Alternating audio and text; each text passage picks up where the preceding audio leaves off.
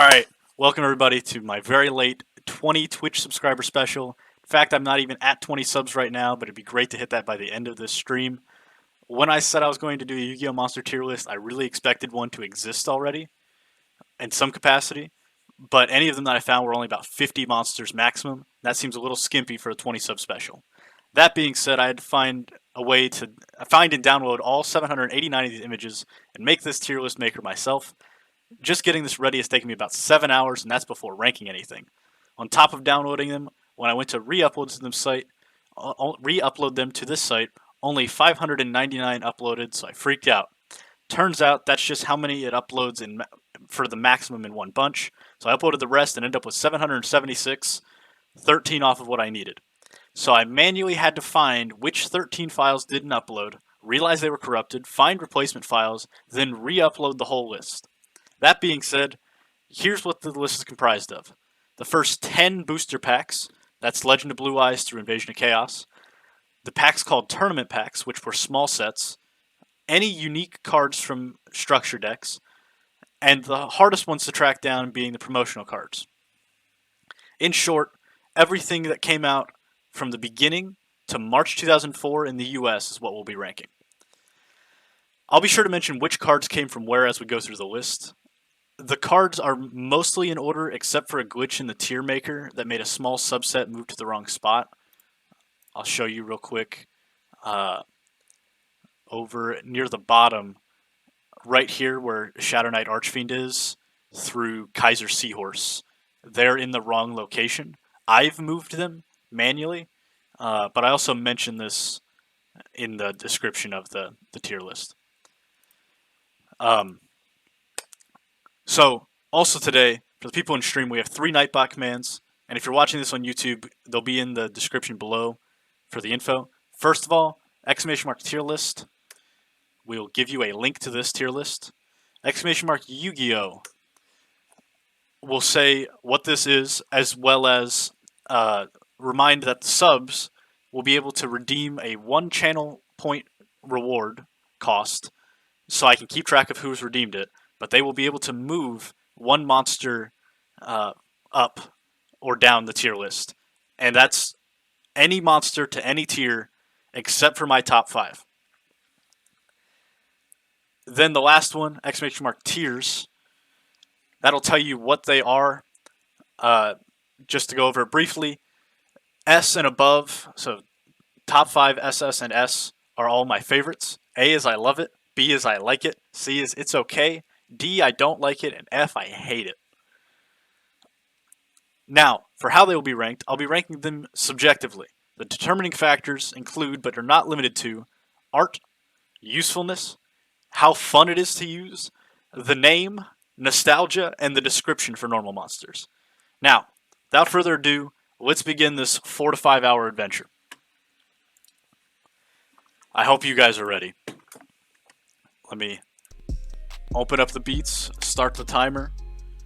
Let's get going. Alright, I have the first 5 cards pulled up here. Aqua Medor, a wizard of the waters that conjures a liquid wall to crush any enemies that oppose him. I really liked using this guy back in the day. I'm going to put him in the I like it tier. He has 2000 defense, which is really nice. Armail, a strange warrior who manipulates 3 deadly blades with both hands and his tail. Pretty interesting. It's okay. We're going to be pretty critical on these guys. This guy's attack and defense is pretty bad, so whatever, I don't care about him. Armed Ninja. Flip effect. Target 1 spell card on the field, destroy that target. If it's set, reveal it and destroy it if it's a spell card. Otherwise, return it to its original position. I'm going to turn the music down a little bit here. Armed Ninja is okay, but usually people don't set spell cards, so I'm going to put it in this C tier here. I'll keep these in order, by the way. All the cards are in order for when they came out, except for where I mentioned. So,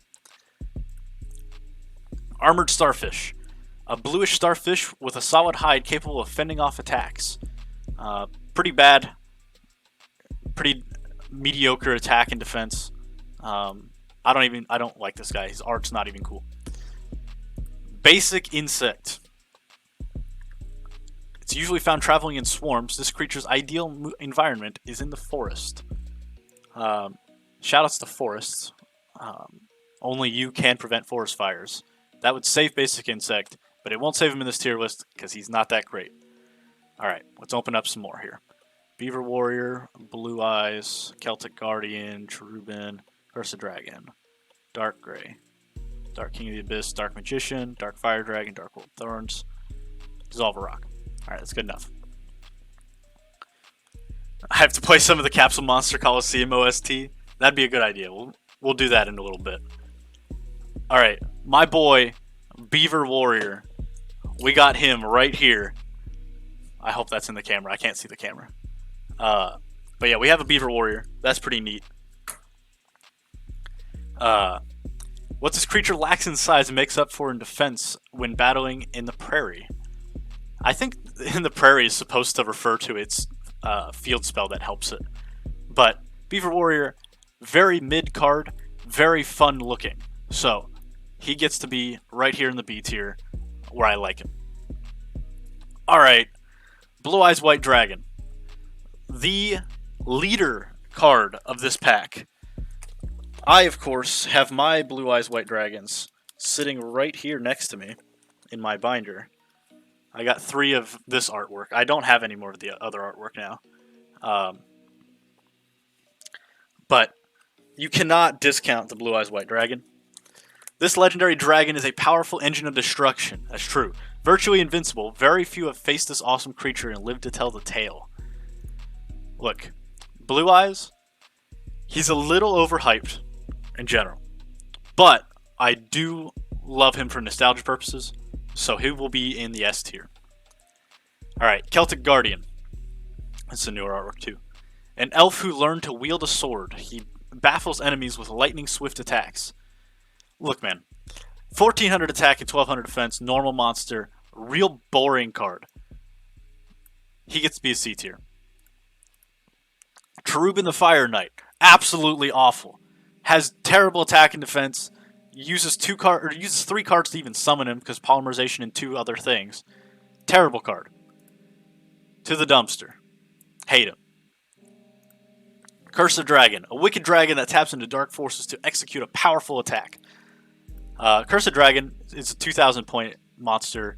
He's pretty unusable in modern Yu-Gi-Oh!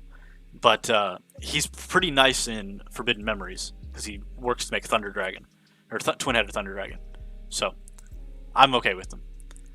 Dark Gray. That's a color, not a creature. Entirely gray, this beast has rarely been seen by mortal eyes. Again, he's a color, not a monster, so I'm going to put him in I hate it. Dark King of the Abyss.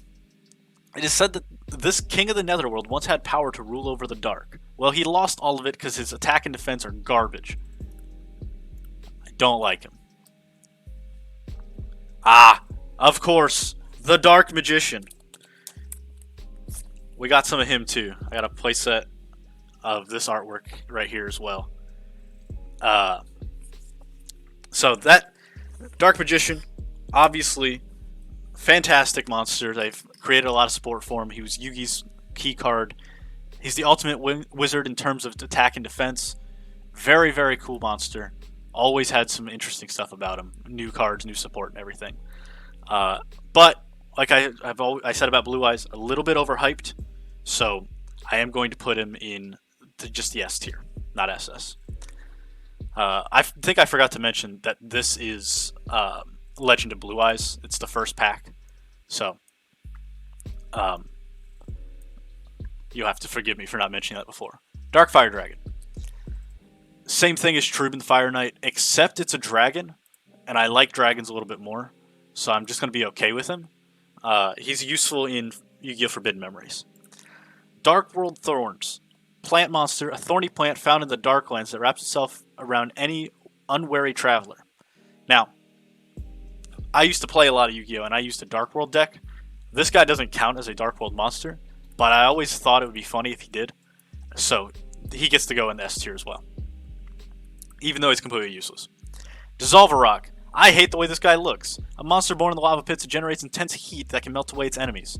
No, it can't. Its attack and defense both suck. I hate it. Don't lie to me.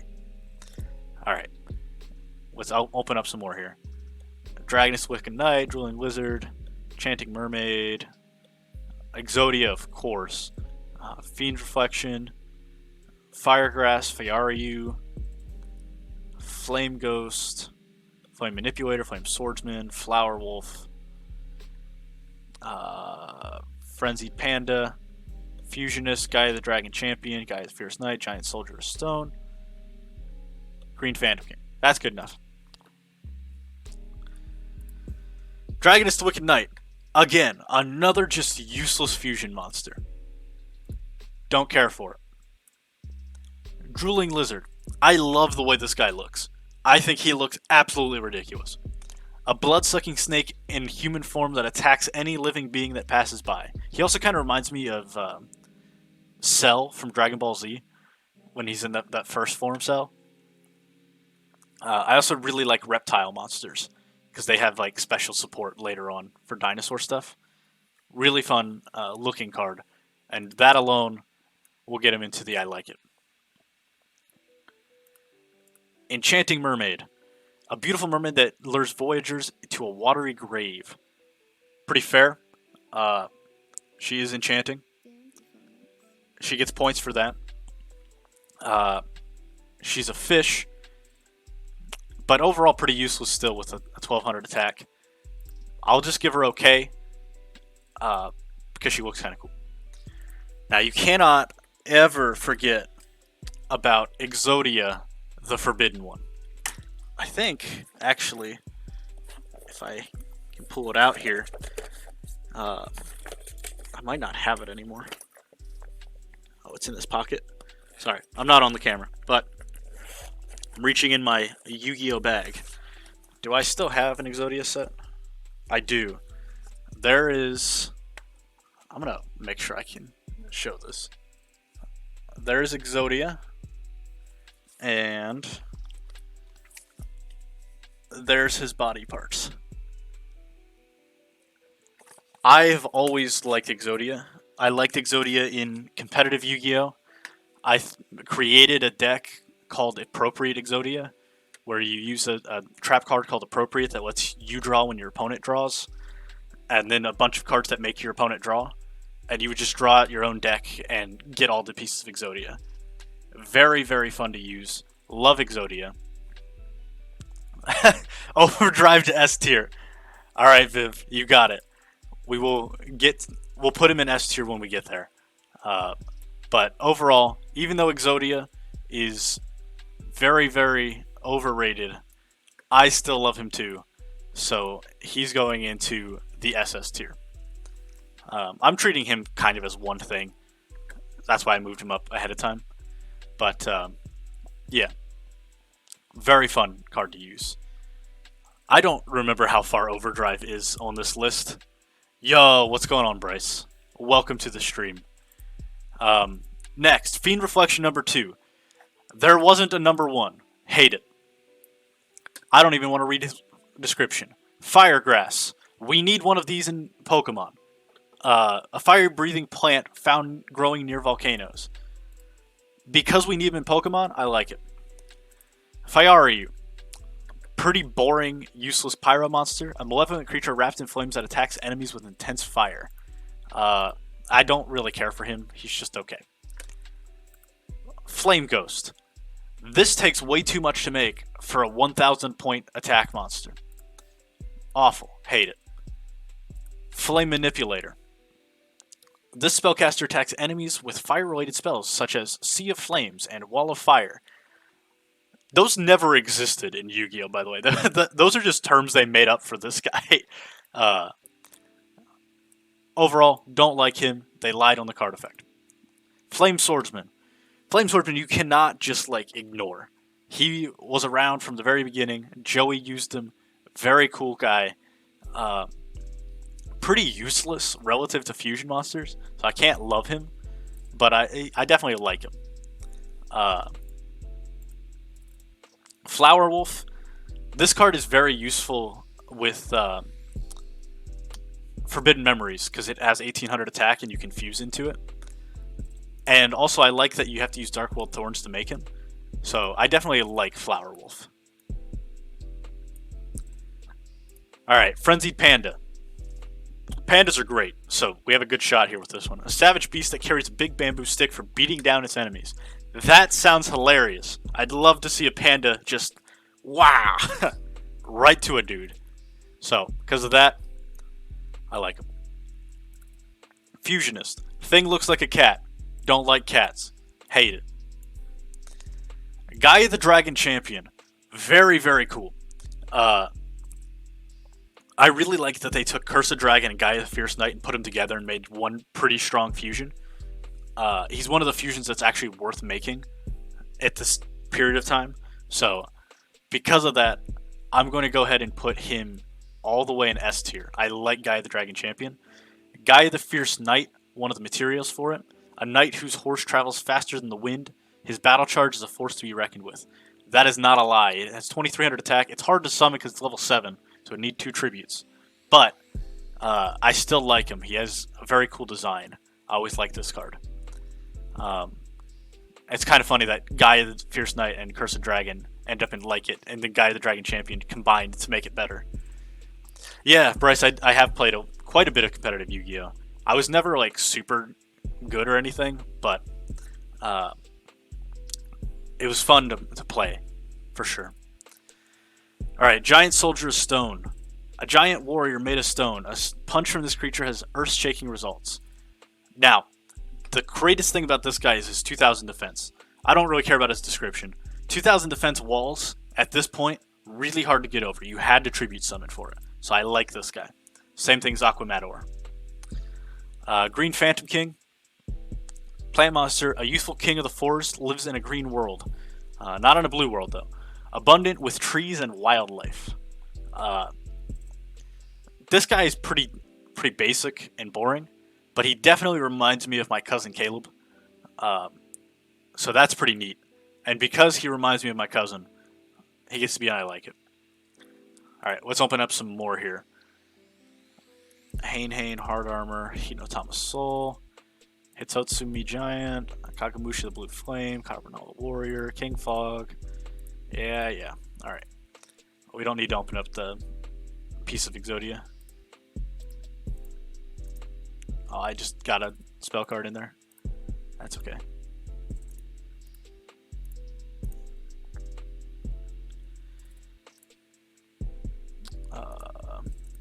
I'm just going to go ahead and open all of these. Later packs have less monsters, so it's going to be easier to pull that out for you guys.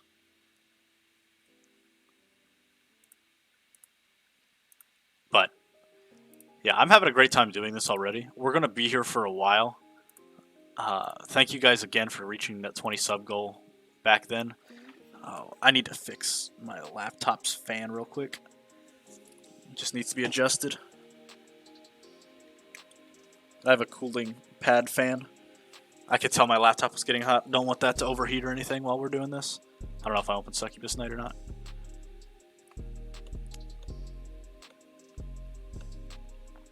This is what I had to do when I was downloading all these, by the way. So I just sorted them by type and just pulled out all the monsters. Alright, that should be good. Alright, my boy Hane. When he's flipped, he selects one monster on the field and returns it to the owner's hand. Really cool guy. I like that ability. I'll put him in I like it. It's fun to use. Nah, Viv, we got a lot that we want to judge by here. We're very judgmental Yu-Gi-Oh critics. So, next, Hard Armor. Living suit armor that attacks enemies with a bone-jarring tackle. Very boring card. Very useless. I don't like him. There's a lot of useless cards in the original Legend of Blue Eyes pack. Hinotama Soul. An intensely hot flame creature that rams anything standing in its way. They made a spell card out of this guy that could just like hurt people for burn damage. I'm a big fan of burn damage, and because he's associated, he goes here. Hitotsu Giant. Very useless monster as well. A one-eyed behemoth with thick, powerful arms made for delivering punishing blows. I don't really like him. Um, I like having more reasons than just the art. Kagamusha of the Blue Flame. Serving as a double for the ruler of Blue Flame, he's a master swordsman that wields a fine blade. He doesn't have that fine of a blade because he only has 800 attack. To be fair, though, he's a human in World 4 with monsters, so I guess he's just okay. Carbonella Warrior, another card that's useless to fuse. Just gonna put him in the I don't like it tier. No, I hate him. He's useless.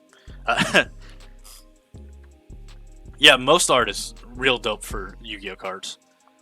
King Fog. When it gets to ones that aren't normal monsters, I'll probably start skipping going through this if I just know their effects off the top of my head, because I can just tell you. But until then, a fiend that dwells in a blinding curtain of smoke. Pretty boring guy. There's a lot of really boring cards in Legend of Blue Eyes. Kumotoko. A massive intelligent spider that traps enemies with webbing. That's what real spiders do. Very boring. Get better. Don't like you. Or don't. I hate you. Kurama. This guy saved us in Capsule Monster Coliseum when I played that a while back. A vicious bird that attacks from the skies with a whip-like tail. Look, you suck in regular Yu-Gi-Oh, but Capsule Monster, you saved me. I like you. Larvus. Fast-moving bird-like creature. This is a bird? Bird-like creature that strangles opposing monsters with its long, thin arms. Now that I know it's a bird, I hate it because it does not look like a bird. Lesser Dragon. This is another great card in Capsule Monster Coliseum. A minor dragon capable of breathing fire. That's alright. It had a lot of range for attack in Capsule Monster. So, I like him. M Warrior 1 and 2. I'm just going to go ahead and say I don't like them. They're just dudes. Like, look at this. Specialized in combination attack, this warrior uses magnetism to block an enemy's escape. Boring. M Warrior number 2. Specializing in combination attacks, this warrior is equipped with tough magnetically coated armor. Like, they just work together. That's a spell card. Okay, Mammoth Graveyard. Do I have him? I thought I had a physical Mammoth Graveyard somewhere. I guess I don't. A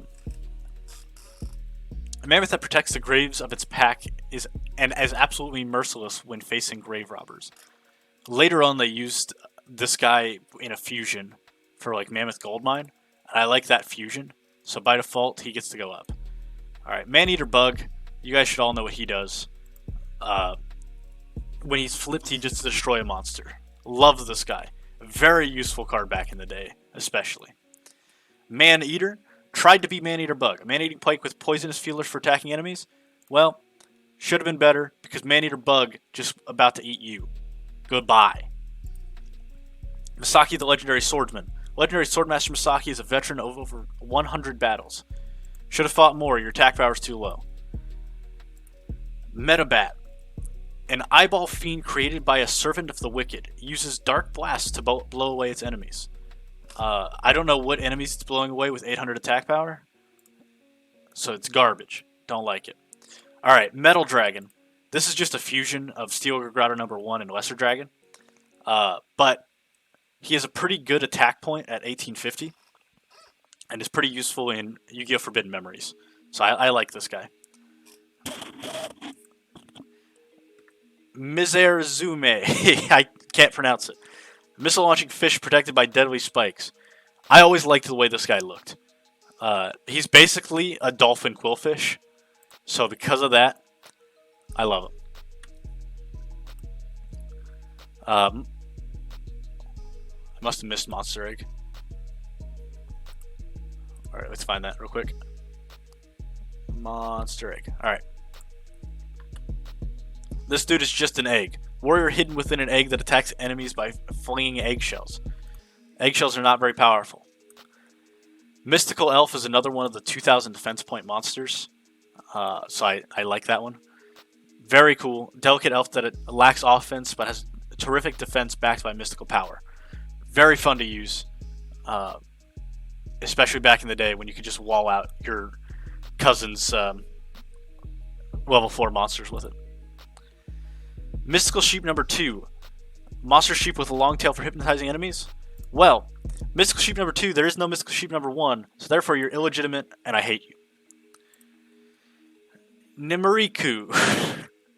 A childlike creature that controls a sleep fiend to beckon enemies into eternal slumber. This thing creeps me out, so I hate it. One-Eyed Shield Dragon.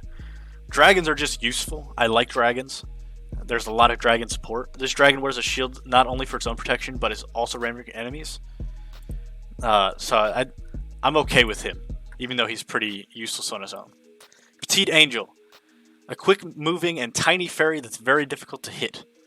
Taya used this, I believe. So I like it. Taya's cool. Petite Dragon. A very small dragon known for its vicious attacks.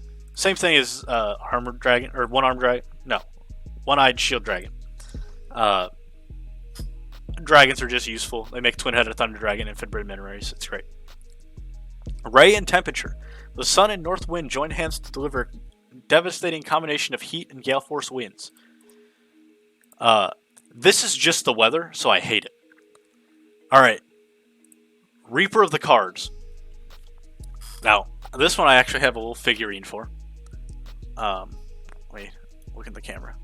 See if I can get up close with it. Yeah. A little Reaper of the Cards figure. That's pretty neat. Flip. Select one trap card on the field and destroy it. If it's set, it's the same thing as Armored Ninja. But the thing that's great about this guy, even though he's level 5 and absolutely useless to use, back then they used 1380 attack and 1930 defense. I really love that they're not an even 100 or 50 value. What's going on, Carmen? How's it going? So Reaper of the Cards is actually going to be in an SS tier for me. I just really like that they have a very awkward number on it. Red Eyes Black Dragon. We have some of him too. I'll go ahead and pull him out. And this one is the original art. Yeah, there you go. Okay. Yeah, I love Red Eyes Black Dragon, actually. I'm glad that there's more Red Eyes support now. And in fact, he's definitely my favorite and will go in SS tier. I might move things from SS into top 5 at some point, but I'm not sure what my top 5 is other than 2 of them. Okay, Root Water, absolutely useless in Capsule Monster Coliseum, absolutely useless regular duels. An amphibian capable of calling up massive tidal waves from the deep seas to wipe out enemy monsters. I've never seen him do it, so since he's a liar, I hate him. Sandstone. This dude just looks real derpy. You're on your lunch break, so you thought you'd stop by? Oh, thanks. Appears from underground and attacks with long snake-like tentacles. Those are snake-like. I can't say that it's lying, but it's also a level 5 1300 attack monster, so it's absolutely useless, and I don't like it. Silverfang. This guy looks like an old dog, so that's pretty nice. A snow wolf that's beautiful to the eye, but absolutely vicious in battle. Not very strong by any means, but I do like beast cards, and he is part of Flower Wolf, so I like him. Skull Red Bird. This monster swoops down and attacks with a rain of knives stored in its wings. I kind of like this guy. I like winged beasts. I think that this guy looks pretty cool overall. So I think I am going to put him in like an I like it tier. But he is pretty useless. Okay, my boy Skull Servant. A skeletal ghost that isn't strong, but can mean trouble in large numbers. They moved on that, and they put him into King of the Skull Servants. A monster that came out after where we end this list at. But this guy gets the original attack is the combined number of King of Skull Servants and Skull Servants in the graveyard times 1,000. I really like this guy. Yeah, I have ad block here. I can block on this site. Yeah,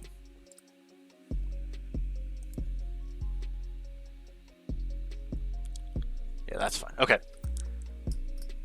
I don't know why ad block didn't block that by default. Anyways. So because of King of Skull Servants, Skull Servant is actually in an S tier for me. Spike Seadra also fuses to make Twin-Headed Thunder Dragon in Forbidden Memories. Using spikes sprouting from its body, this creature stabs its opponent and floods him with electricity. He's not an electric guy, but whatever. I still like him. Spirit of the Harp. Another 2,000 defense point monster. The spirit that soothes the soul with music with a heavenly harp.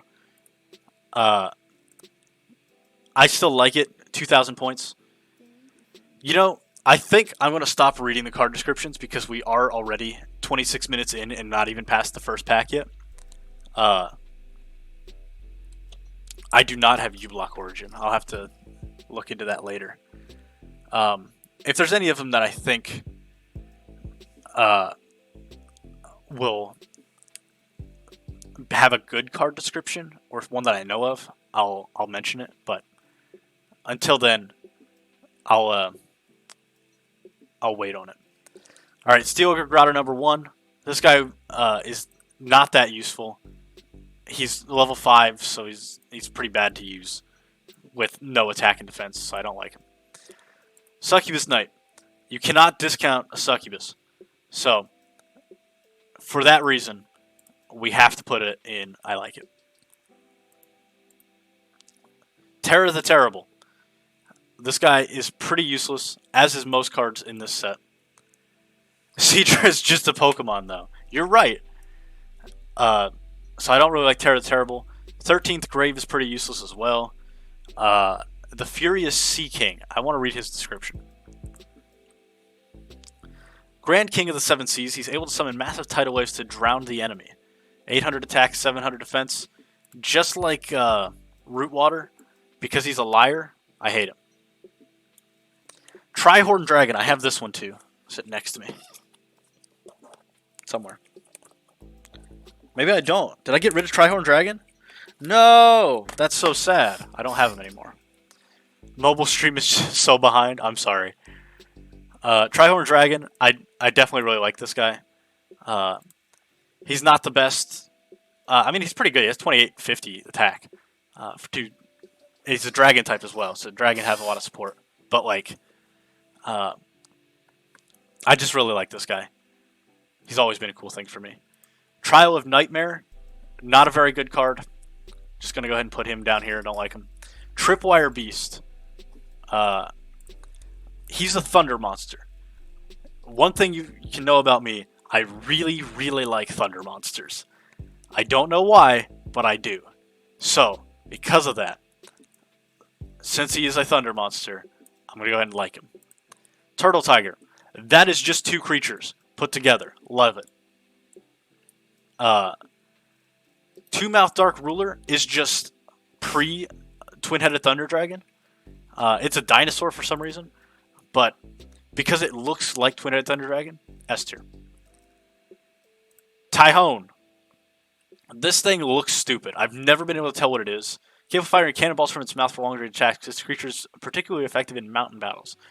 It's particularly effective in no battles because it's useless. Hate it. Irabi. Irabi is just a dinosaur, 1500 attack. Tyhone is a bong. Alright. But I like dinosaur monsters too, so I'm going to put him in I like it. Witty Phantom is not a good monster. He's just 1400 attack, fiend.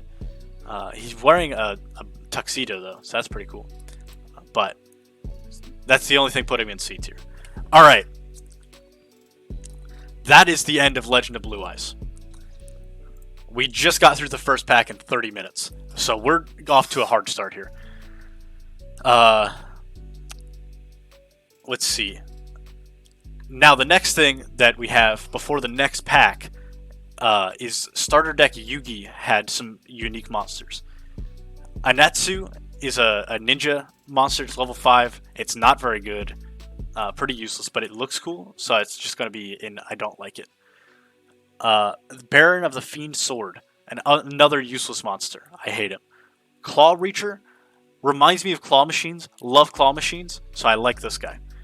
Dragon Zombie. I really like zombies and dragons, so I'm going to go ahead and put him in S tier. He's also a 1600 attack point monster, so when you're fusing him or fusing with him in Yu-Gi-Oh! Forbidden Memories, you can just make Twin-Headed Thunder Dragon. Great time. Also, it's really weird that some of these cards were exclusive to the starter decks for me. They didn't come out in packs later either.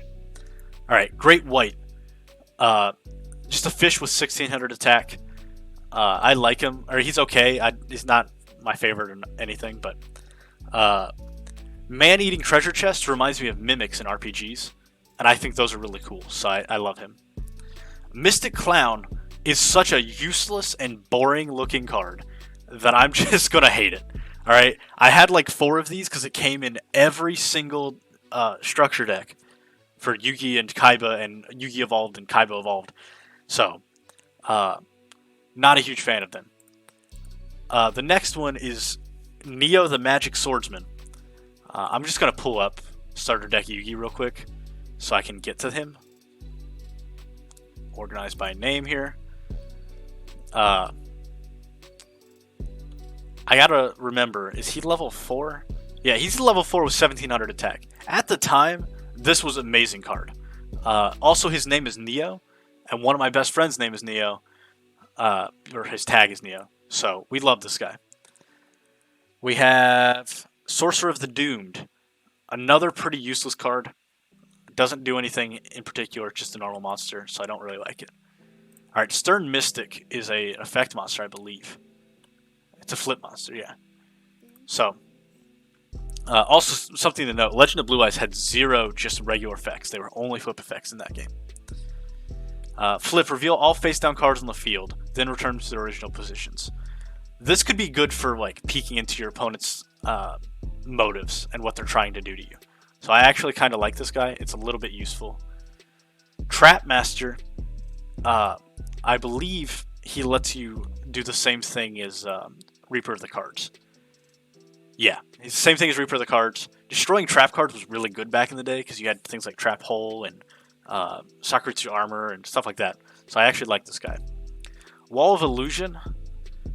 When you attack it, I hit the wrong button. When you attack it, it sends you back to the hand, I believe, right? Yeah, and 1850 defense is also really, really strong back then. So I actually like this guy a lot. It was very helpful for getting rid of somebody's like tributed monster. If they made a Blue Eyes and they attacked this, it got sent back to the hand and they had to resummon it. So I like this guy. Alright, that's the end of starter deck Yugi. Then we move on to starter deck Kaiba. Battle Ox was only released in starter deck Kaiba. I don't know why, but that's the only place it was released until, I think, Dark Beginnings 1, which was a re-release pack.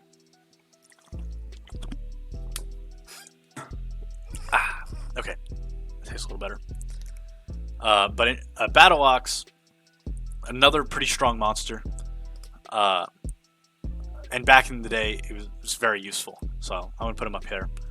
There's also beast support that was helpful for him. What is this guy? D-Human. I don't remember what D-Human does. I think he's just a normal monster that's pretty bad. Let me double check here.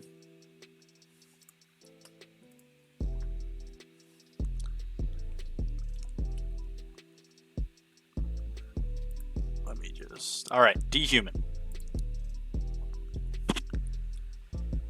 Gifted with the power of dragon, this warrior wields a sword created from a dragon's fang. His sword doesn't look very sharp, first of all. So, and he also has 1300 attack. That's a pretty useless monster. But since he's associated with dragons, he gets to go up here. Dark Assailant is another pretty useless monster. What is this guy called? Dark Titan of Terror, another pretty useless monster. This one, I'm just going to show you guys the name instead of trying to pronounce it. That. Whatever this is, I can't pronounce it. It's not even a good card because it's level 6 with only 1800 attack and 2000 defense, which we just talked about, like level 3 and 4 monsters, 2000 defense. So, I hate it since I can't pronounce it. Judgeman, I've never been able to... I'm going to pull up a bigger picture for Judgeman. I've never known what this guy is supposed to be. Like, is he a dog? Is he a beast? What? A club-wielding warrior battles to the end and will never surrender? I don't know. He's okay. Because he always looked cool. I just didn't know what he was. Kojo Kasi is a pirate. Pirates are pretty neat. I like him. Komori Dragon. Another dragon, another one that's useful for making Twin-Headed Thunder Dragon in Yu-Gi-Oh! Forbidden Memories. Lejin, the Mystical Genie of the Lamp. 1800 attack point monster. Back in the day, those were great, and I loved using this guy. Alright, this is one that I didn't know was only in Starter Deck Kaiba. Good ol' Lord of D. Neither player can target dragon monsters in the field with card effects. He was also used with Flute of Summoning Dragon to summon dragons from your deck. And he has a great name. So, because of all of those factors, SS tier for Lord of D. Meanwhile, Master and Expert, useless card. Cannot stand it. Alright, Mysterious Puppeteer. I remember most of these guys' names, by the way. I just don't remember their effects. Each time your opponent normally flips summons a monster, increase your life points by 500. That's pretty neat. I see how you could use that, so it's probably okay. Ogre of the Black Shadow. Don't like him, he's boring. Rogue Doll is 1600 attack monster, so it's okay. Rude Kaiser's a level 5 1800 attack point monster, so I hate him. Ryu Kishin looks like a naked dude, so it's okay. Sword Stalker was another level 5 useless monster. Only has 2 as an attack, so I don't really like him either. Wicked Worm Beast. What does that do? I don't remember. I keep pulling up the wrong tab here. Is that from the next thing? Did I go too far? Oh, it's the Wicked Worm Beast. Okay. This card is face up on the field, return to the other hand during the end phase of your turn. Oh, it was a Spirit Monster before Spirit Monsters existed. Spirit Monsters are okay. This guy isn't very good, but he could be used in a fun way. Unknown Warrior of Fiend is another monster that's just useless. Okay. Then we get to Yu-Gi-Oh! Forbidden Memories promo cards. Harpy's Pet Dragon, very cool. Love Harpy's Pet Dragon. Love the Harpy monsters. Keep in mind, this was released before Harpy Lady was released, which is pretty funny. But Harpy's Pet Dragon, cool guy. Red Eye's Black Metal Dragon. I have this original Red Eye's Black Metal Dragon right here. They redid his art after that promo, so this is from Forbidden Memories. What a great experience! I have a lot of nostalgia for this card. He's going in SS tier, and then we have Xiaryu, which is the only monster in the Dark Duel Story promo card set. And I always liked this guy. My cousin had him back in the day, and I used to play with it in my deck because he'd let me borrow it. I think it's really fun to have a pink dragon. It's 2500 attack. I don't remember its defense, and honestly I don't remember if it's 2 tributes or not. But dragons were super useful, so I liked Xiaryu a lot. Done with Legend of Blue Eyes set before the next... Well, we're on to the next set is what I'm trying to say. So the next one was Metal Raiders. And we'll go ahead and pull up Metal Raiders now for when we need to reference it. So Metal Raiders was the second set. It came out very, very shortly after Legend of Blue Eyes. And it was the one that had more effect monsters. 7-colored fish was a very useful... It was 1800 attack points. It was useful in water decks. Level 4. Very, very fun to use. Also looked cool. Ancient Brain is big brain plays, so definitely I like him. Ancient Elf is a useless card. Don't like it. I don't remember, what is this guy called? Ancient Lizard Warrior? Let's go read his.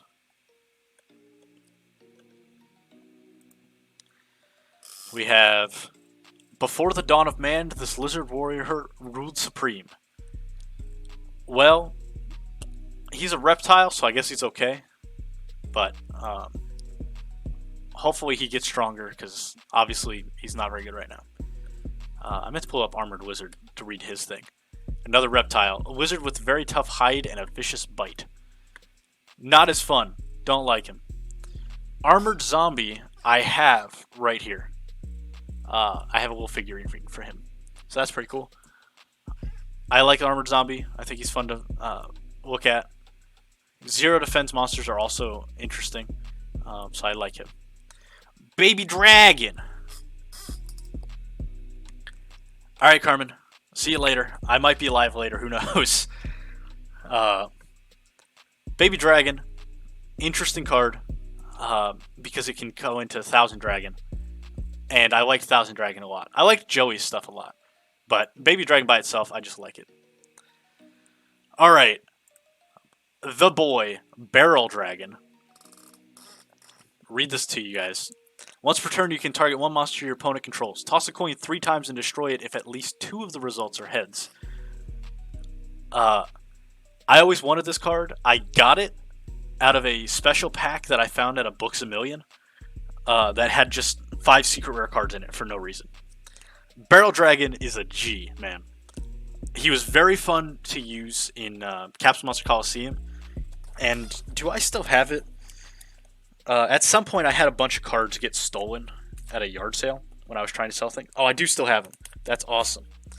Here's my Barrel Dragon from back in the day. But yeah, I definitely had some cards get stolen back then too. But I love Barrel Dragon, if you guys can't tell. Barrel Dragon's a contender for my top 5. I'm not going to put him there yet, though. Alright, Battle Steer. Pretty useless monster, level 5, so it wasn't fun to use. Bikuri Box. Very cool monster. Used in... there is no 20 sub special number 2. If you do sub goal in the chat, though, I'll do it right here. You can see now that at 25 subs, we will get a new emote, and I'll reveal a hilarious 15-minute video skit from 10 years ago when I was in the 8th grade. You'll want to see it. And that will be only on stream, so I will post a time and date for that when we reach that. But it will never make it to YouTube. So, it'll be exclusive. What am I doing? I've lost everything. Alright. Bikuri Box, useful in Forbidden Memories. Pegasus card. I like this guy a lot. He's pretty useless, but I do like him. Alright, Big Eye goes up here. And it's not because of what his effect is or anything. Big Eye, you flip him and you get to look at the top 5 cards of your opponent's deck and put him back in any order, I think. But the best part about Big Eye is that way, way later down the line,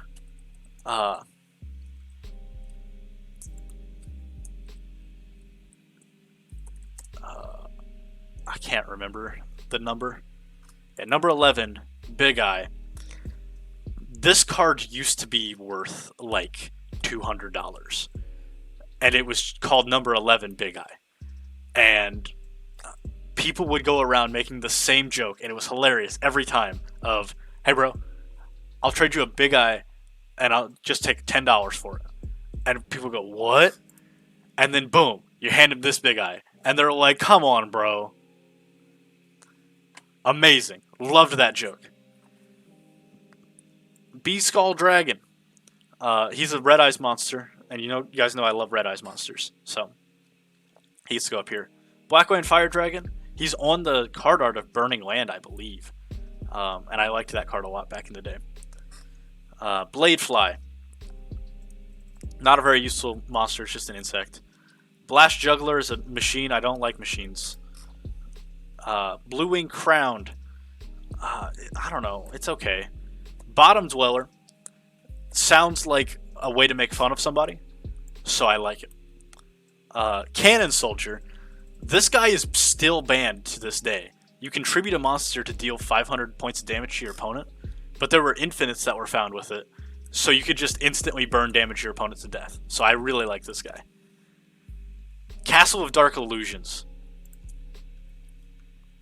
Go ahead and pull that up. In a similar way to Reaper of the Cards, Castle of Dark Illusions has this 20 and 30 point thing here. All zombie monsters gain 200 attack and defense. That's pretty nice. During each of your next 4 standby phases, each of those zombie monsters gain 400 more attack and defense. These effects last as long as this card is face up on the field. I used to really like this card. I used to try to find ways to use it. It was nice because it blocked 1900 attack point monsters and did 30 damage to your opponent. So I actually really like Castle of Dark Illusions. Catapult Turtle, uh, also a fun card. Not as good as Cannon Soldier because it's level 5, but you can tribute one monster, inflict damage to your opponent equal to half of the tribute monster's attack on the field. Also, you had to worry about infinites with this guy, since and you couldn't infinite because once per turn. But I used him before. He was fun to use. I like him. That's about all I have to say about him. Cocoon of Evolution. I think that there's a good way to rank these. So, Cocoon of Evolution is part of Petite Moth to Larva Moth to Cocoon of Evolution to Great Moth to Perfectly Ultimate Great Moth. So I think what I'm going to do is I'm going to put this one in It's Okay. And we'll come back to it when we get to the other stuff. Crass Clown. I have a little figurine of him right here. He's another one that I had. I like this guy. Fun monster. Pretty useless, but I like him, and I had a figurine, so he's good. Crawling Dragon. Definitely an A tier monster. Was a dragon, so that's always useful, especially in Forbidden Memories. Cybersaurus. This is a Digimon. So I love him. I can't remember what that rabbit Digimon was called. We're gonna do a quick Google here. Rabbit Digimon. No, not that one. It was green. Terriermon. And then it evolved or digivolved into this thing. So that's definitely what Cybersaurus is, except as a dinosaur. So you gotta love him. He's also a fusion monster, 1800 attack. Dark Elf. I used to get destroyed by this card from my cousin. It was a 2000 attack point, level 4, but it required 1000 life points to attack. So it was used to just break over one wall, and it was very hard to get over for me too. So I like this guy. What is this one called? I can't remember. Deep Sea Shark. This doesn't look like a shark. I don't like it. Destroyer Girl as another useless card. Disc Magician is something that I would call myself when I was a kid, because I would have a bunch of PS1 games or PS2 games or GameCube, whatever. So definitely A tier for him. What is this guy called? I don't remember. Doma, the Angel of Silence. Very big name for somebody that sucks. Don't like him. Dragon Piper was like an attempt to be an anti-dragon card, but it didn't work, so I don't like him. Dream Clown has a special effect that I believe has to do with changing his position. Yeah, when this card is changed from attack to defense position, destroy one monster on your opponent's side of the field. Not super useful, very hard to change his position, but it could be fun to use. Electric Lizard, love me some thunder monsters, so he gets to be and I like it. Empress Judge, she's okay, she's whatever. Feral Imp, do I have a Feral Imp? I do not have a Feral Imp. Feral Imp though, pretty okay card. We used him in Capsule Monster Coliseum, fun to use there. Flame Cerberus is actually something I really liked back when I've played a lot of Forbidden Memories. So I like him. Actually, I'll go ahead and put him in S tier. He's useless in the real game, though. This guy I had never seen before I started making this list. Garinicia elephantus. Too hard of a name to say, so I don't like him. Gate Guardian is just a really strong dude. I like this guy a lot. I like Suijin, I like Kazujin, I like Senga of the Thunder. Gate Guardian, the combination of the three. The part in the anime where they had to fight against the gatekeepers, that was all super cool. Gazelle, the King of Mythical Beasts. Very okay card. That's probably a hot take. Did not care for this card very much. Gigatech Wolf. I use this card a lot in Eternal Duelist Soul. which is something I very rarely remember exists, but I did use it, and I liked it there. Gil, Gilshia the D Knight. Again, fun name, S tier. Great Moth. This one definitely goes above Cocoon of Evolution. You know what? All of these guys are moving up one. That was somewhere right there. Amphibious Bergroff, or sorry, Ground Attacker Bergroff, was the prequel to Amphibious Bergroff, which we'll get to later. So because of that, I hate him. Guardian of the Labyrinth. Don't really care about this guy. He's not something. He's okay, I guess. Harpy Lady Sisters and Harpy Lady. I love both of them.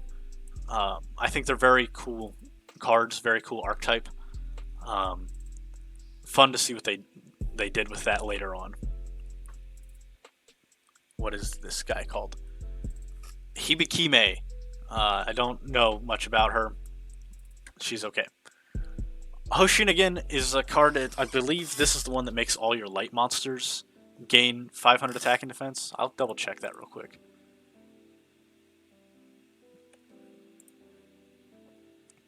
Yeah, all light monsters increase by 500 and all dark monsters decrease by 400.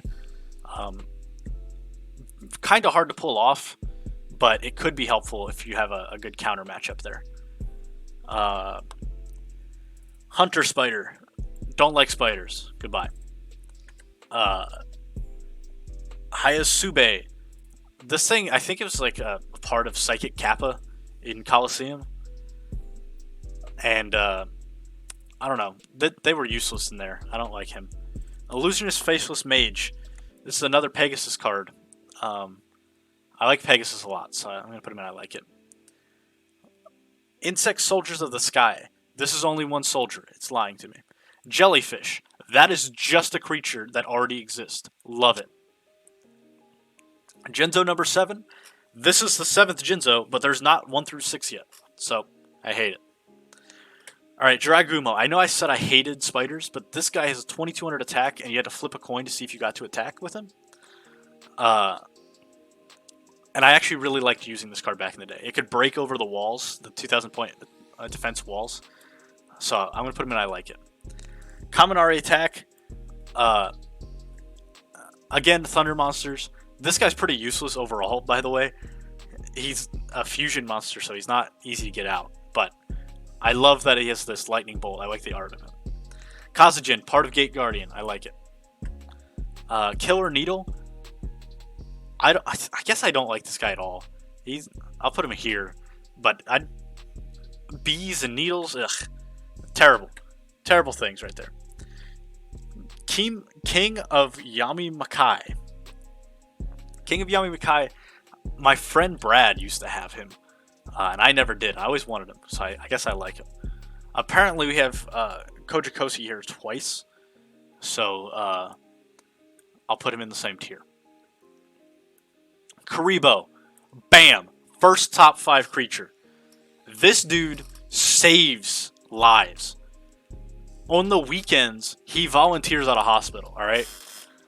Karibo is just such a good monster in Capsule Monster Coliseum. He was good as the original hand trap in Yu-Gi-Oh! The card game. Very fun. Very furry. Love that. You can discard him to stop from taking a battle damage.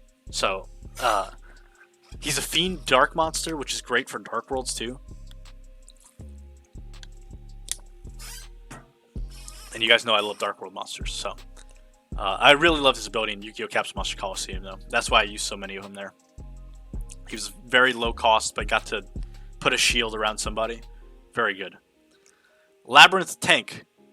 Part of the Labyrinth series, so I like it, but overall not a great card. Lady of Faith. She's kind of neat. I like the way that she looks, so I'll put her there. Oh, Larva Moth. Okay. Cocoon Evolution is there, so Larva Moth must go here. Launcher Spider.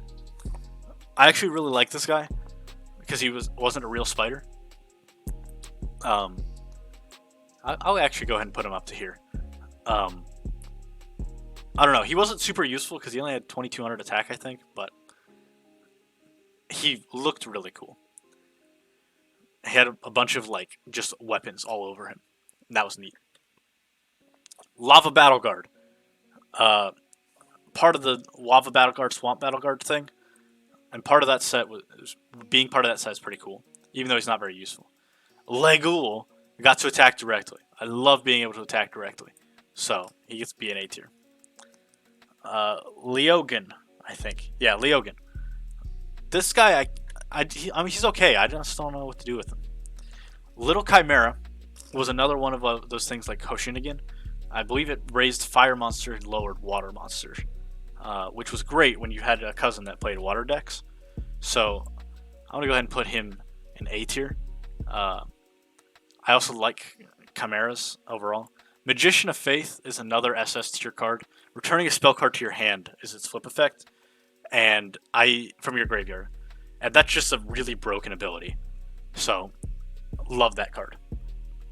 Mask of Darkness, not as broken because it returned a trap to your hand, but it's the same thing as Magician of Faith, and I liked that. But for traps, of course. Masked Sorcerer, I don't really like it. Mega Thunderball. This thing is like a Quillfish and Thunder. So I really like this guy. Love him. Mylis Radiant. What does he do again? I'm gonna look. There it is. I think he shuffles himself back in the deck or something. As long as the card remains faithful to... Oh, it's the Earth and Wind elemental thing. So it's okay. Earth monsters aren't that cool usually. Morin Finn. I don't know what this thing is trying to be, so I don't like it. Muka Muka had an interesting ability. How does it work? Double check this. Gauge 300 attack and defense for each card in your hand.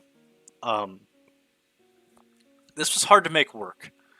I think there was like a Neo Muka Muka later on or something that was pretty good. But this one as it is not that great. But I like the idea, so it's okay. Mushroom Man, number 2. Gotta keep that in mind. This is Mushroom Man number 2. Now there wasn't a number 1, and because of that, default to hate him. Musician King is just a dude. Don't like it. Mystic Horseman. Where did I put? Okay. Battle Ox is up here. Mystic Horseman is not nearly as good, but they do fuse together, so I do like the fusion. So as part of the fusion, I like him. Mystic Lamp, I believe that just gets to attack directly, right?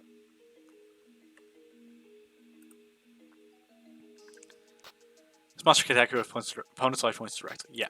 So, I do like that. I like being able to attack directly. That's good stuff. Niwatori is a chicken. I'm going to read its card description, actually. But I know that I love him. I never had it as a kid, though. My cousin did. I did not. He's absolutely useless, by the way. 900 attack Wing Beast. Swallows enemies' holes and uses their essence as energy. If it actually had an ability, like the Relinquished or something, then it would be super duper good. But, like, look at him. He's just so cute. Ocubeam. I didn't like this guy in Capsule Monster Coliseum, so that's what I'm going to base it off of. Oguchi. I love that this guy just looks so dumb. I believe he attacks directly as well, so that's a good thing for him. Yeah, it can attack directly. I think he looks dumb. I like his name, so he gets to be there. Pale Beast sounds like everyone that goes to a Smash tournament ever. So, S tier. Gotta scroll down my list here. Okay, Petite Moth has to go one under Larva Moth. I think you guys are seeing where I'm going with this. So I don't like Petite Moth. It's okay for Larva Moth. Cocoon Evolution I like, and Great Moth I love. Don't worry, Perfectly Ultimate Great Moth did not come out in this pack. We will get to it eventually, though. Prevent Rat. This is just another 2000 defense point monster that we used to use back in the day. I like him a lot. Princess of Sarugi, I believe, is Oh, I didn't organize this by names again. Okay. I'm glad I found that randomly.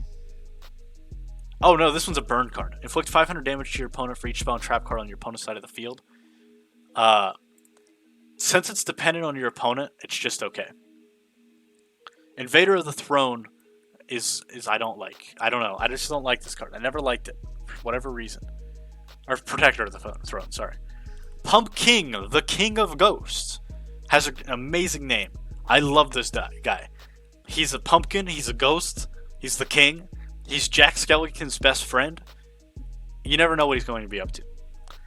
Punished Eagle, very meh card.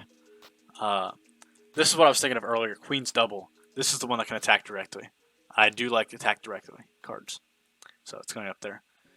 Alright, Rabid Horseman, the fusion of Battle Ox and Mystic Horseman. I really like this guy. I've always loved the way this guy looks. I'm actually going to pull up a bigger version of him so you guys can see. Yeah, I just always like the way this guy looks. He's not very good. He only has 2,000 attack, but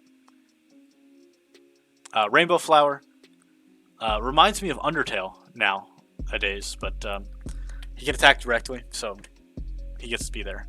Roaring Ocean Snake. I have no idea. This thing looks gross to me, but oceans are cool, so he can go there. Rock Ogre Grotto number 1. It's just okay as well. Ryukishin Powered. Okay, I want to make sure I didn't miss switching over to a new pack. Ryukishin Powered is Ryukishin putting on clothes, and Ryukishin is just okay. So Ryukishin Powered has to be I like it. Sagi the Dark Clown, an absolutely useless card. I have no idea how Kaiba made him work, and because of that, A tier. Song of the Thunder. I would actually look up his original effect, because all of those guys had effects. During damage calculation in your opponent's turn, if this card is being attacked, you can target the attacking monster, make that target's attack 0 during damage calculation only. This card effect can only be used once while this card's face up on the field. He was hard to get out, but he would have been a good card. He's a good Thunder monster, and I do like Thunder monsters. Alright, Sangan. Broken monster. When it's sent from the field to the graveyard, it doesn't even have to be by battle. You could just add a card with 1500 attack or less to your hand from your deck. What a good monster. Very, very good card. Shadow Ghoul, I don't remember what he does. So we're going to look. This card gains 100 attack for each monster in your graveyard. I guess this guy could be okay. I think you could base something around him, and it would work. But being a tribute summon monster at 1600 base, getting him at the beginning of a game could suck. Skull Knight. This guy is also really cool in Forbidden Memories, so I do like him. Starboy. I just want to double check something about him, not on camera.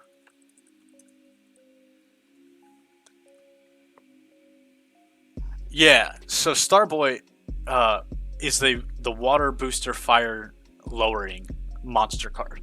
However, that is also a song by The Weeknd, and I don't like that song, so I hate Starboy nowadays. Steel Scorpion was a thunder monster in Caps Monster Coliseum, so I like him. Suijin was one that we actually used back in the day. Of all the pieces of Gate Guardian, this is one we actually used. Hey, you know, that's a good idea. I'll put on Caps Monster Coliseum soundtrack now. Let me just grab that real quick.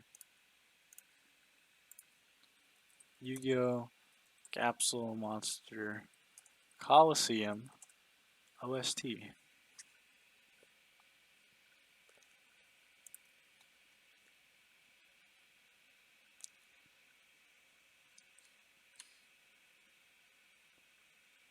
Shuffle play. That's so loud.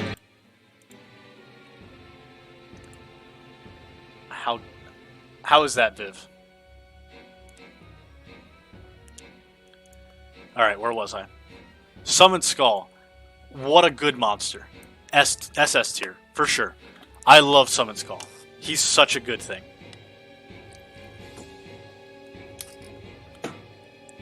Good but spooky. Alright, that's what I was going for. I love Summon Skull. I think his animations are super cool in the anime with the thunder stuff. So, really cool. Alright, Swamp Battle Guard goes with Lava Battle Guard. In the I like it tier. Tainted Wisdom is just a brain, and you need a brain for big brain time. He also gets attacked directly, so A tier. What is this guy's name? I always mess this up. The Bistro Butcher. Now, something I need to point out about this guy. I'm actually going to turn this music down a little bit more, because it was a little louder than the other stuff on my end. This card inflicts battle damage to your opponent's life points. Your opponent draws 2 cards, so he actively hurts you. Also, for the longest time, I thought that this was his face, and this ear was like a scarf being tied around his neck. So I never understood what he looked like. So, because of all those factors put together, hate him. Mortal of the Thunder, another thunder monster, instant like. The Little Swordsman of Ale. This guy is riding an alligator. It kind of, that's not going there. It kind of reminds me of riding the purple dinosaur in Little Nemo the Dream Master, and because of that, I like it. The Unhappy Maiden. Let me double check, make sure this is what I think it is. Oh, this just ends a battle phase when it's sent to the graveyard as a result of battle. So, I like that. I like that as an effect. Thousand Dragon, fusion monster of Time Wizard and Baby Dragon. Very cool in the anime. I really like that guy. Thunder Dragon is one that I absolutely adore. I'm actually going to... I have some Thunder Dragons here. Somewhere.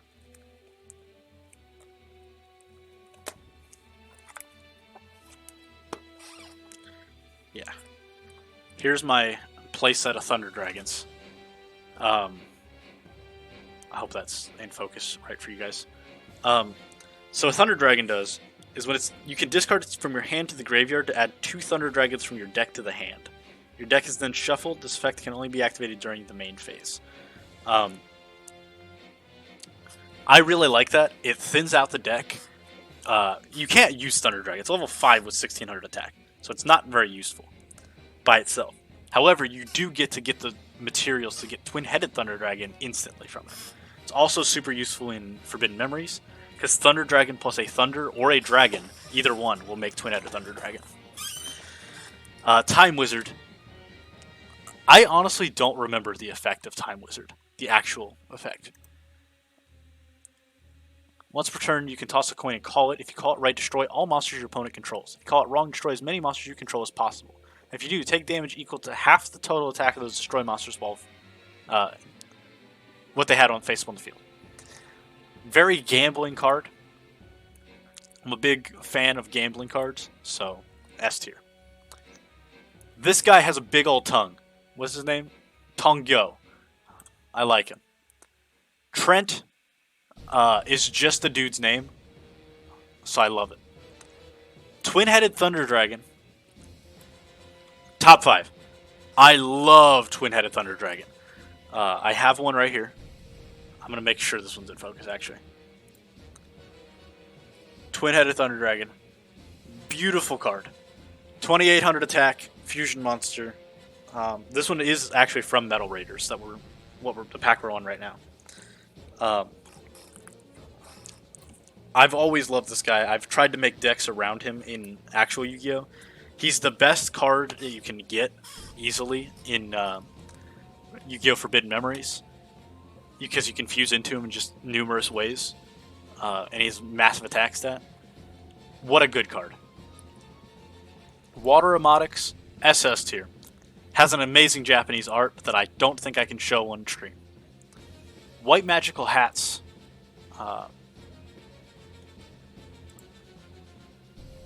What does he do again?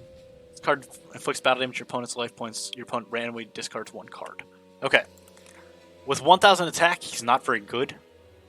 But that is a decent effect. Winged Dragon, Guardian of the Fortress #1. Long old name. He gets B tier. Just for the name. Witch of the Black Forest, SS tier card. That card's broken. You get a monster with 1500 or less defense from your deck to your hand when it's sent from the field to the graveyard. Absolutely busted.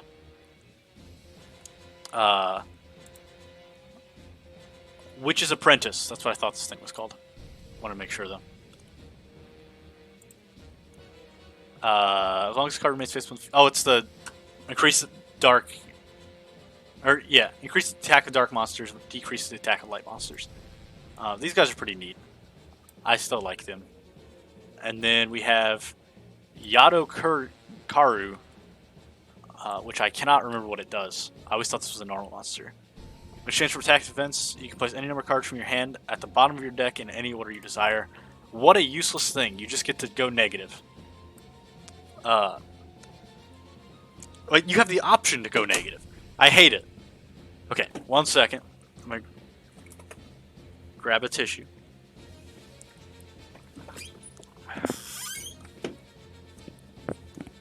Alright. That is the end of Metal Raiders. However, there are some things in between it and the next pack. Tournament Pack 1. So I mentioned the tournament packs before. Tournament packs are just small sets of cards that they were more useful usually. Not necessarily this one, but tournament packs are pretty good overall.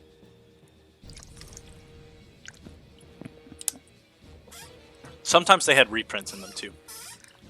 So we'll start with Axe Raider. Axe Raider, I believe, was used in the anime, if I recall correctly. Let's close all these out.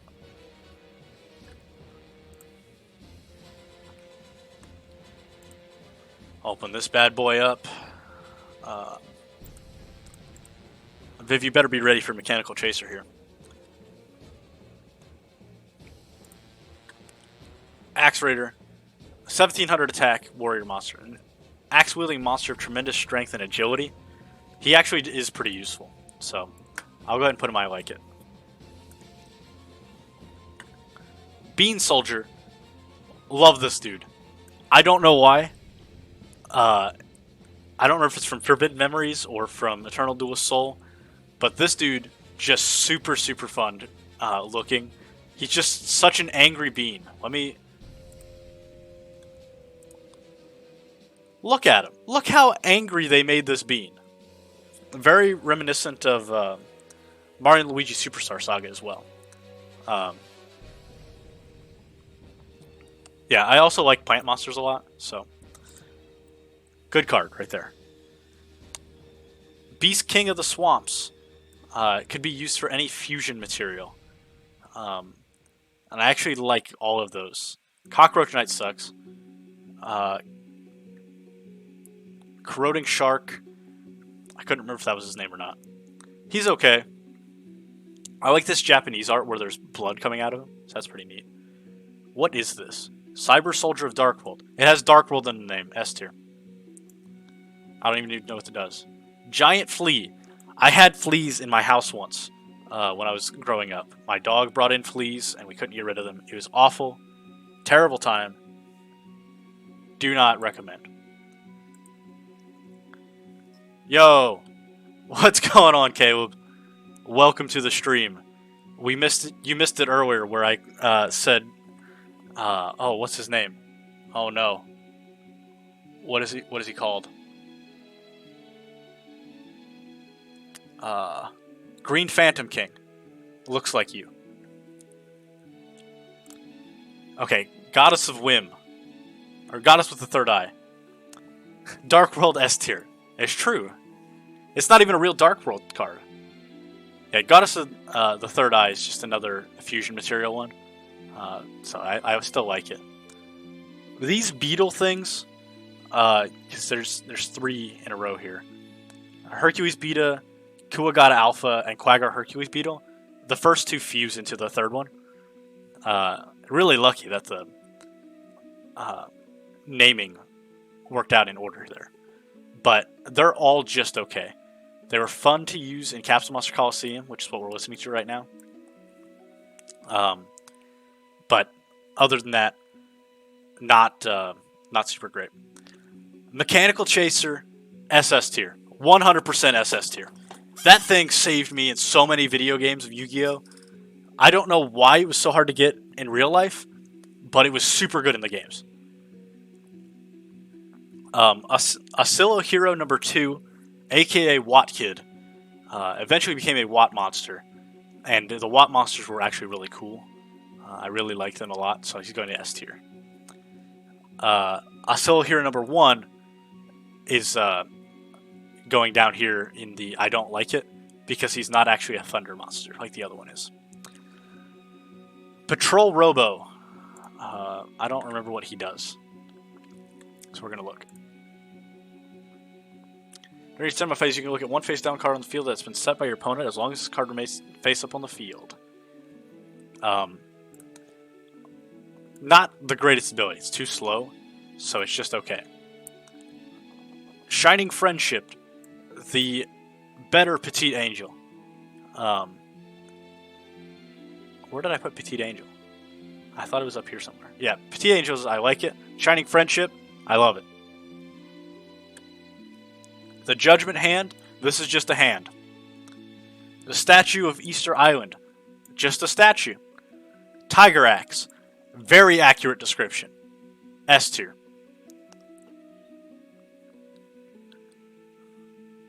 Okay, this is one that I never had or saw as a kid. Versago the Destroyer. It's just a fusion material thing, but being a Dark Fiend, I like that a lot because of Dark Worlds. So I'll put it in the same tier, but I do like that. I used Beast King of the Swamps. Winged Dragon Guardian of the Fortress number 2 will go in the same place as number 1, which is right here. Okay. I just like those guys. They look cool. They're useful in Capsule Monster Coliseum. Good times. Wooden, the Resident of the Forest. He's the only one, the only resident. I believe he's... Oh no, this is increase the card's attack by 100 points for every plant monster that's face up on the field. You will never get enough plant monsters to make this guy useful. You can only have 5. So, I hate him. I really like this guy. I never had him as a kid or anything. His name is WoW Warrior. And I just can't unhear World of Warcraft Warrior. And I just imagine that this dude here is behind a computer screen just controlling some character. And that's just the funniest image in my head. If anybody knows how to draw well, please draw this guy playing World of Warcraft. All that being said, SS tier for this guy. Okay, that finishes up Tournament Pack number 2, or number 1. Now we move on to Spell Ruler, the third pack of the series. I can't believe we're an hour and 19 minutes in, we're on the third pack. That's pretty crazy. Whew, okay. I'm glad we're not reading all of the things still. Amoeba. I believe that just attacks directly, right? Let me double check that.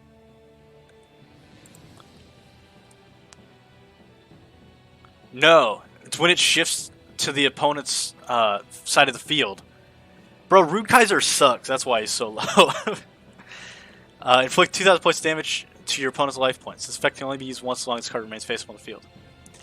Bro, Celtic Guardian is useless. That's the only reason. This guy is extremely niche use, but super cool if you can get it to work. So I like it. Ancient One of the Deep Forest. A level 5 useless card. Yeah, Creature Swap Amoeba is a good strategy.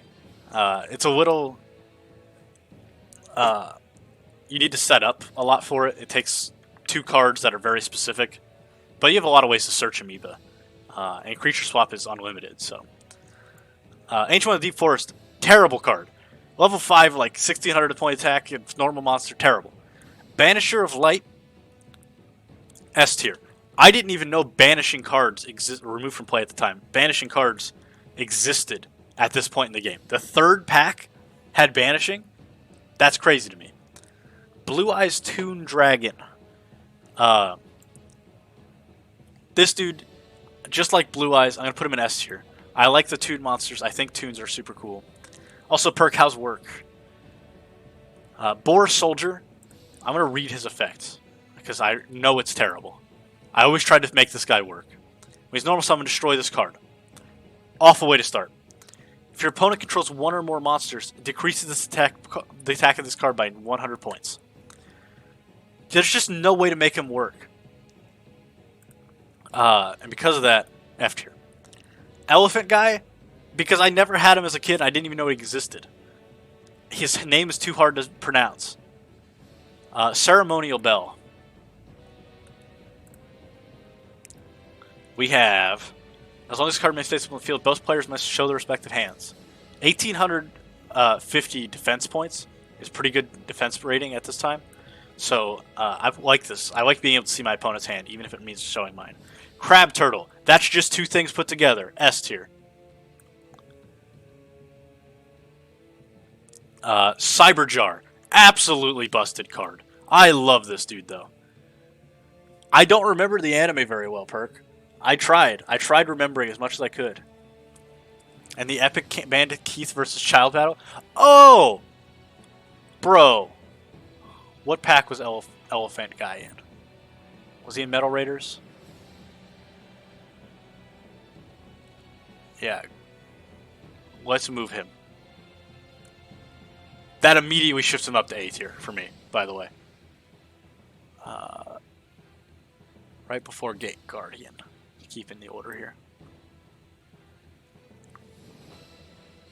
Alright, Dark Witch was another fusible card in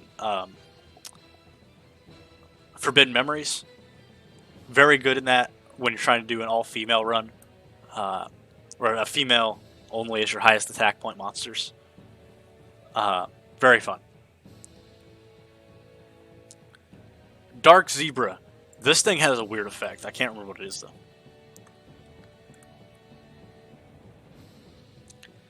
Only monster card you control during your fight is changed to defense position. Okay. This was just an 1,800 attack point monster with an effect that hurt you sometimes. So it's just okay. It looks cool because it's a zebra. Electric Snake. Y'all know I love me an Electric Snake. Or just thunder creatures in general. So, A tier. What is this? Fiend Kraken? Is that what this thing's called? I'm too far up on my list. Fire Kraken. Krakens are okay. I liked it in Pirates of the Caribbean, so it gets to go here. Flash Assailant. Just another mid card. Not too worried about it. Flying Kamakiri. This is the first one that when it's destroyed by battle, it summons a monster with the same attribute with 1,500 or less attack. I really like those monsters. Those immediately go to S tier for me, all of them. They're great for every single deck at the time. Giant Germ. Master Soderith in the chat used to use this card. But when it's destroyed by battle into the graveyard, inflict 500 damage to your opponent. You can then special summon any number of Giant Germs from your deck in face-up attack position. I really liked this card. I think I might have stolen it from Master Soderith at some point, because I wanted to use it. I like burn damage. I think burn damage is a fun way to play the game, so I'm putting it there. Giant Rat is the Earth version of Flying Kamakiri #1. Giant Turtle who feeds on flames, absolutely useless card. But Giant Turtle who feeds on flames is such a great name. Immediate SS. No, it's not SS. It's just S tier. But it's just a very descriptive name, like Crab Turtle. Or Turtle Crab, whatever it is. It's Crab Turtle. Name of the cool looking dude, Rite of Swordstalker. Swordstalker's down here somewhere, right? Oh yeah, this is Unknown Warrior Fiend or something. What is that guy called? Unknown something. Now I'm forgetting. I've been through so many cards so far.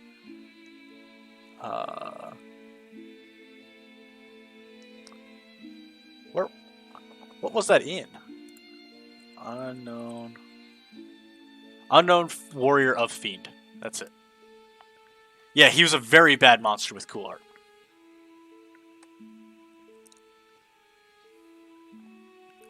Okay. Griggle. What did Griggle do? There it is.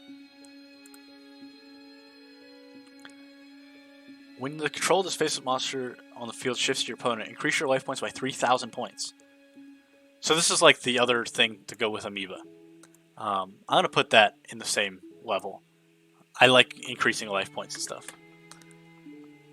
Guardian of the Throne room. I don't like machine monsters, but this one looks okay to me. He has the little missiles on his back. Those are cool. High Tide Gyojin. This is like that Hayasuba or whatever's evolution. It's Big Dad, you know?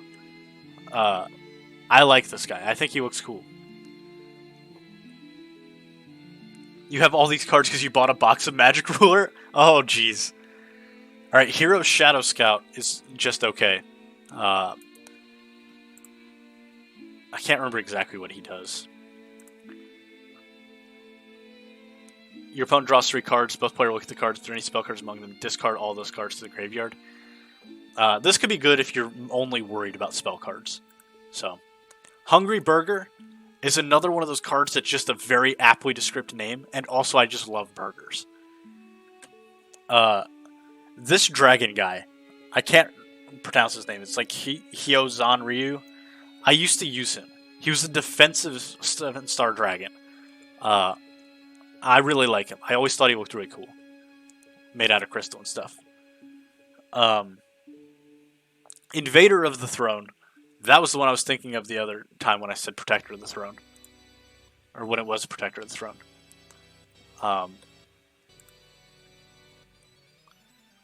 Select one monster your opponent control its flip effect on your opponent's side of the field and switch control of it with this card.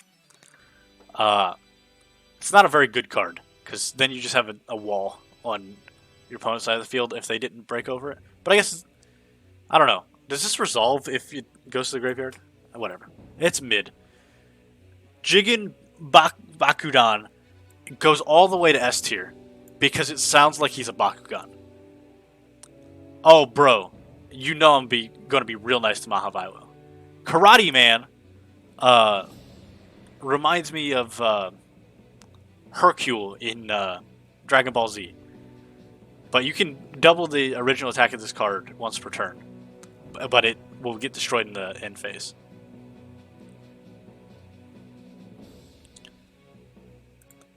Did he really, Viv? But yeah, Karate Man definitely gets an I like it, because he is just a Karate Man.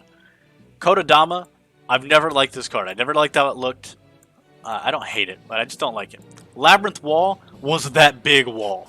We use this all the time. Also, Viv, I can't pronounce that name, so that's why it's an F tier. It's also not very good. Liquid Beast is just an ugly dude.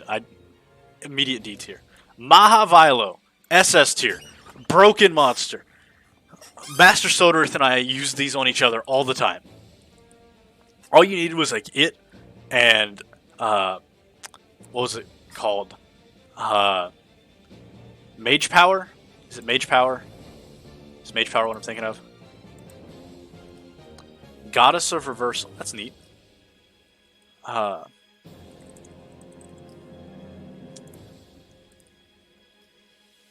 Yes, Mage Power. It gains 500 attack for each spell and trap card you control. And then you had another thing like Axe of Despair. So then Mage Power is worth 1,000, Axe of Despair is worth 1,000.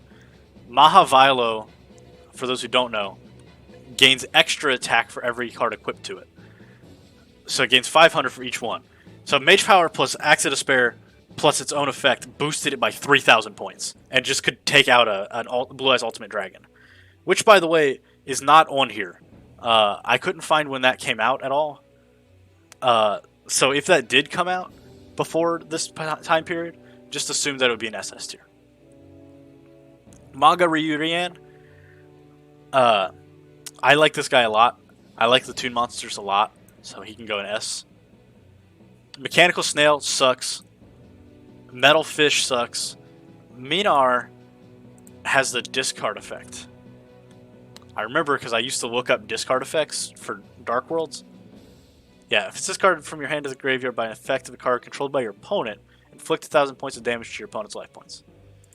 All the ones that are by your opponent are way too situational. So, D tier for that one. Mother Grizzly is the water version of Flying Kaminakiri. So it goes in the S tier, and Giant Rat. Mystic Tomato is the dark one. Nibble Mamanga was the first Nimble monster. I really liked the Nimble monsters, so they get an A tier from me. This guy, when he is destroyed by battle since graveyard, I gain 1,000 life points, and then I get to special summon any number of Nimble Mamangas from my deck in face down defense position. Just very useful card. There are other Nimble monsters later on, like let's see.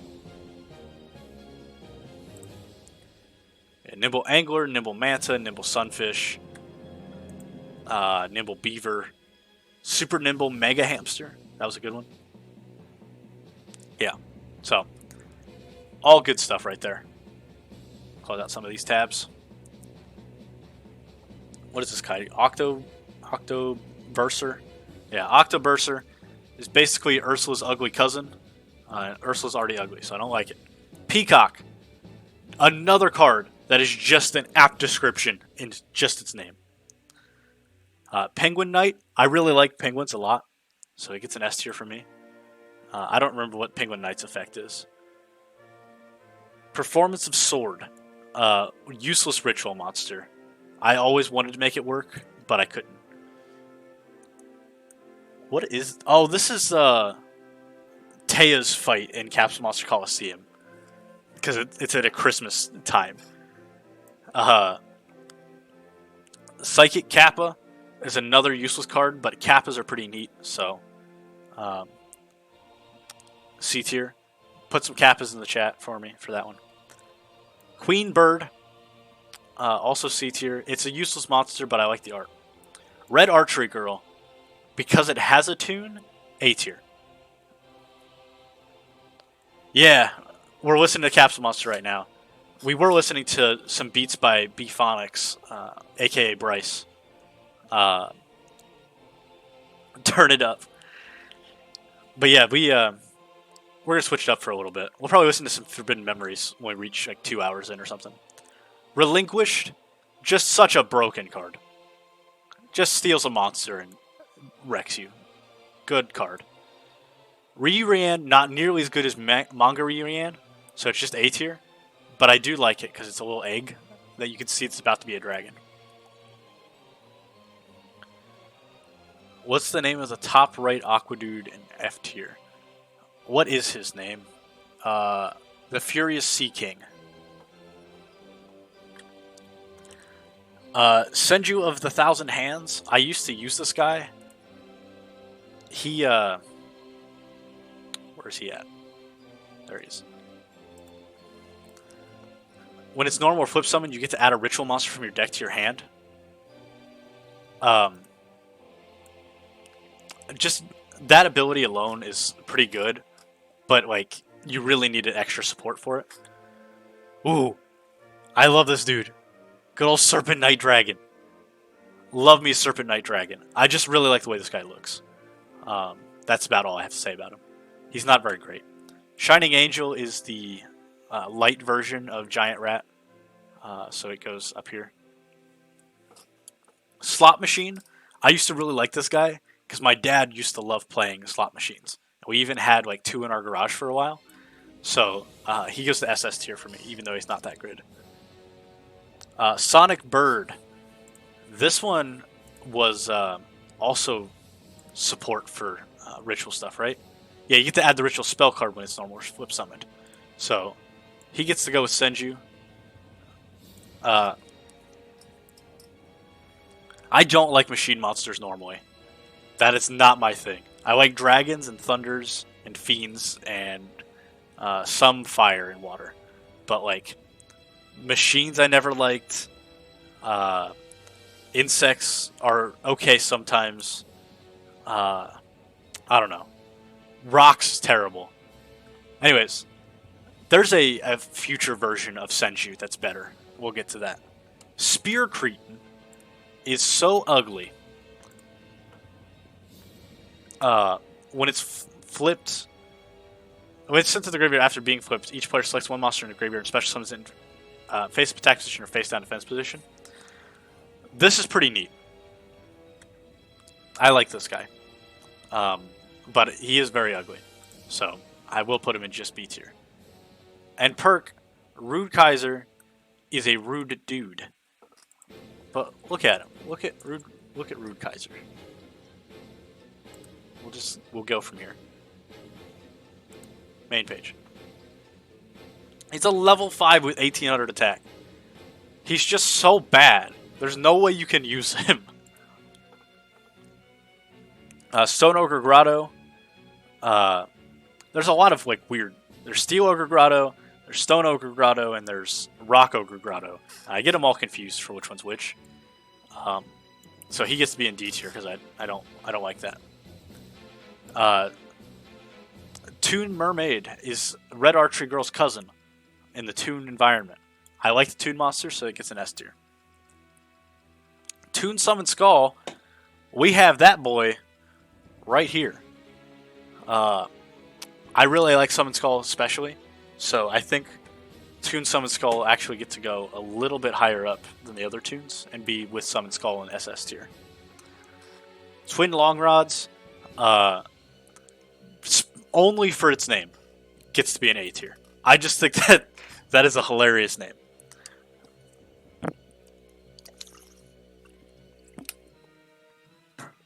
I'm going to need more water by the end of this. Taiho number 2. The much better of the two Taihons. I like this one more. I used to have this one. I used to look at it a lot and try to make it work. And this one you can tell it's a little cannon. A little cannon dragon. So he gets to be an A tier. UFO Turtle. The fire version of Giant Rat and Flying Kamanakiri and stuff. Wall Shadow. If you don't know what Wall Shadow is, I'll show you.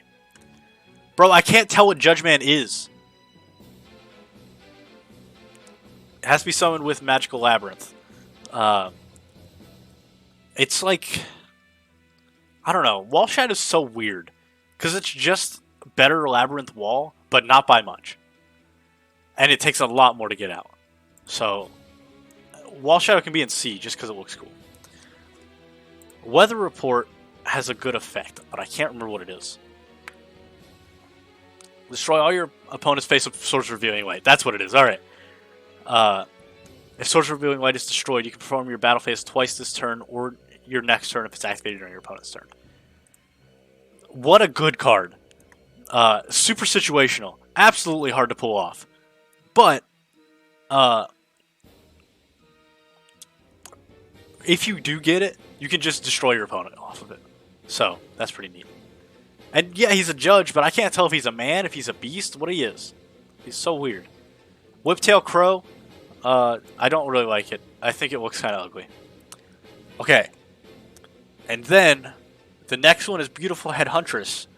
And that leads us to tournament pack number 2. So that's where we're at right now.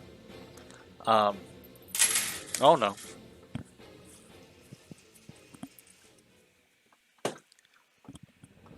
So, tournament pack number 2 is before Pharaoh's Servant, which is the next pack. And we'll go ahead and go over it.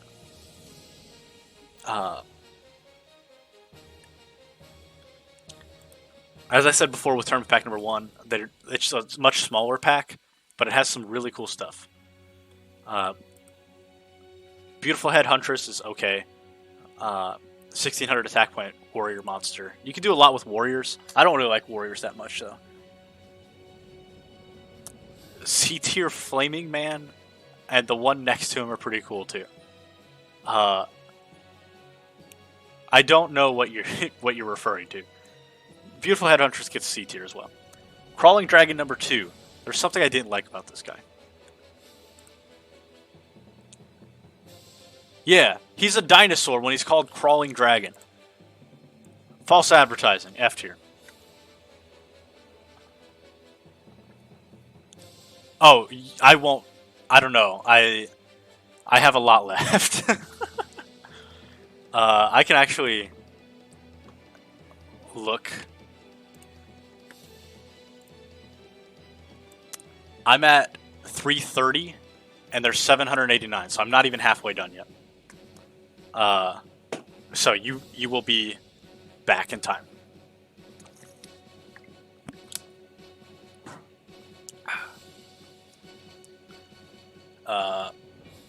Dancing Elf, that's what we're on. I don't remember what this does. Is this just a normal monster? Oh, that's so gross. She looks cool though, so C tier. This thing, what's it called? Dharma Cannon. Reminds me of Darumaka the Pokemon, so it gets B tier.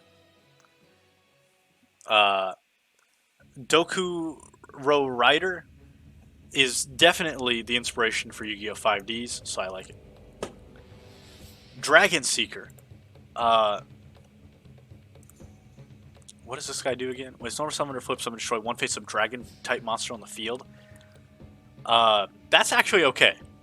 I'm down with Dragon Seeker. He definitely has some counterplay stuff, you know? Anti-dragon tech. Alright, perk. That does remind me, for those of you who are subbed or are thinking about subbing,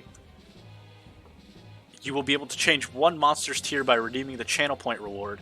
It only costs one channel point. It's just there to help me keep track.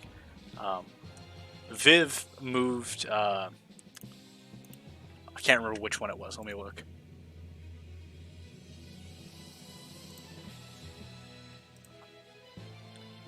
And double check here. Overdrive. He moved Overdrive. Hey! What's going on? My cousin coming in with the Twitch Prime, or the Prime Gaming. Why was I not supposed to tell him, Viv? I'm sorry. Okay, I won't tell him.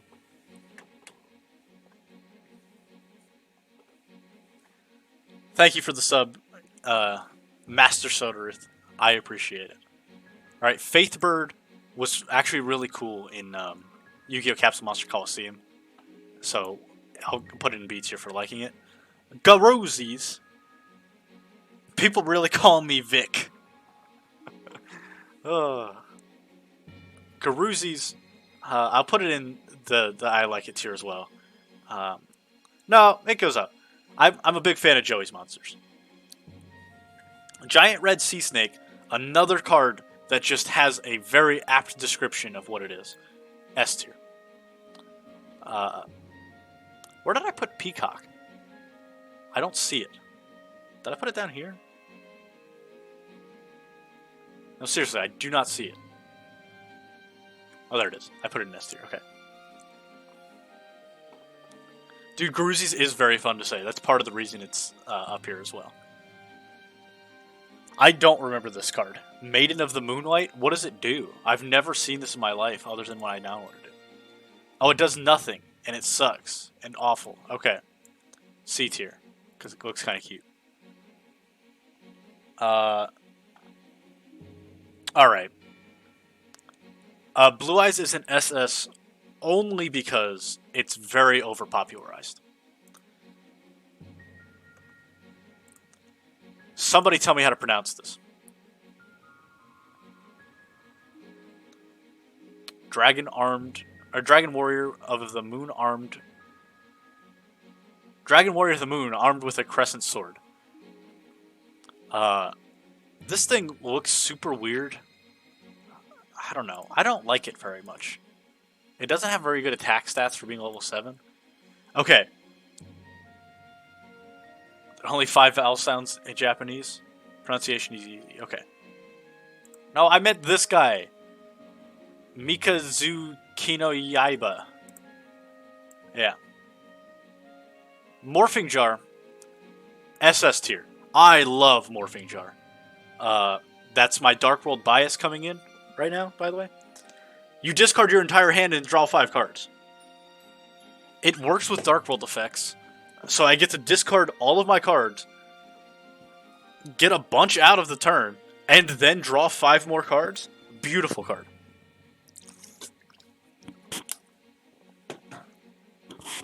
It is not banned. It is limited. They moved it to limited recently. I did not study Spanish.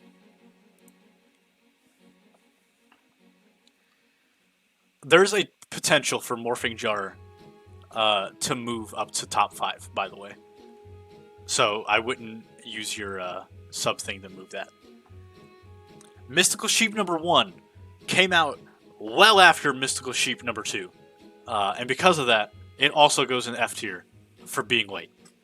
I'm a very big fan of punctuality. Parrot Dragon, we have a little figure of, so that's pretty cool. I also like Parrot Dragon. Parrot Dragon's pretty neat, so I'll put him up here. Queen of Autumn Leaves. This card was in so many video games for some reason, and I just loved it in all of them. It's not that good, but like I just like it. Skull Guardian. This thing I thought was cool. I think it looks sick. Where is it? There it is. Skull Guardian is just a ritual monster. It's 2050 attack, 2500 defense. It's not very good in the game. I had it in Capsule Monster Coliseum. It sucked there, so it made me go from, oh, this card is like S tier, to this card is C tier. It is just very mid. Mystical Sheep number 2 is just called Sleepy in Japanese. That's interesting. Sky Dragon is trying way too hard, so it's definitely C tier. Like, look at him. He's definitely trying too hard. Sonic Maid. Does this thing have an effect? No. Alright, Sonic Maid sucks. D tier. Spirit of the Books. I don't like books. F tier. Stuffed Animal. Mystical Sheep number 1 is Illusion Sheep. Interesting. Stuffed Animal, I think, is a very fun-looking card. I never had this as a kid, but I do like it. Takuhi. Does this have an effect? Can I rate this higher? No. Alright. Sonic Maid is cute. I'm gonna look at it bigger. She's aight. Takuhi. Speaking of having very different tier lists, if anybody would like this, there's the link to it.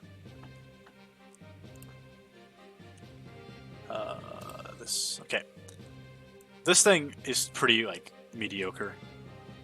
It's okay. Turu Peruin. I don't know. He looks like a little fat dude, and that's kind of cute. A tier. He has an effect too, doesn't he? Yeah, Viv moved Overdrive before I even rated it. Yeah, this guy's absolutely useless. But he looks fun. Alright, Two-Headed King Rex. Definitely an S tier mon. Or, not mon, that's Pokemon. Definitely S tier monster. I don't know, I like Rex a lot, so. Did I put beautiful? Wow, Warrior of Tradition and Beautiful Headhunters look very similar. This is also just okay. Oh no, I feel like I'm gonna sneeze. Don't sneeze. Water Magician, did you do anything? No, you're just a normal monster. You're okay. Alright, give me 1 second. I am going to grab a tissue.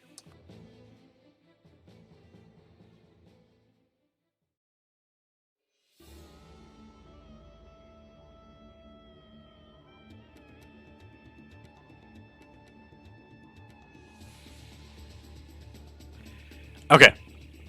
4-star Ladybug of Doom. Super great card. we used to use this all the time because 4-star monsters were just so prevalent. When you're just putting out 1900 beat sticks and 1800 beat sticks and whatever, and other effect monsters that are just 4 stars are easier to summon. So 4-star Ladybug of Doom going up to SS tier for me. Yeah, we're finally getting some of the cooler cards. All right, this is gonna be a weird one. Oh, by the way, that was the end of Tournament Pack 2 before 4-star Ladybug of Doom. Pharaoh's Servant is what we're on right now. Beast of Talawar. One of the VTubers you watched spent 6 hours trying to beat Boss Rush in Kirby 64. Is it hard? Beast of Talawar, I had a Japanese version of. And it was so, like, unknown to me. Because, you know, online was hard to use and it's hard to look up things. When you didn't know the name of them, especially. But I just really loved this guy because I had him in Japanese. And because of that, he goes up to SS tier for me. I don't know where I found a Japanese card, by the way. That just ended up existing in my possession for some reason. Alright, Bite Shoes. I don't remember what they do. Change battle position in one face-up monster on the field. Very meh card. Because it's a meh tier. Bombardment Beetle.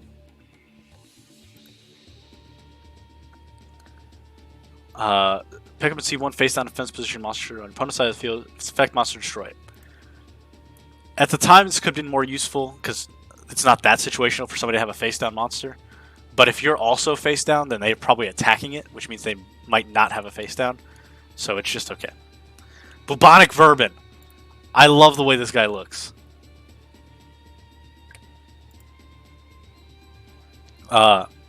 Especially summon one Bubonic Vermin from your deck and face-down defense position and shuffle your deck. It's a deck thinner. It's a beast monster. It's super cute. Speaking of cute, by the way, I just thought I should point out that behind me here, see that cage? We're hedgehog sitting. If you want to see a picture of it, go check out my Twitter. You can see it on the bottom right of the stream, what my Twitter is. It goes up in that flashing thing. So anyways, Bubonic Vermin, definitely an S tier monster. Buster Blader, I have one of those sitting here.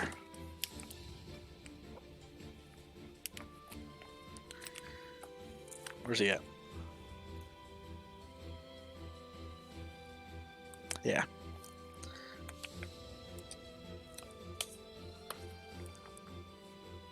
I got 2 of them. Right here. Super cool.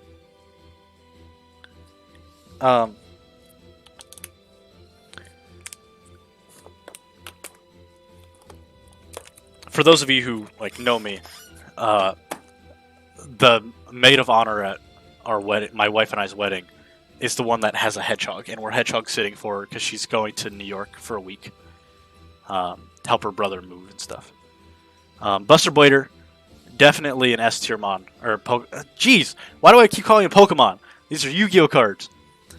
Been a long day. Cyber Falcon, I believe this guy's called. I double check that. Yeah, Cyber Falcon. Very mid card as well. Dark Bat. You have an effect, don't you?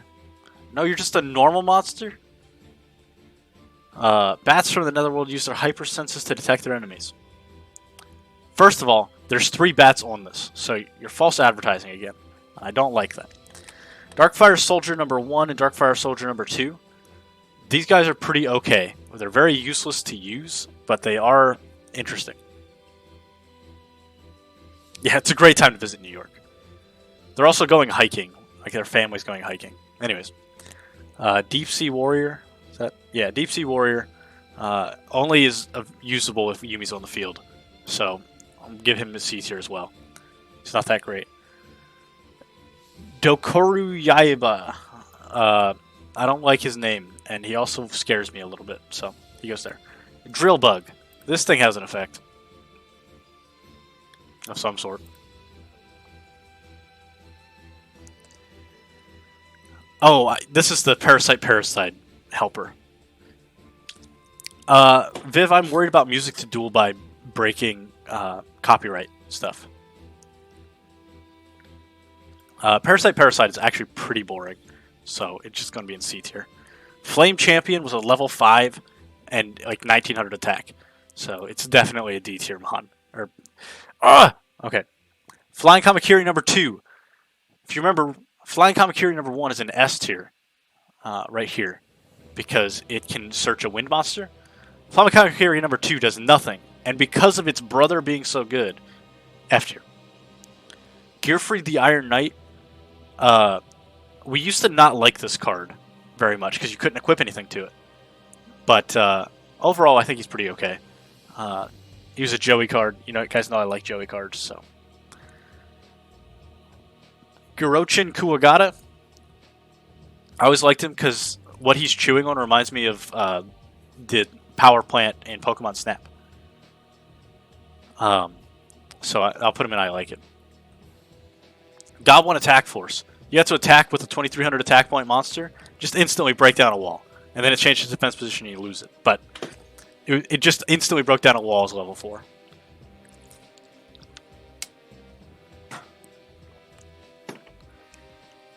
Gradius. This was based on one of Konami's video games. And I just like the story behind that. So, S tier.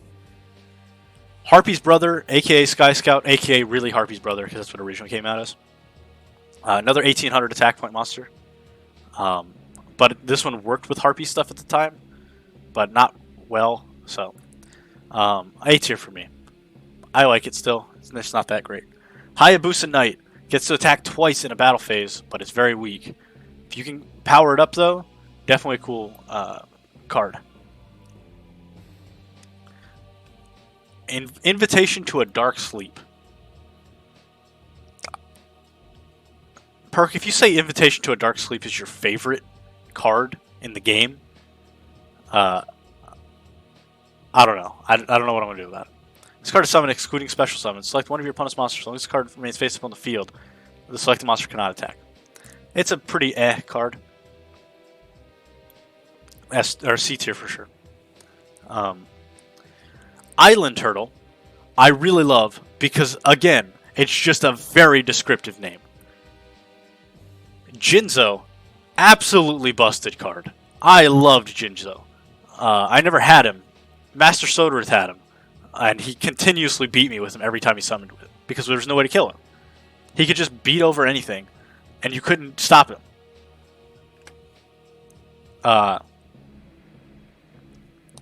Kisetai. I don't know if I'm saying that right. Let me check and see what he does, because I don't remember. Your opponent's monster attacks his face down defense position card. This card becomes an equipped spell card, equipped to attacking monster. No damage calculation conducted. Each of your opponent's standby phases increase your life points by half the attack of the monster equipped with this card. That's actually pretty interesting. I'm going to put that in B. Jinzo's your favorite monster perk? Mad Sword Beast. He does piercing damage when he attacks. I believe he's a dinosaur. I like dinosaurs a lot. So, we'll just put him in B tier here. Morphing Jar number 2 gets to be in B tier just because it's good by itself. But it would have been higher if Morphing Jar number 1 didn't exist and it didn't have to live up to the name, you know? Because this just shuffles all the monsters on the field into the deck, then each player excavates cards from top of the deck till they excavate the same number of monsters they shuffled into the main deck. Special summon all the level 4 ones in face down defense position. He has some uses, for sure.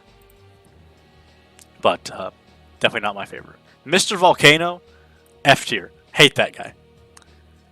Oni Tank T34. I honestly don't like him.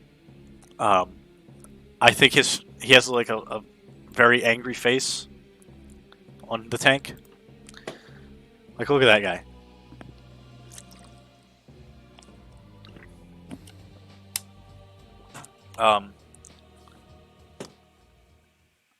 It's Chaos Pod? Okay.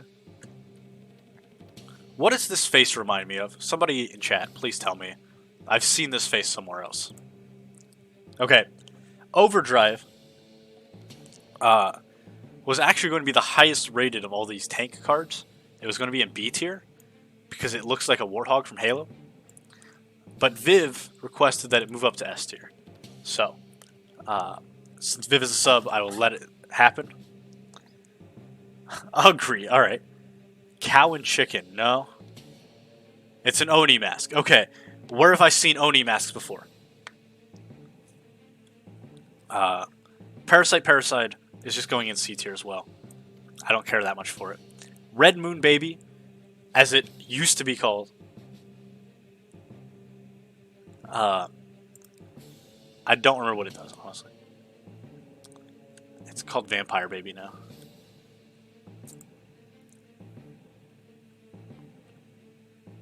Put it in SS. Okay. At the end of the battle phase, this card destroyed a monster by battle and sent to the graveyard. You can special summon that monster to your side of the field.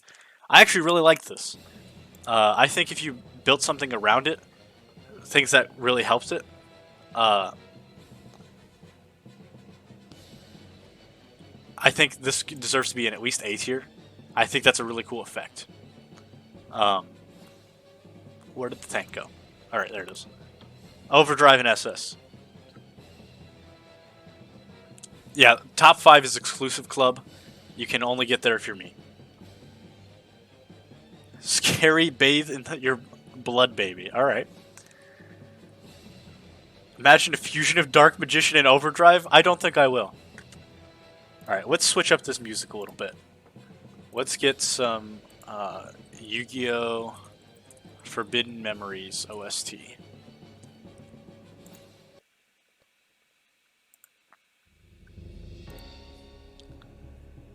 Call it Dark Magician riding a tank. The best name. Science Soldier. I read the description of this guy. I think it's worth reading.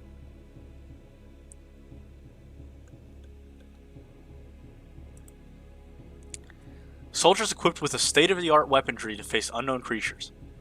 800 attack, 800 defense. I have no idea why Shadow Ghoul and Wall Shadow look the same. Science Soldier is awful. This dude is using like 1950 science or something. That's, yeah, F tier. Garbage. Get it out of here. Skull Mariner. I actually really like the pirate theme there. So I'm going to put him in A. They censored whose art? I don't remember. We can look.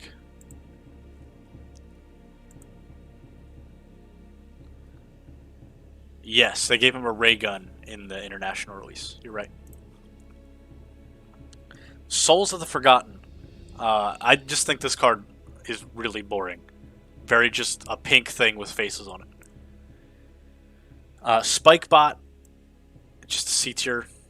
Steel Ogre Grotto number 2. I definitely used this in some video game at some point. So I do like him. Sword Hunter. This guy had a thing with equip spells or something, right?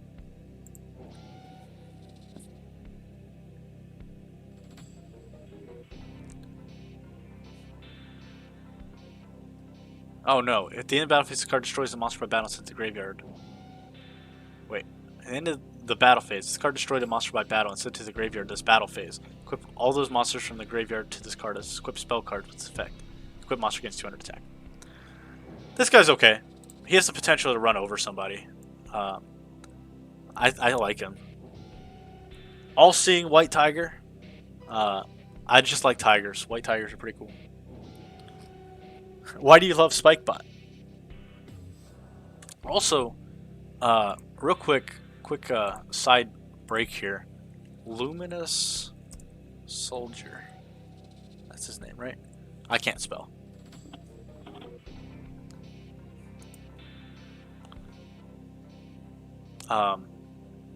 What did this come out in? It came out in Tournament Pack 5. It's right after where we cut off. Because this guy's not in it, but I know this guy existed in video games before it came out. Fiend Mega Cyber. This guy is actually really good.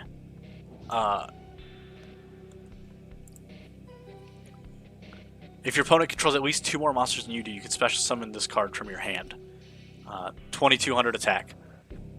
It was a great way to get out a level 6 monster, and it was a great way to give the special summon back then.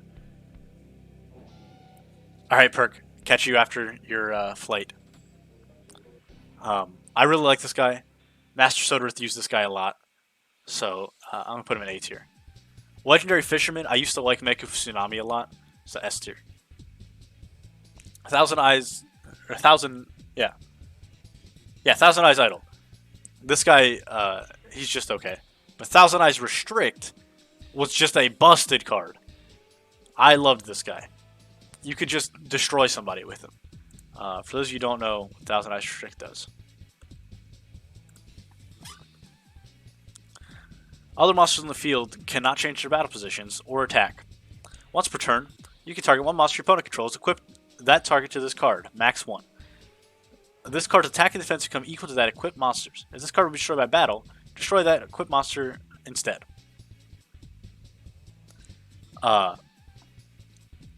Yeah, so the only time you would ever be destroyed by battle is if you decided to attack with it into something to destroy your own monster so that you could equip the other one. This thing is just busted. Like, you just got to take a control of anything. And you could get this out with other means. Other fusion summoning things. So, very, very good card. Very searchable for Relinquished, too, since it was a 0-0 attack defense. Whatever. 3-headed Yugioh. 3 heads is too many. See tier. Twin-headed... Oh, no. Twin-headed Fire Dragon. Has the right amount of heads. B tier.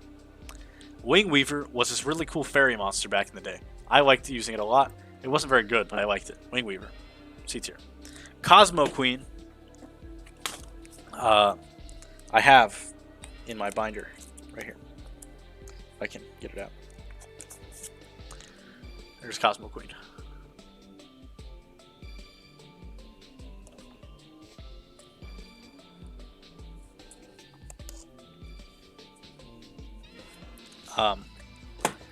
Not very good though. Good defensively, but you didn't need defensive stuff very often at level 7. So, I like the way it looks though, so B tier. Fairy's Gift. Oh, sorry, I forgot to mention. Starting at Cosmo Queen, we have now entered McDonald's promo cards. So all of these cards are McDonald's promos until Alpha the Magnet Warrior. So, Fairy's Gift. I'll go ahead and close out the rest of these. And look at the McDonald's promo cards.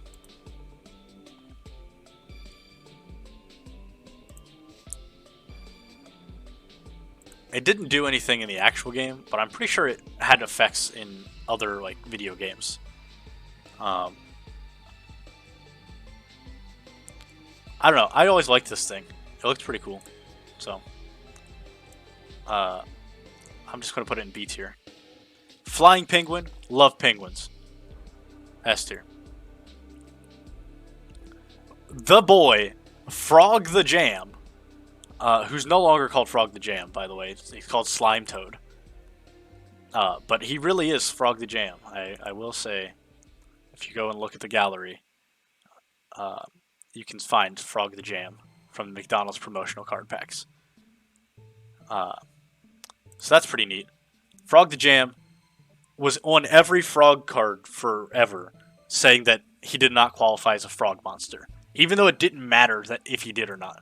There's no effect that it mattered with. SS tier for Frog the Jam. This is Goddess of Wind. This is the one I accidentally said earlier.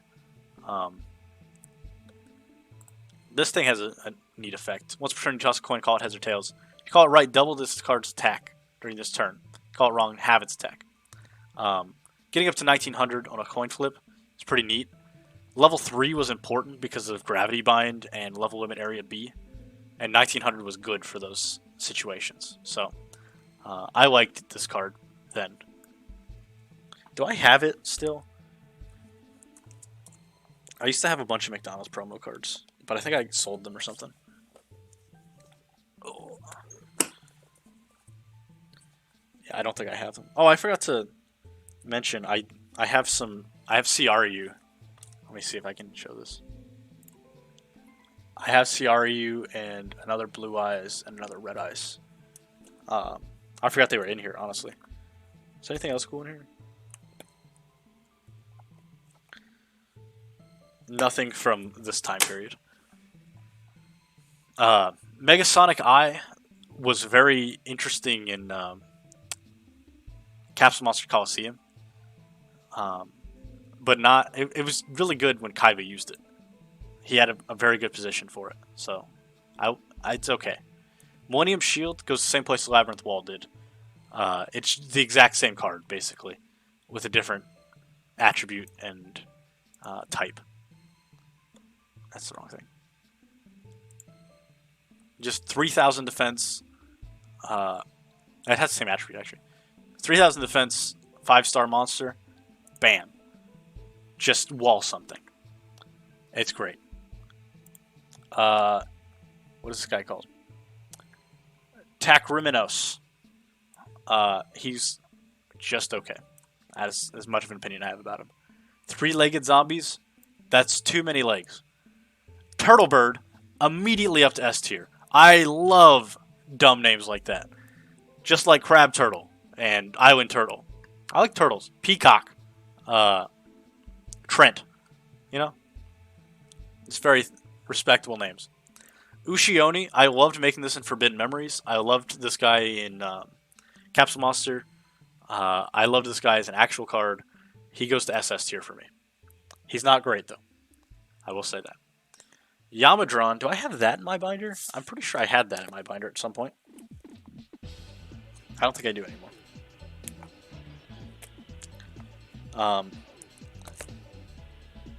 I forgot to mention I have a secret rare Mother Grizzly and UFO Turtle when we got to those. Oh well. Yamadron, he's okay. Honestly, he has really cool art, so I'll put him in B tier. Yaranzo reminds me of the Man-Eating Treasure Chest, which reminded me of mimics in RPG games, JRPGs, so he'll go in the same tier.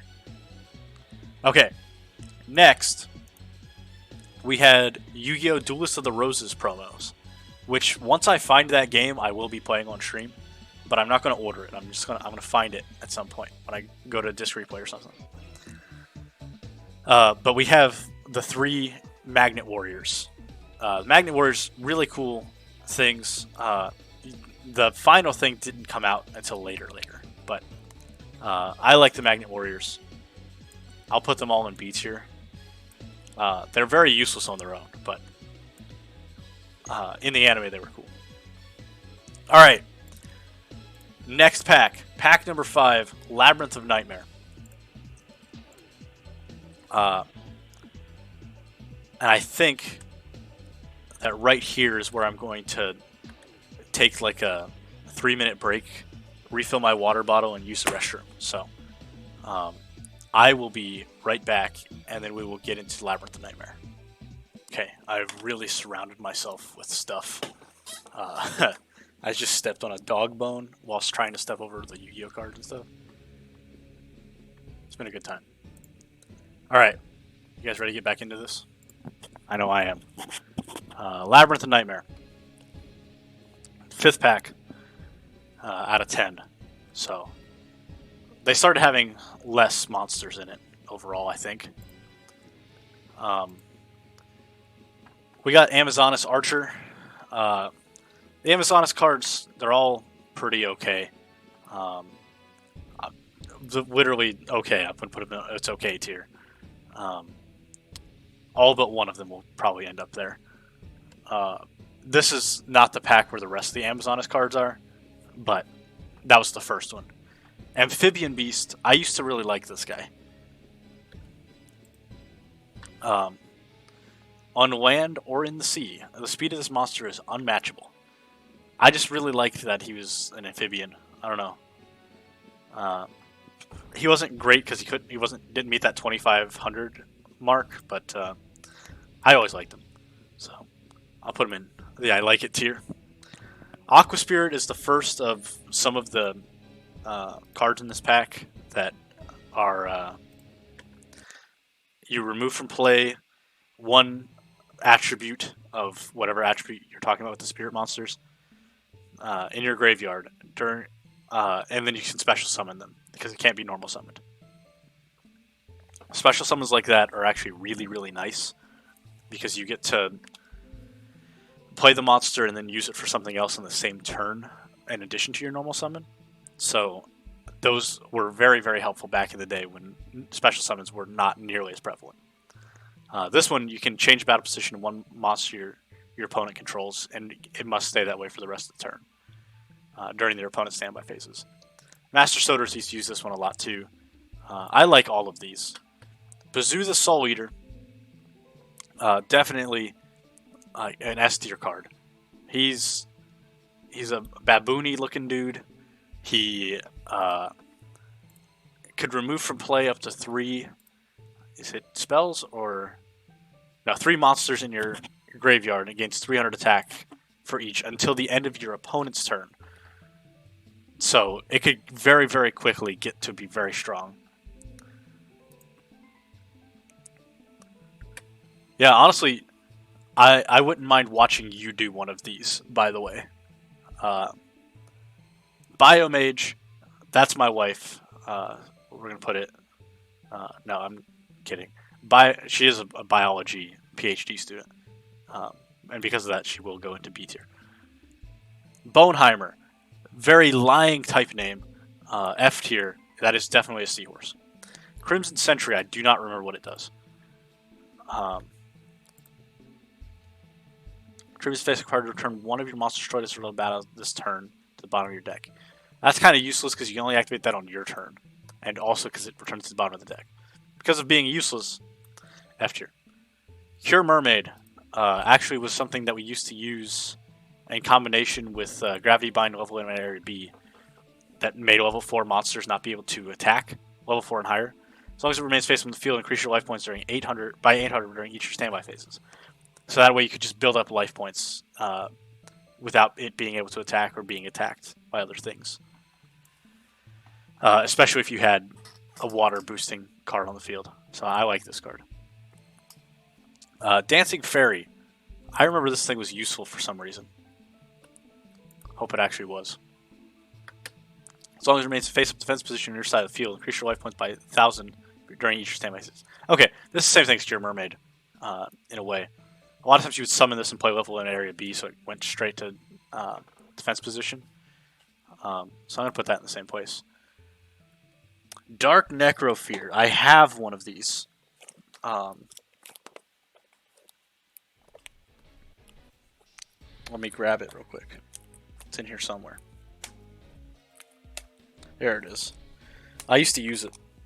Like I had said before, I really like Dark Fiend monsters. Yatagarasu better be an S+ tier. Ooh. I'll think about it. The card, I guess I can just show it on here. It'd probably be easier for you guys to see it. It's a very long effect. You can only be special summoned by banishing 3 Fiend monsters from your graveyard. During the end phase, if this card is in your graveyard because it was destroyed by an opponent's card this turn, either battle or card effect, and it's sent to the graveyard while it was a monster card under your control. Target one face-up monster your opponent controls, and equip this card to that target.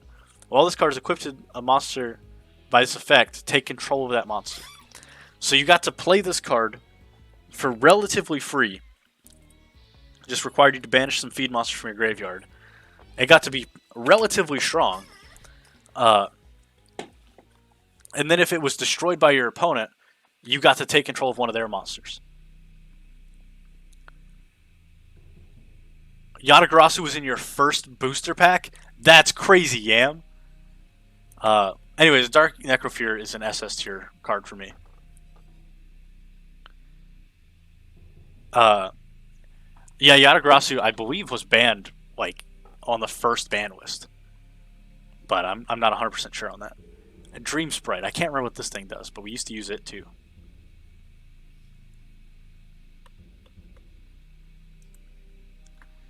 Uh, oh, yeah, I don't know why we use this. This is pretty bad, actually. It's going to D tier. No, it can be in C tier. I like the way it looks. Earthbound Spirit, pretty useless card. Empress Mantis. I used to try to use this thing. I liked the way it looked. Um, it's not very good. It's just like a level 6, 2600 or 2200 attack point monster. Fairy Guardian has an effect. I don't remember what it is though. Tribute the face card, return one spell card sent to your graveyard by your opponent's card effect during his turn to bottom of deck. That sounds pretty awful. For being extra useless, F tier. Fire Princess. This thing, each time you gain life points, inflict 500 damage to your opponent. This thing was used a lot as a very, very prominent burn deck. I really, really like that. I really like burn decks. I think they're really cool. So it's going to SS tier for me. Fire Sorcerer, the next one, not nearly as good. It select 2 cards in your hand and remove them from play to inflict 800 points of damage to your opponent life points. That's a -3 right there. Assuming you get attacked for this flip effect to activate, this is dead and you lost 2 things in your hand. Very unlikely that this is useful, but I think she looks cool, so she gets there. Flame Dancer, pretty ugly. I don't really like it. Flying Fish, great as an expression. So I'll put an A tier. What is this guy called? Gadget Soldier. He was not very useful, but he looked okay, so he gets to go there. Grew to the Wind Spirit. Same thing as Aqua Spirit. Had a different effect. I don't remember what it did. But you had to remove from play a wind monster. This song is very, very boring. Let's go to the next one. How do I'd like to go to the next one.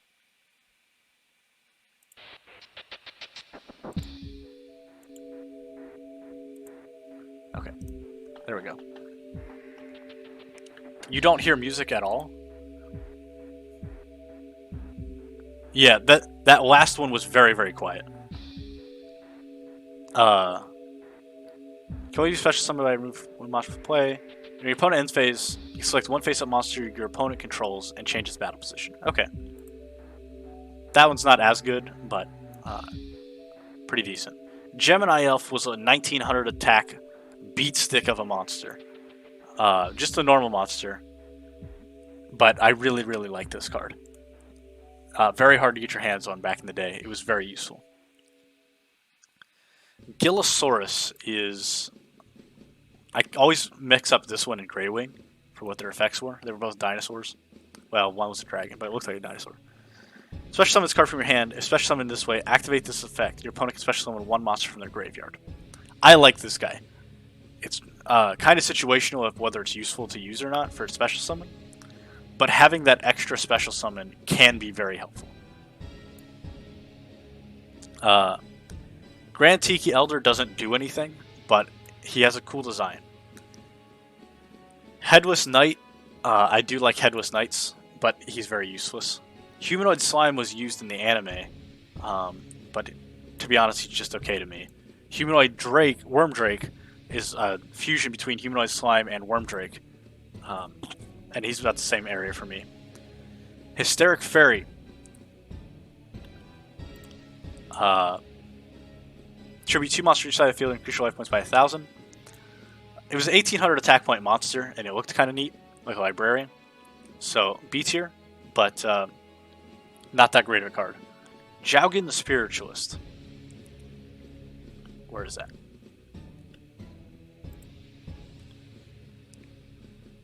You can discard one random card from your hand to the graveyard, destroy all special summon monsters in the field. Neither player can special summon monsters.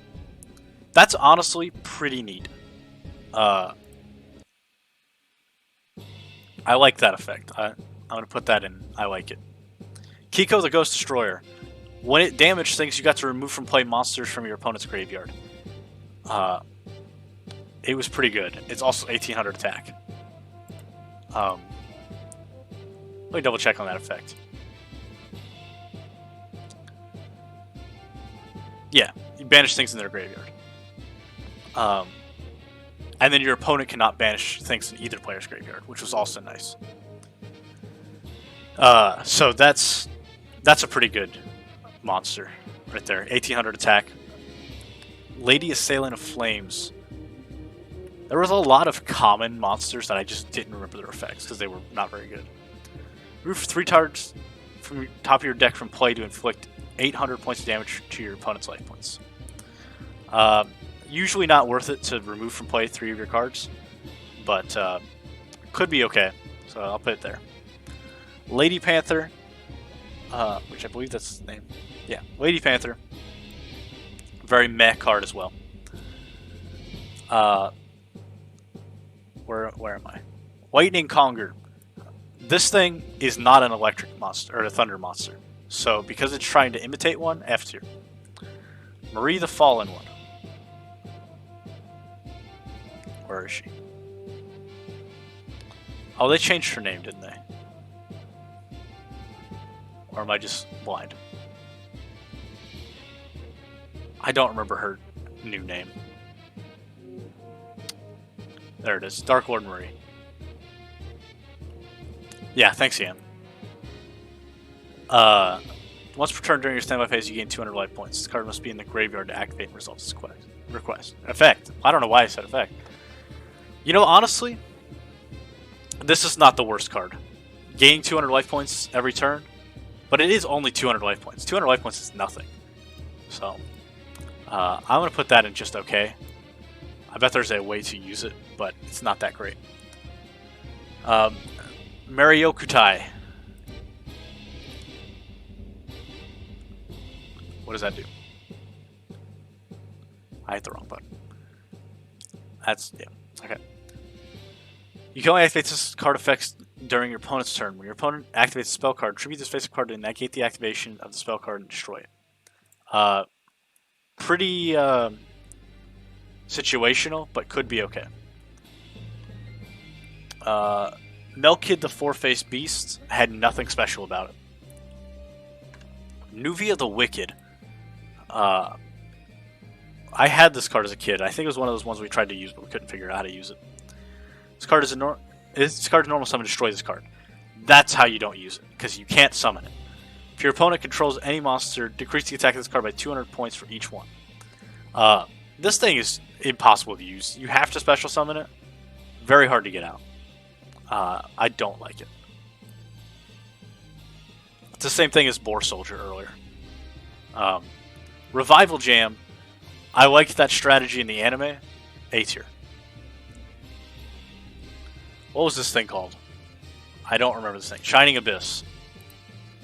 Why do I remember that this thing was important? 1800 defense, that's why. Shining Abyss was pretty meh.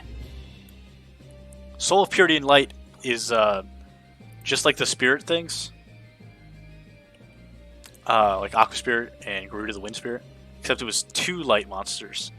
And all monsters your opponent controls lose 300 during their battle phase only. It's nice that you got to special summon this though, and it has 2000 attack. So, this one definitely goes in the same tier as the rest of those. Spherist Lady. She is not a sphere. Spirit of the Flames is the fire one of these. I think it had a burning effect.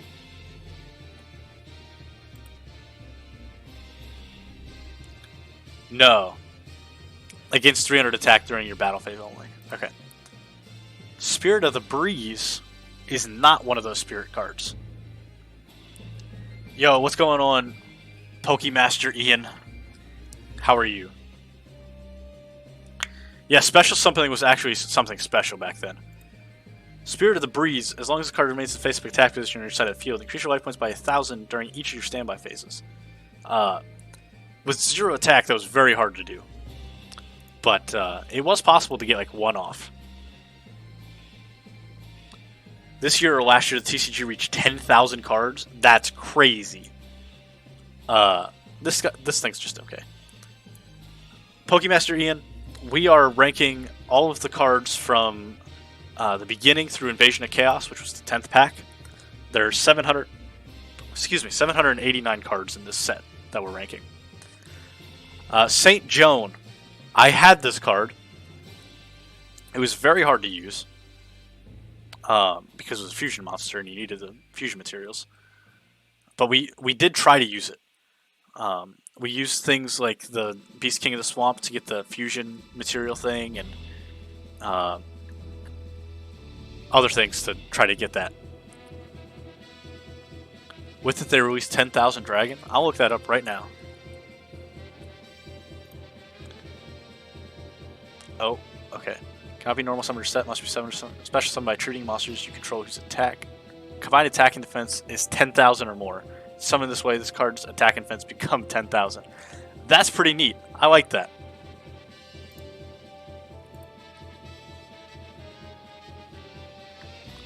I wonder if there's a way to use it. St. Joan is okay, but there's no real way to get her out easily. And any way there is to get her out easily, you can just use it on like Blue Eyes Ultimate or something. Speaking of ways to get it out easily, Summoner of Illusions. Tribute one other monster, and if you do, special summon one fusion monster from your extra deck, but destroy it during the end phase of this turn. That was one way you could get out a fusion monster that was really good. This guy I actually really like because you got to pull out fusion monsters you would normally be able to you wouldn't normally be able to get. It's worth $1,100. Why? Supply. Sorry, I'm not remembering what these guys do very well right now. Return two fusion material monsters that were sent to the graveyard as a result of a fusion summon to your hand. Yeah, I figured it's rare, but is it useful?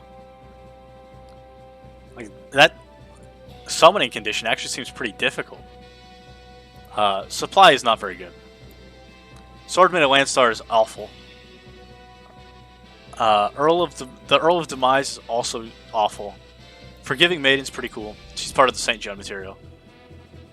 The Gross Ghost of Fled Dreams has a decent name, so it goes in that tier. The Last Warrior from Another Planet was a card that I actually really liked. That's probably just because it was shiny, but it took Zombre the Dark and Mariokatai. If it was special summoned, destroy all other monsters you control. Neither player can summon monsters. You could get some like cool lock with that. Do I still have him in here? I do. Yeah, I have him. I like this guy. Not really a great way to use him, but definitely a fun monster.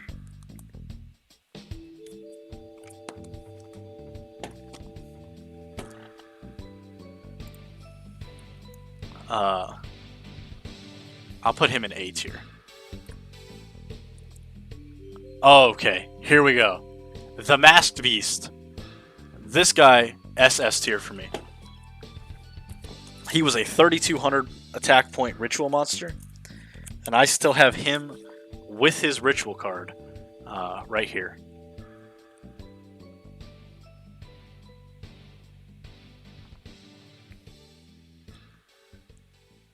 Yeah, I figured it'd be really hard to pull, but that's like crazy price.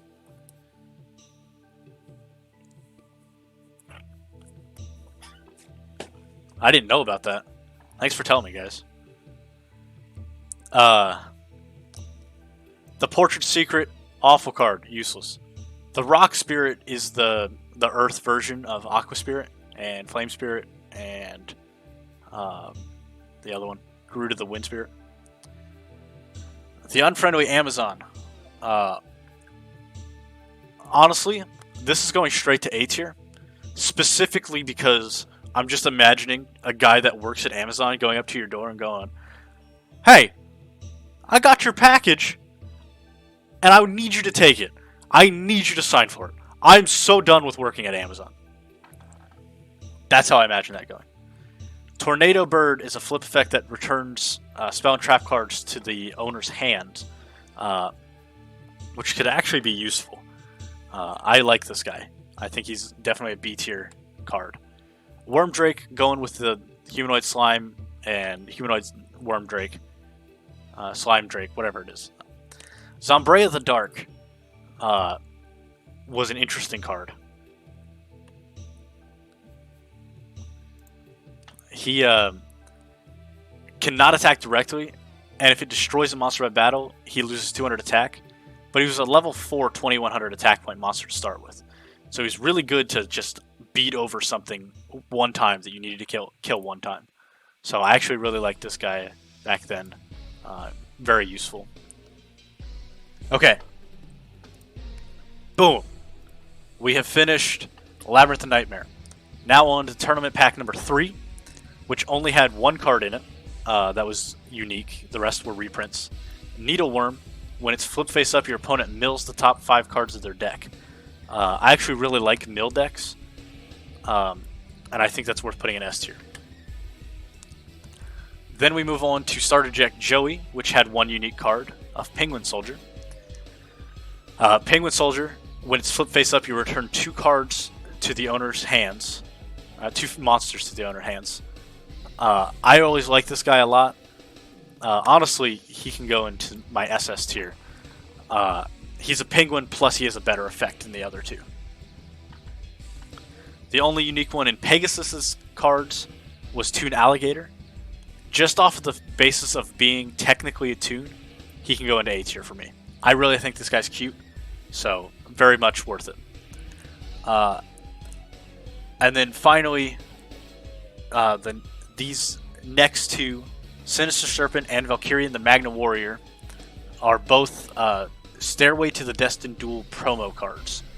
So, Sinister Serpent, needing other Sinister Serpents for this card to be useful was very bad back in the day, if this was only a video game promo. So, I like this guy.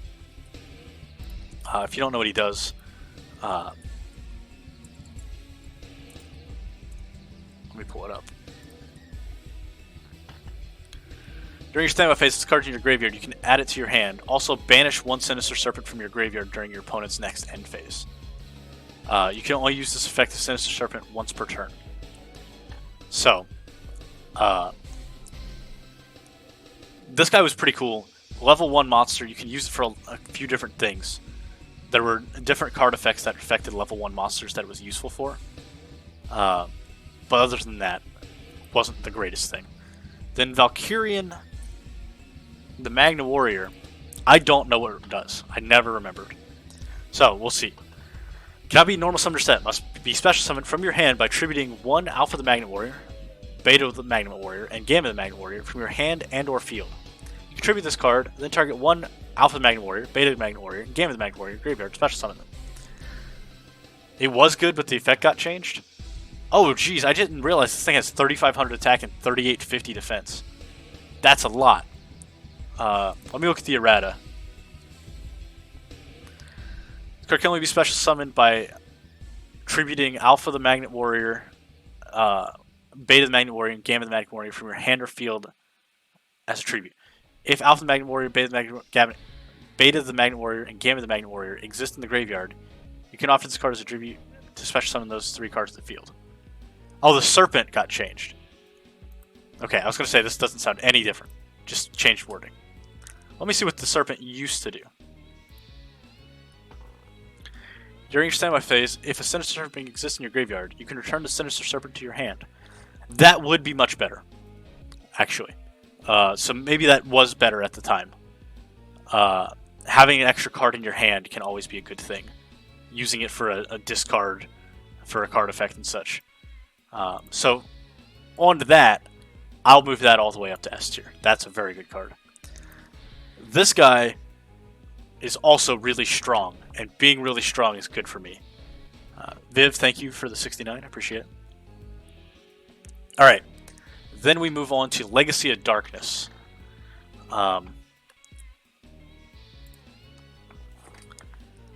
Legacy of Darkness, this is the one where Yatagarasu was, so we're going to see some good stuff in this pack. Yam's favorite card. Air Knight Parshath, very hard to pull off because it's level 5 in 1900, but it inflicts piercing damage, and when it does battle damage, you draw a card. So that's a pretty good effect. So if you can get it off, it's pretty nice. So I'll put it in B tier. Oh, is this the one with spirit monsters? Yes. Okay. Oh yeah, Yatagarasu spirit monster. Copy special summon. During the end phase of this turn, this card is normal summoned or flipped face up, returned to the hand. This card can attack all monsters your opponent controls each once. All spirit monsters have this. That part. So, whenever there's a spirit monster, there's that's the effect. One of the VTubers is doing a speedrun of Hey You Pikachu. You need to watch it. Oh, jeez. That sounds awful. But yeah, this one's okay. Being able to attack all the opponent's monsters once is pretty cool. Being a spirit monster, I don't like very much, so it's just okay for me. The only spirit monster that's good is Yatagarasu. Cave Dragon.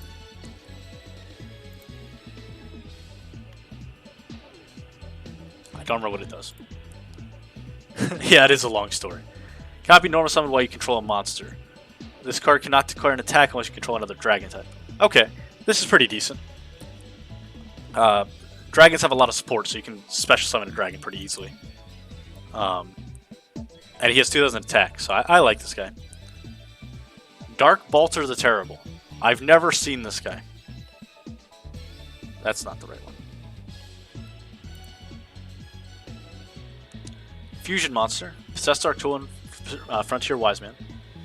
Fusion and summon of this monster can only be connected with the above fusion materials. When a normal spell card is activated, negate the effect by paying 1000 life points. The effect of the effect monster that this monster destroys as a result of battle is negated.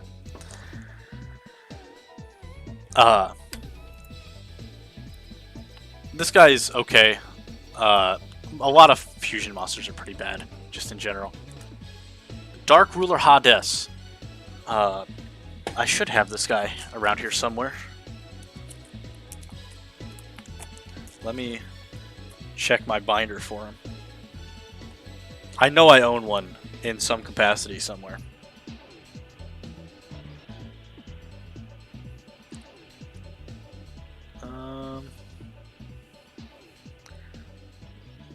He does not seem to be in this binder.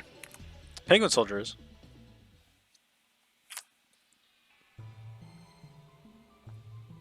Okay. I have one somewhere. But Dark Ruler Hades, very, very cool card. Cannot be special summoned for the graveyard. Negate the effects of monsters destroyed by battle with fiend monsters you control. I really like this guy because he was a dark fiend of, and he was really good for Dark World cards. And once he was in the graveyard, you could banish him for different reasons. Being a Dark Fiend for Gates of the Dark World. So, I really like Dark Ruler Hades. I used him before. Dragon Manipulator, I don't remember what that does. Take control of one face-up dragon-type monster your opponent controls until the end phase. Okay. Good anti-dragon tech. B tier. Exiled Force, you got the tribute to just destroy something. Amazing card. S tier. Fiber Jar, that's another banned card that I never remembered the effect of. All of the Jar cards were pretty cool originally. Each player shuffles all cards from their hand, field, and graveyard into the deck and then draws 5 cards. Oh yeah. The immediate reset card. Very good. I really like this effect. But I definitely agree with it needing to be banned. Fiend Skull Dragon? I don't remember this. Oh, there's a bunch of these things. Yeah. So a bunch of these fusion monsters I'd never seen because they were never played. Just like this Dark Ruler Balter or whatever. Dark Balter the Terrible. Freed the Matchless General. Very rare card of of this pack. Negate any spell effects that target this card, and if you do destroy that spell card. During your draw phase, instead of conducting your normal draw, you can add one level 4 or lower warrior type monster from your deck to your hand. That's pretty neat. This guy's only level 5, so he's pretty easy to get out. You just special summon something and then tribute it to summon this guy. Immune to targeting spell cards, that's pretty good too. So I actually really like this guy. Great for warriors. I'll go ahead and put him in A tier. Frontier Wise Man is just a bad card. What was that next one? Fushi no Tori is a spirit monster.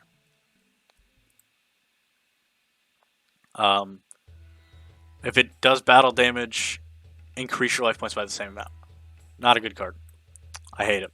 I don't like spirit monsters in general. Gradius Option. Can only be special summoned by selecting a face-up Gradius inside of the field. The attack and defense of this card comes the same as that attack and defense of Gradius. If the selected Gradius is removed from the field, destroy this card. So this is just an addition to the Konami game thing. And I liked Gradius a lot, so... where did I put that originally? I'll find it. I know it was in one of the higher tiers here. You'd think I'd be able to find a... Oh, there it is. A tier. I thought Gradius was earlier than that. Okay, what's next? Grey Wing. This is one of those things that I thought was a dinosaur for a long time, but it's actually a dragon. You can discard one card from your hand. It can attack twice. So, it's okay. I used to think of ways to make it work. I hate this guy. Great Long Nose. Terrible card. Hino Kagu Tsuchi. I don't know what he does. He's an ultra rare spirit monster, though. If he inflicts battle damage, your opponents discard all cards in their hand during their next draw phase before they draw. But it's hard to get out because you can't special summon it. You have to take 2 tributes to summon him. And then he goes away after 1 turn. I don't know. I don't like it. Aniba White Rabbit is another spirit monster. But this one was only level 3, so it was more okay. And it attacks directly. This one's a lot better. Alright. Injection Fairy Lily. Easily top 5 card for me. It's a top 1 card for me, honestly. I love Injection Fairy Lily. In case you didn't know, Injection Fairy Lily, you can pay 2,000 life points once per battle, and it gains 3,000 attack during that battle phase, or during that damage calculation only. This card used to get used all the time when I first went to Yu-Gi-Oh tournaments. Very, very, very good at that time. It was like your Jinzo answer. I never owned one until later, when it wasn't as good. But I just really love this card. I think she's super cute. I think she's super cool to use. So, yeah, that's about all I have to say about her. But definitely top 5 for me. Lesser Fiend. I can't believe I keep having to look at all of these effects. It's been so long since I've looked over these Yu-Gi-Oh cards. Banish any monster destroyed by battle with this card. It's only 2100 attack, 5-star. It's pretty. I don't like it. Lizard Soldier is just a bad normal monster. Luster Dragon number 2 is going to be in B tier because I do like it. I like him a lot, but Luster Dragon number 2 came out before Luster Dragon number 1, so yeah, for sure, yeah. She's very, very cool. Maharagi. I clicked the wrong one again. It's a spirit If it's normal summon or flip face up, look at one card on top of your deck during your next draw phase before you draw, and then return to the bottom of your deck. What a terrible card. It's like you get to see what garbage you were going to draw, and then not draw it, or what good thing you were going to draw and then draw garbage. Marauding Captain lets you summon a level 4 from your hand when it's summoned, and also warrior monsters cannot be targeted for battle except for him. I liked this guy a lot. He's very, very fun. Does it say return to top or bottom? I'm going to double check it. Oh, that's the wrong one. We'll double check. To the top or bottom. Okay. That's a little bit better, but still, this thing is still going down here, like, or down here. It's just like a not great card. It just goes away. You have no field advantage from using it. Mysterious Guard. It's a flip monster that target one face-up monster on the field, and if you control a face-up warrior monster, you can target an additional face-up monster on the field. Return first target to the top of the deck, and then the other one to the hand if you still control a face-up warrior monster. This one's okay. It does make your opponent not get an extra card that you would know more of what they have. So I'll put him in okay. Opticlops, I believe, was just a normal monster. Yeah, but it was a strong one, right? 1800? Yeah, 1800 normal monster. It serves Dark Ruler Hades. I didn't know that. But yeah, 1800 normal monster. At this time, it's still pretty okay. So I like it. Altheme is another spirit monster. Otohime, sorry. You target one face-up monster your opponent controls to change that target's battle position. With 0 attack, you're useless, but you look kind of cute, so you get D tier instead. Patrician of Darkness. This guy used to be useful in some way. Yeah, you get to choose the attack targets for your opponent's attacks. I remember using this before. It had a use, and in zombie decks it was something you could pull off with Pyramid Turtle. So, yeah. B tier. Possessed Dark Soul.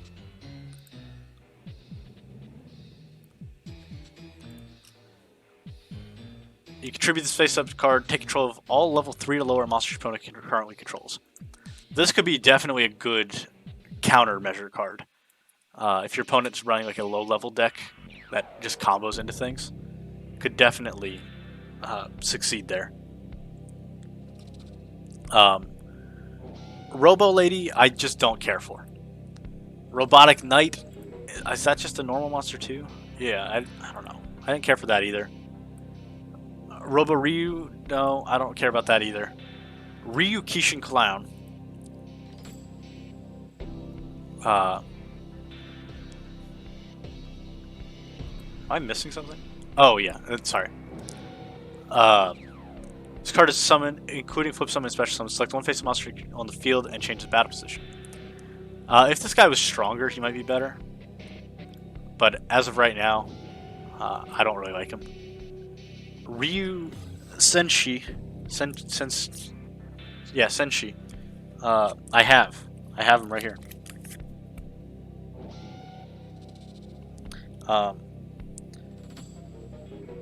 Yeah, he's one of those same things as the other fusion monsters of this set that I just didn't really like because they're not super helpful.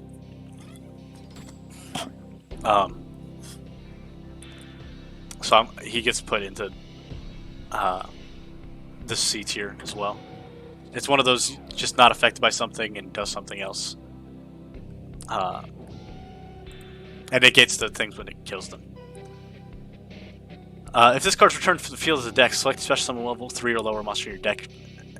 Special summon to your side of the field, then shuffle the deck. I liked this one because it was a 2000 defense monster. That's about it. There was very few sending it back to the deck strategies. Shadow Tamer.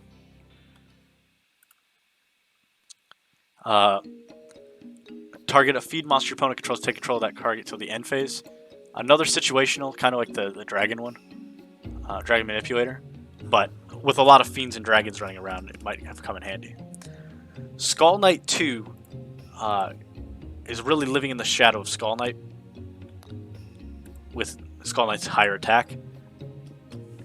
But if you tribute summon a fiend monster by tributing it, you get special summon one from your deck.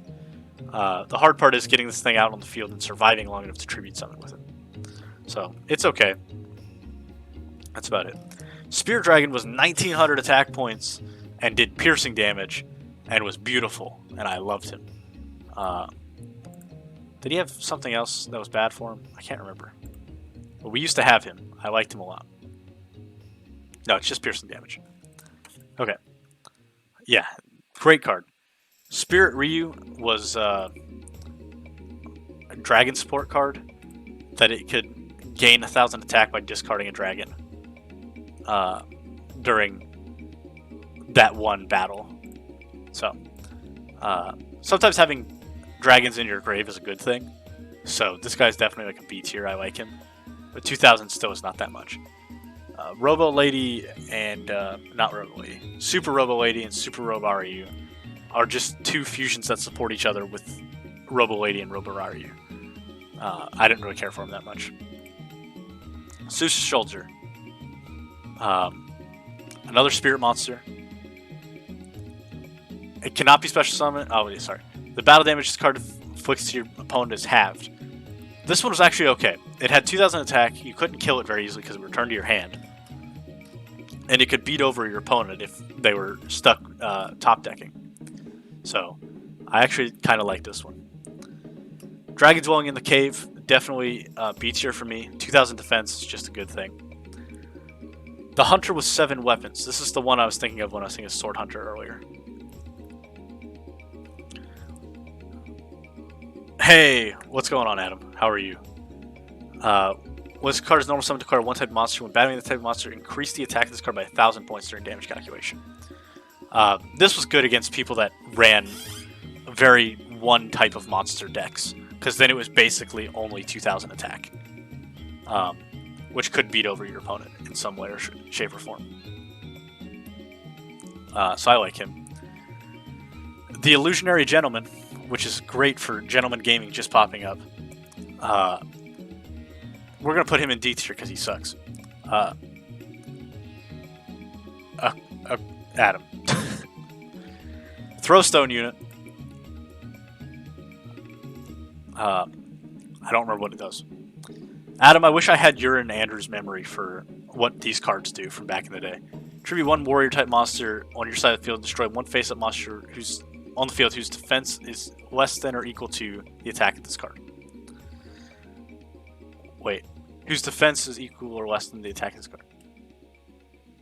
Huh, okay. This is not very good. I thought it was better than that. I don't like it. Thunder Nian Nian. Super cute. Thunder monster. Gets a SS for me. Alright, I'm glad you don't know either. Troop Dragon. I remember this guy's good, actually. If it's destroyed and sent to the graveyard as a result of battle, special summon a Troop Dragon from your deck to your side of the field, then shuffle your deck. Yeah. This was a good one for being able to special summon and like have something on the field for your next turn. So, I liked this guy. I remember using him in dragon-based decks. Twin-Headed Behemoth is actually not very good. I like him, and he's okay. Specifically because he's in like video games and is good there. But if it's in the graveyard because it's destroyed and sent there this turn, you can special summon, but its attack and defense become 1000. And you can only use it once per duel. It was good to have it again, in case you needed it for like a tribute or something. But that's about all he's good for.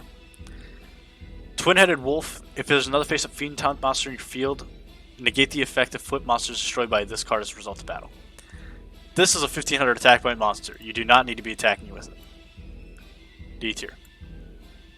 Tyrant Dragon. I actually really like this guy. He's an ultra rare at the time. During your battle phase, if your opponent controls a monster after this card's first attack, you make a second attack, which is already pretty good at 2900 attack. Negate any trap effects that targets this card on the field, which was really great so you didn't get hit with like a Sakurasu armor. If you destroy that trap, if you do destroy the trap, this card cannot be special summoned from the graveyard unless you tribute one dragon monster. So it wasn't a terrible tribute cost either for being able to special summon it. So I actually really like Tyrant Dragon with 2 attacks and not being affected by trap cards. So I'm gonna put him in A tier. Alright, what's next? Warrior Digreffer. Just a 1700 attack point monster at a time where we were getting into special summoning more. So he's just okay. Winged Minion.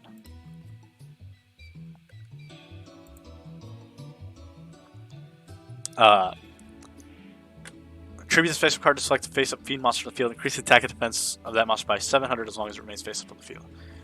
This guy's okay. He's probably not useful because it's hard to special summon him without using up resources that could be used on something better. But he's okay. Wolf Axe Wielder. Very descriptive name. S tier. I just like that it has his name and it matches to what he's doing. Very much not a liar. Woodwind Sprite. Send 1 equipped spell card equipped to this card to the graveyard. Inflict 500 damage to your opponent's life points. Usually not worth giving up an equipped spell. I accidentally refreshed this. Am I speed running the Yu-Gi-Oh tier list? Yes. No, we just have a timer to see how long it takes me to get through this many cards. Yamada Dragon. This is another spirit card that I just didn't like. In Yatagarasu, easily SS tier. One of the single-handedly most disruptive cards in all of Yu-Gi-Oh! The reason that a ban list exists in some capacity. It was used in a lock where you would destroy everything in your opponent's hand and field, and then attack with Yatagarasu. Yatagarasu's effect is when it does damage to your opponent, they cannot draw during their next draw phase.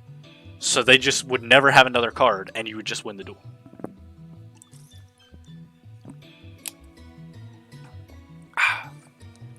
Alright. That brings us to the next set of cards, which is Pharaonic Guardian. There were no promo cards between this. Yeah, man, the Yata lock was disgusting. What did I say? Pharaonic Guardian is next. Yeah, Pharaonic Guardian. There's also no promos between this and Magician's Force, oddly enough. At least for monsters. Okay. What? Why is 8-Claw Scorpion down here?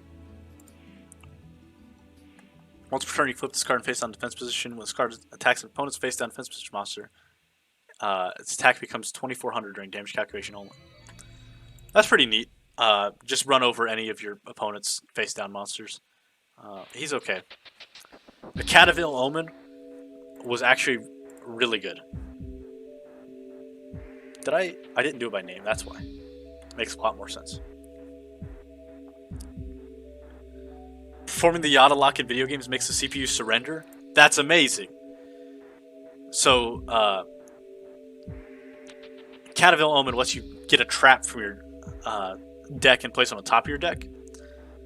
And if Necro Valley is on the field, which we'll get to that in a minute, that's a field spell for Gravekeeper cards, then you add the trap to your hand instead.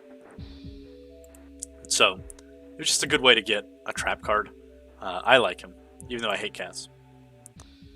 A Man with Wajat. That's WDJAT. I don't even know his effect because I always got so mad trying to read his name that I never read the effect. An Owl of Luck is a Cataville Omen for spell cards, right? Or is that just the one that gets you Necro Valley?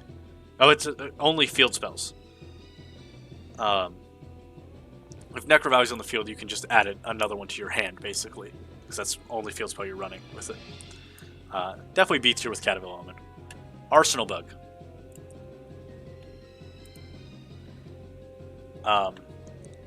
Hey, let's change up the music a little bit here. Let's get Duelist of the Roses music going. because I'd really like to play that game soon. I don't want the extended versions. Those are too long. Shuffle. Alright. That's a little louder than the last thing we listened to.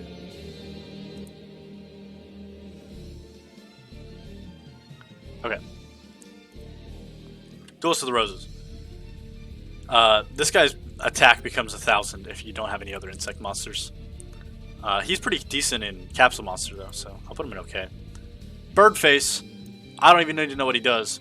Birdface is a great name. A tier or S tier. The next one is one that I never had. Visor Shock. There he is. Yeah, I've never had this. As normal, flipped or special summon, return all set cards in the field to the owner's respective hands. That's actually not that bad. You could definitely use that for getting rid of your opponent's back row for a turn. I'm going to put him in A tier. I actually really like that a lot. Charm of Shabati. Oh, Visor Shock was ultra rare. No wonder I never saw it. During any player's turn, you can discard this card until the end phase. Gravekeeper monsters you control cannot be destroyed by battle. That's a Gravekeeper support. It's okay. It's not the greatest card. Was this Cobra Jar? Is that his name? Yeah. Cobra Jar. We're getting some tokens. Special summon a Poison Snake token. When Poison Snake token is destroyed as a result of battle, inflict 500 points of damage to your opponent's life points. Not that great overall, honestly. I guess you can tribute that, so it does summon something for you to be able to tribute. So that's nice. But overall, just okay. Cobraman Sakuzi. That's just a... No, it is an effect monster. What does it do? I don't remember this set very well, apparently. You flip this card and face on defense position. Once per turn to your main phase, when this card is flip face... Or once per turn to your phase. When this card is flip face up, look at all set spell and trap cards on the opponent's side of the field and return to their position. He has 2 little attack and defense to be useful. Dark Dust Spirit is another spirit monster. But he's actually my favorite one. Outside of Yatagarasu. When it's normal summoned or flip face up, destroy all other monsters in the field. You just got to nuke your opponent for tributing a monster. I used to use this guy all the time in zombie decks, because zombie decks could special summon a lot. So he's definitely going in S tier for me. Dark Geroid. Where's he at? There it is. When this card is summoned, target one face-up monster on the field, it loses 800 attack. This guy was actually pretty neat. He's useful in like draft gameplays, but that's about it. So he's going into C tier for me. Oh, is this the... Yeah, Dark Scorpion. Dark Scorpion Burglars is the first Dark Scorpion thing. Yeah, there it is. When this card inflicts battle damage to your opponent, you sends one spell card from their deck to the graveyard. That's actually not that bad of an effect, but it is too low of attack to take advantage of it. Des Lakota. Lakuta, whatever. Once per turn, you can change this card to face-down defense position. When it's flip summon, draw a card. A lot of these, being able to change it to face-down defense positions are useless, just because they don't survive. And you have to flip summon them to get their effect, so you have to do it. It's not just being flipped face up.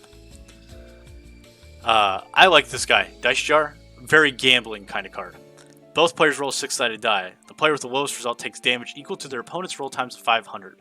However, if the winner rolled a 6, the loser takes 6,000 damage. Ties just roll again. SS tier. That's a hot take, but this guy is really fun. I like him a lot.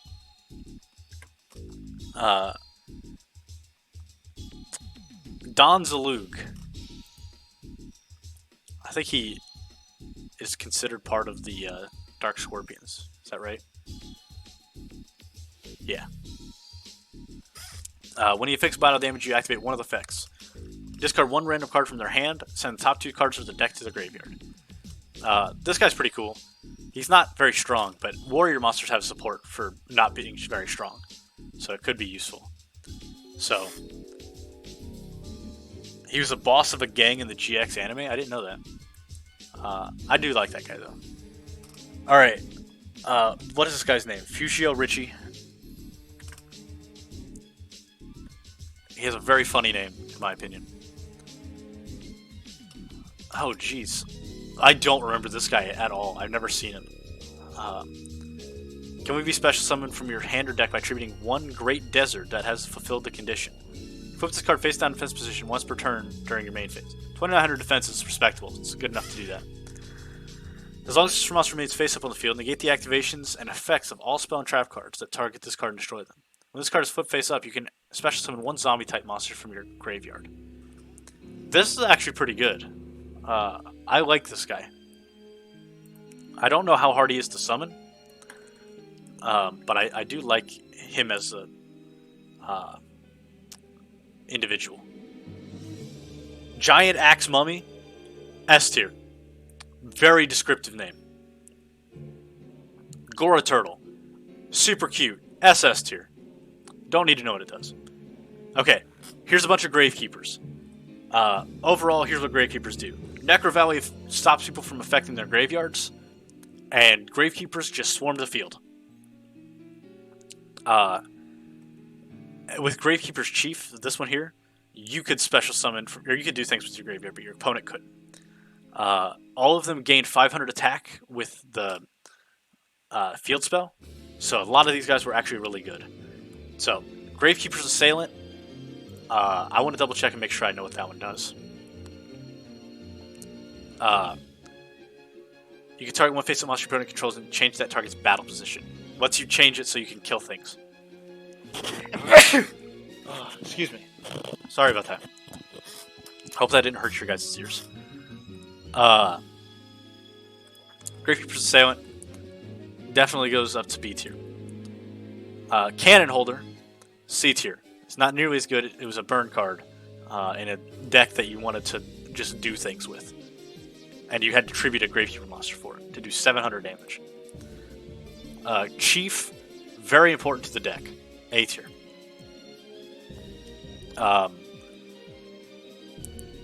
This one sucked. What was it called? Gravekeeper's Curse. It was just one of those useless ones that they just had to make some bad ones for it. When it's summoned, inflicts 500 damage to your opponent. 800 attack by monster. Gross. Not even good in Gravekeepers. Gravekeeper's Guard is 1900 flip effect that returned a monster to the opponent's hand. With Necro Valley in the field, that became 2400 defense. B tier for sure. Spear Soldier did piercing damage to the opponent with 2000 attack when Necro Valley's out. Gravekeeper's Spy is 2000 defense and lets you search for a Gravekeeper monster from your deck. Definitely A tier. Gravekeeper's Vassal is the bad one. Another bad one. Any battle damage this card inflicts to your opponent is treated as effect damage instead. Who cares? Bad card. And then the last one, Gravekeeper's Watcher, I don't remember. When your opponent activates a spell or trap card or monster effect that can make them discard when it resolves, you can send this card from your hand to the graveyard and negate the activation, if you do, destroy it.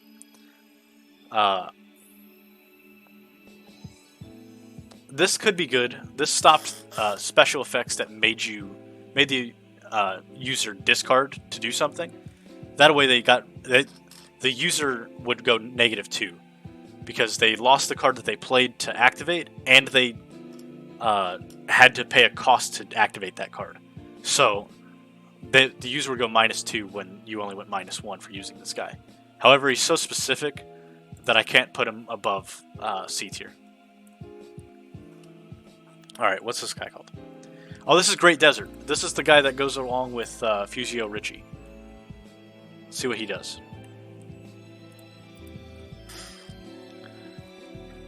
When this monster destroys the following number of monsters as a result of battle, the following effects are activated in order. This is level 6, he's only 1900, so this could be rough to get off. 1. As long as this card remains face up on the field, negate the activation of all spell and trap cards that target this card and destroy them. 2, you can special summon one Fusio Richie from your hand or deck by tributing this card during your main phase. So he really needed 2 turns to destroy 2 monsters, and you had to be able to get your opponent to have them.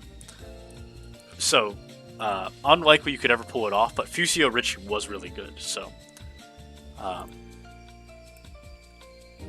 as an individual card, he's definitely not as good as Fusio Richie, which I put. I'm gonna put him in B and then Fusio Richie in A, actually. Guardian Sphinx I used a lot, actually.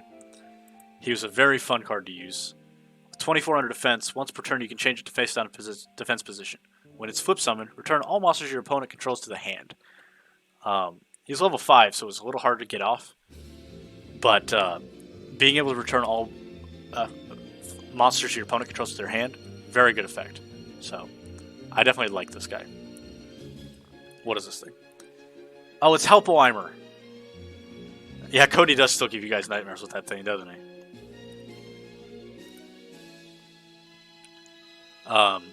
Can't be special summoned from the graveyard. If it's destroyed by battle inside the graveyard, this effect activates at the end of each of your opponent's battle phases. Discard one random card from your opponent's hand. That's so, like, crazy. I mean, it's a little harder to get out because it's level 5, but I didn't realize there's a card that can just make your opponent discard every turn forever. That's actually really cool. I'm gonna put this guy in A tier, actually. I like that a lot. What did I put? Did I put him in S? A tier. Alright. In Patchy, this one's just a normal monster. It's not very good. But, I mean, he has 1900 defense, so he's okay. But, I like the story of the Apaches, so he gets to be a B tier. There are several Apache cards. Some of them are on this list, but they're interesting if you read their card descriptions. Jowls of Dark Demise. I've scrolled way too far down. Take control of one monster your opponent's side of the field until the end phase of the turn that this card's effect is activated. When the control monster attacks, it can attack your opponent's life points directly. If you get to flip this yourself, you can take control of a Blue Eyes and attack directly with it. So that's pretty cool. I'll put it in B tier. Cabazools, I'm going to put him in A tier. Even though he's only a 1700 attack point dinosaur monster, he's used in one of my favorite engines of all time, the Rescue Rabbit, or the Dino Rabbit engine. There's a card called Rescue Rabbit, where you tribute it to special summon 2 normal monsters with the same name from your deck. They were used in to summon special Ixie monsters during the Yu-Gi-Oh! Period where Ixies were the best thing for the Volsars. And I really like that. And Cabazool is really cool. I actually have a secret rare Cabazools. I don't even know where it came from, because he wasn't secret rare back then. But, yeah, there he is.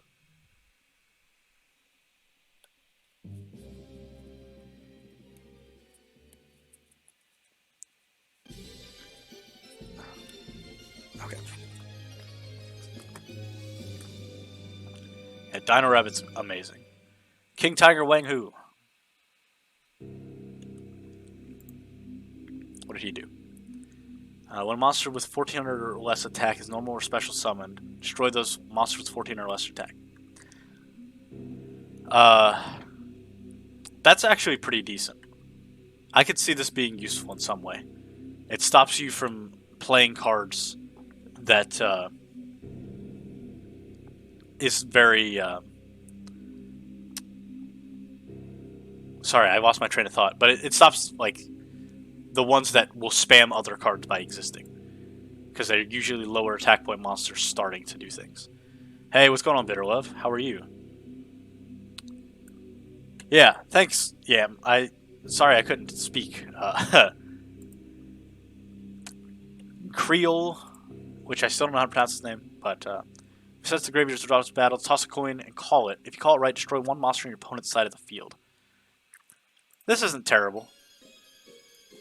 I'll put him in okay. I definitely don't hate him.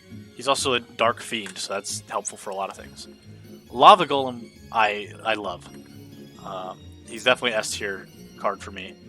You tribute 2 monsters your opponent controls, so you get rid of 2 monsters your opponent controls. And then you add this thing on their field, which is really good, but they take damage every time they have it. So, this song does not go with our feel here. Skip.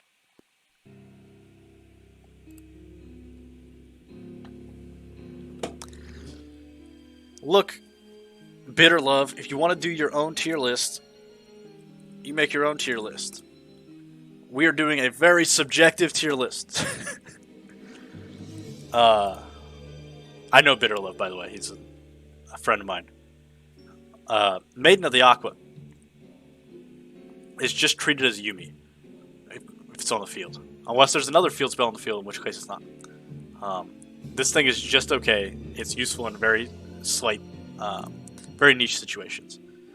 Karate Master Kyonchi.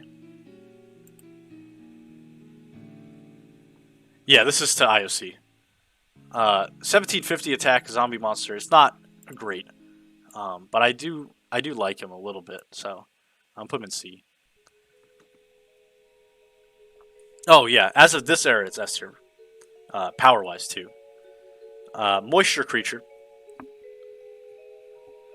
You want an archetype of monsters that are treated as overdrive on the field? All right. Moisture creature was cool because you contribute 3 monsters to summon it instead of just 2. It's probably the strongest normal zombie of that era, yeah. And if you tribute 3 monsters to summon it, you destroy all spell and trap cards your opponent controls. And he also has 2800 attack, 2900 defense. So. Oh, is it really the strongest normal summonable zombie of the time? Level 4 or lower. I liked Moisture Creature. We had this, a friend of mine had it as a kid. I always thought he looked pretty cool. So I'm putting him in S tier. Molten Behemoth sucks. Don't like him. Mucus Yolk has a disgusting name. But it has a pretty cool effect. It can attack your opponent's life points directly. Each time it inflicts battle damage to your opponent's life points, increase the attack of this card by 1,000 points during your next standby phase. The attack increase lasts as long as this card remains facing on the field. If you have a way to have this thing gain attack in the first place, then it's very useful. You can use it with level limit area B or gravity bind and still attack them directly. But yeah, Grudge. That is interesting. I don't know how they got Mucus Yolk out of it, but I think this guy has some potential to be used in some way. So I do like him. Yeah, he needs an attack boost to trigger the first attack boost, unlike Raging Flame Sprite, which is not on this list because it came out too late. But Raging Flame Sprite, yeah, that's the one. We used to use that all the time.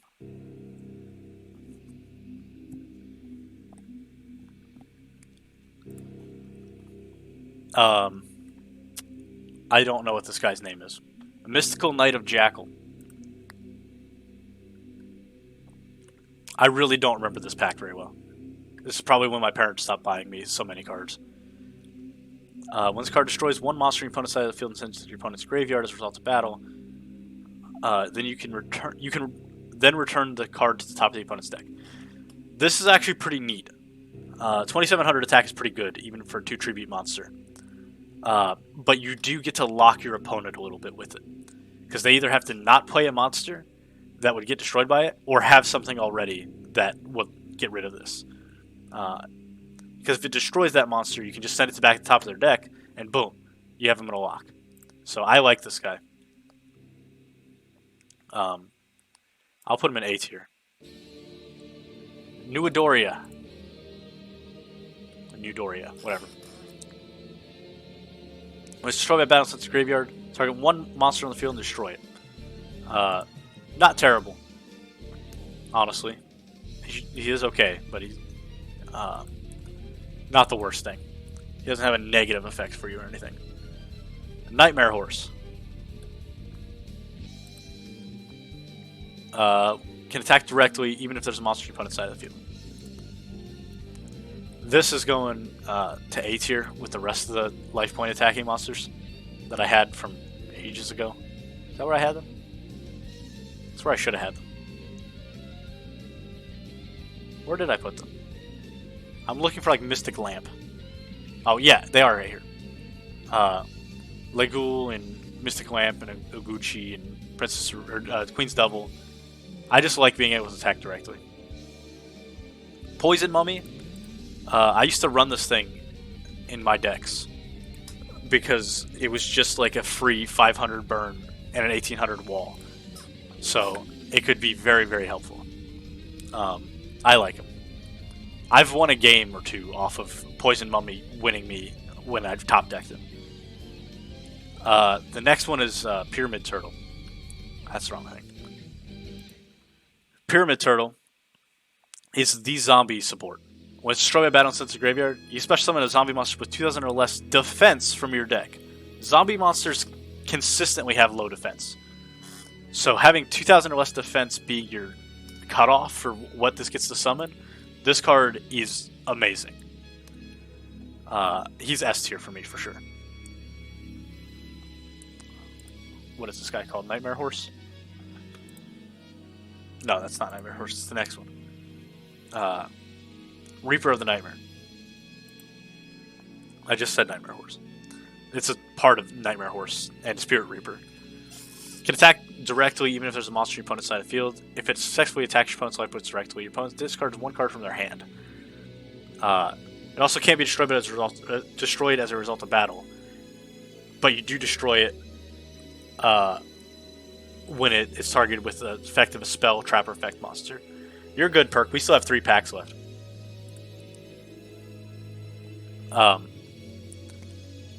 So I do like this guy. He's just not quite there. What is this thing called? Honestly, don't remember this one. Royal Keeper. Once per turn, you can flip this card in face-down defense position. When this card is flipped face up, it gains 300 attack and defense till the end of the turn. That's neat. Not the best.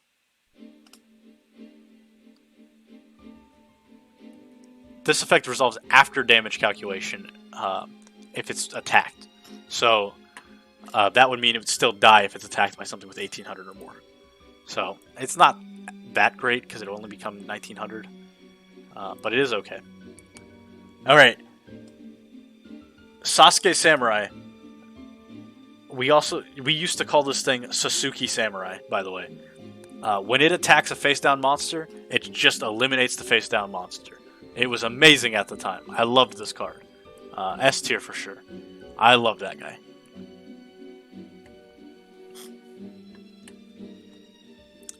What is this thing? Wait, you did what as well? Oh, Sasuke?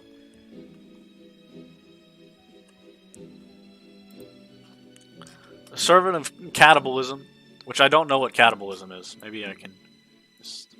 What is that? The breakdown of complex molecules in living organisms to form simpler ones. Interesting. Okay. I can attack directly, so... And it's 700 attack. That's more than a lot of these other attack directly monsters. So, he goes here. Yeah. Shape Snatch. Isn't that just a normal monster? Yeah. I don't like him, honestly. Okay, this thing's called Soul Eater. And if you guys remember, we had Bazoo the Soul Eater. He should be up here somewhere. Yeah. Over here in S tier. I would put them next to each other, but he's the one on the end. So you see him jump back and forth. Yeah, right here. German dub of Naruto does the same thing. Okay. So I like to believe that this Soul Eater is the embryo of Bazoo the Soul Eater, and as such, I like it. Okay, Spirit Reaper. Yeah, go ahead. Yeah, I don't think I'll look at it quite yet, just because we're in the middle of this. But your sixth favorite anime. Okay, Spirit Reaper was the wall because we used to not have cards. What? Better Love, did you read the text? You have to be a sub to redeem that. Second of all, you cannot change something to top 5 even if you are a sub. But yeah, Spirit Reaper used to block everything because we didn't have things to target it. It was great. Okay, it's 3 seconds.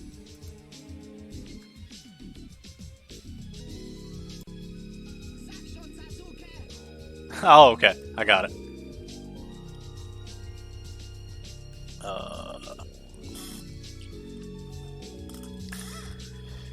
Okay.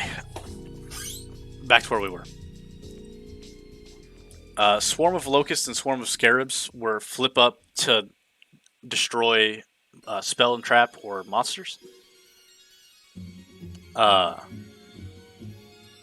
They're both okay. They could flip themselves back down, by the way. That was the other part of them.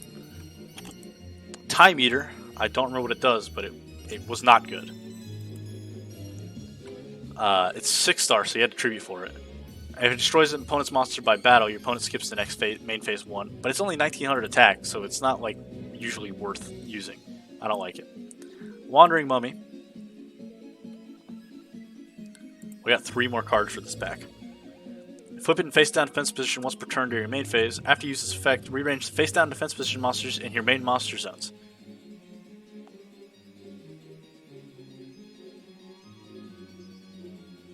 Well, why did you redeem the channel point thing? Also, is what a top 5 card?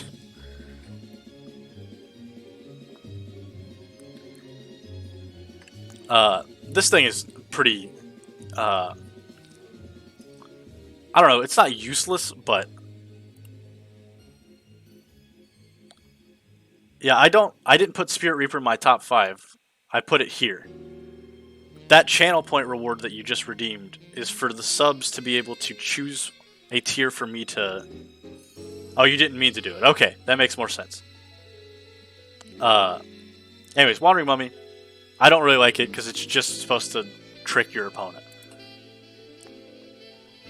Winged Sage Falcos.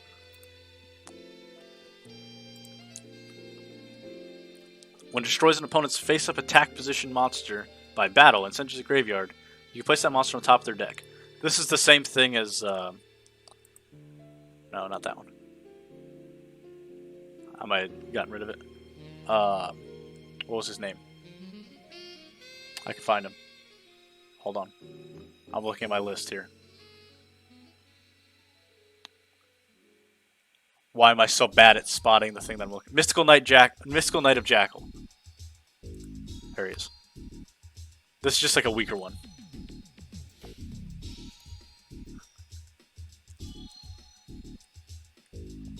So I do like this guy, but not as much as I like Mystical Knight of Jackal. And then Yomi Ship is please. It's just another. Well, it's kind of a man-eater bug. It's not as good because it has to be destroyed by battle in order to destroy the monster that destroyed. Well, okay, it's a much worse man-eater bug. This is just B tier for sure. New Doria 2, yeah. Okay, that brings us to the next pack. Magician's Force.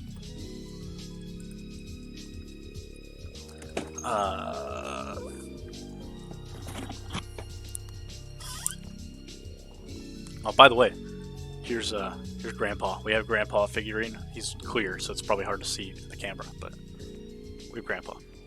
My grandfather's deck has no bad cards.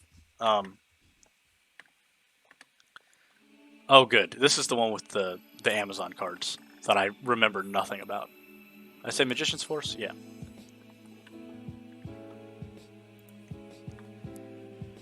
Okay.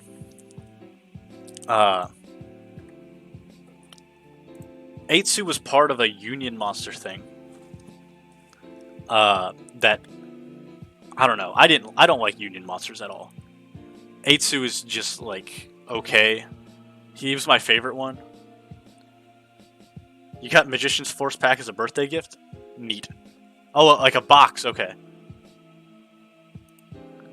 What is this?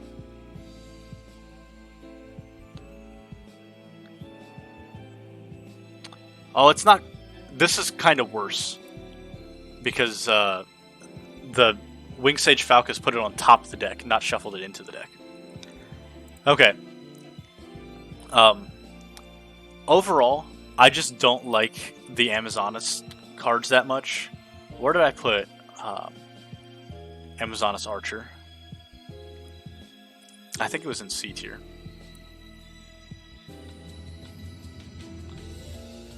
Why can't I see? There it is. Yeah. So Amazonas Archer is C tier. Every other Amazonas card is going to be in C tier. Except for Amazonas Swordswoman. Amazonas Swordswoman, SS tier.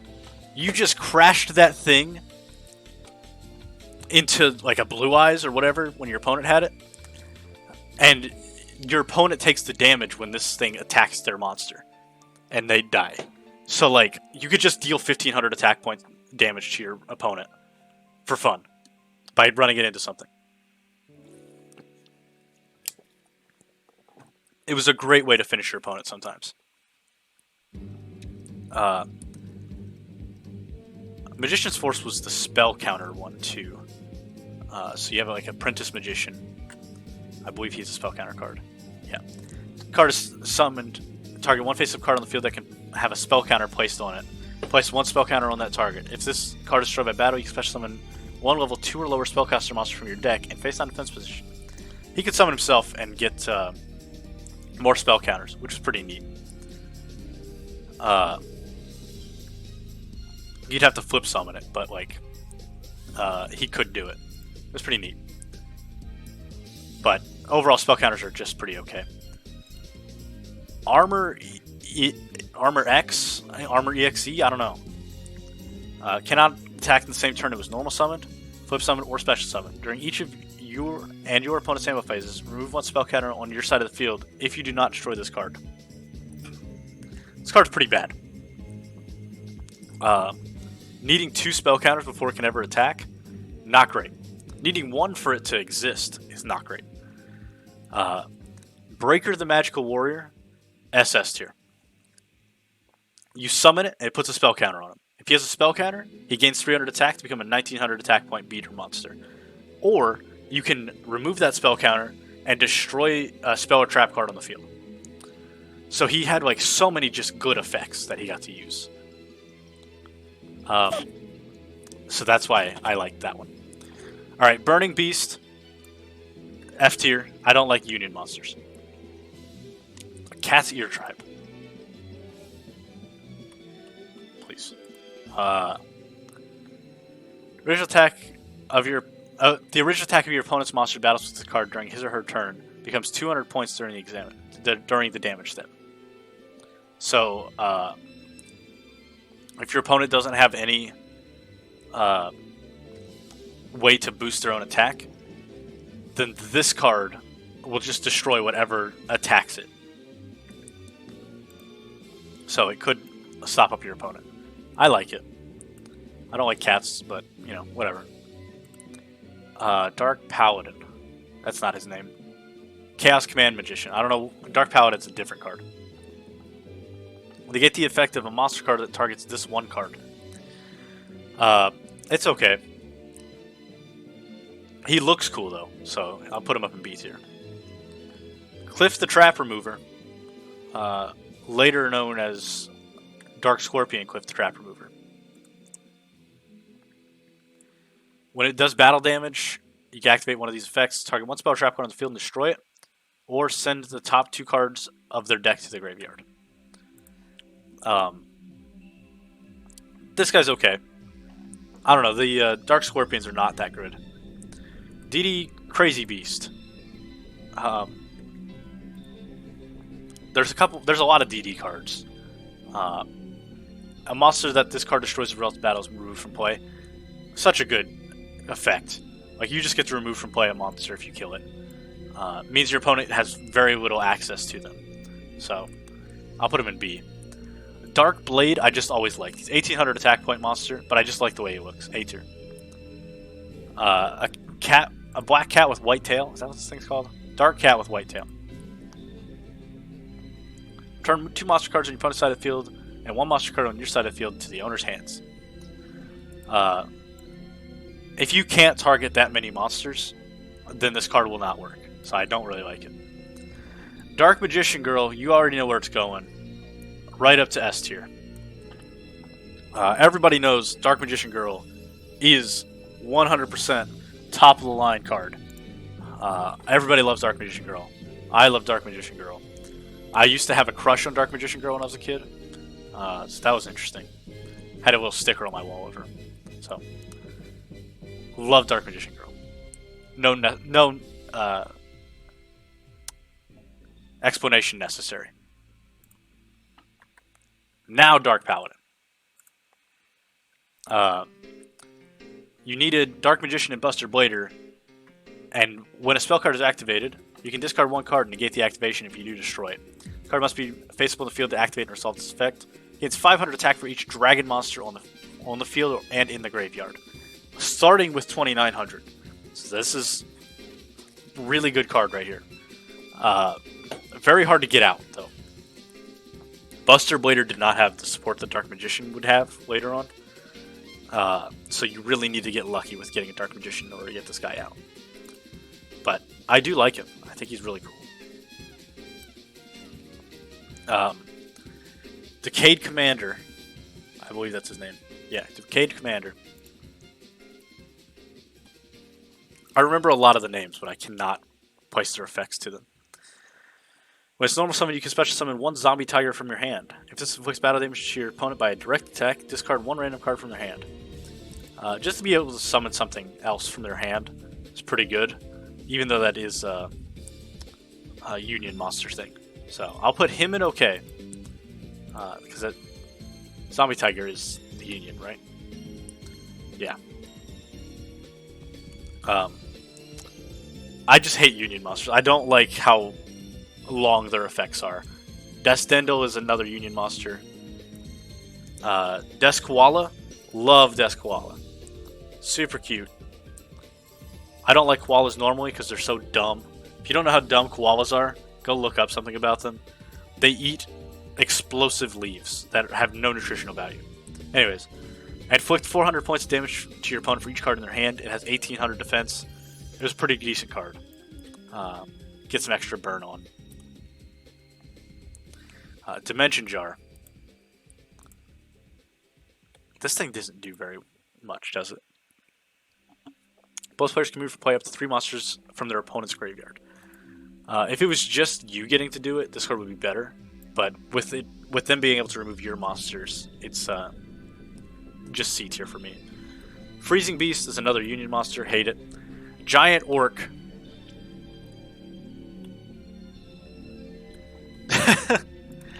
It's probably going to be close there, Viv. If it attacks, it's changed to defense position at the end of the battle phase. You cannot change battle position until the end of your next turn. But it did get the ability to just destroy one thing, because it's 2200 attack 4-star monster. So it could be used once and then use it as a tribute for something else. A-tier monster. Great Angus, great name, 1800 attack point monster, S-tier. What is this guy called? Oh, Great Phantom Thief, F-tier. Persona 5 has ruined Phantom Thief for me. Helping Robo for combat.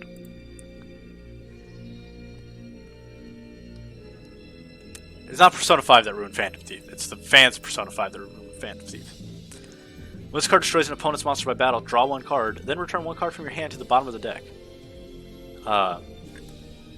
That's a little too much of a requirement to get that effect for it to be useful. It being able to destroy something that your opponent controls is to it requires your opponent. It requires it's situational. That's what I'm trying to say. C tier. Union monster. This is my favorite Union monster. It goes with Eitsu, so it's just okay. Yeah, Viv. That's a good thing. Luster Dragon, the most accessible 1900 beater monster, the one that I had, and it's a dragon. What a beautiful card. I have an ultra rare one right here. Super great. I love this card.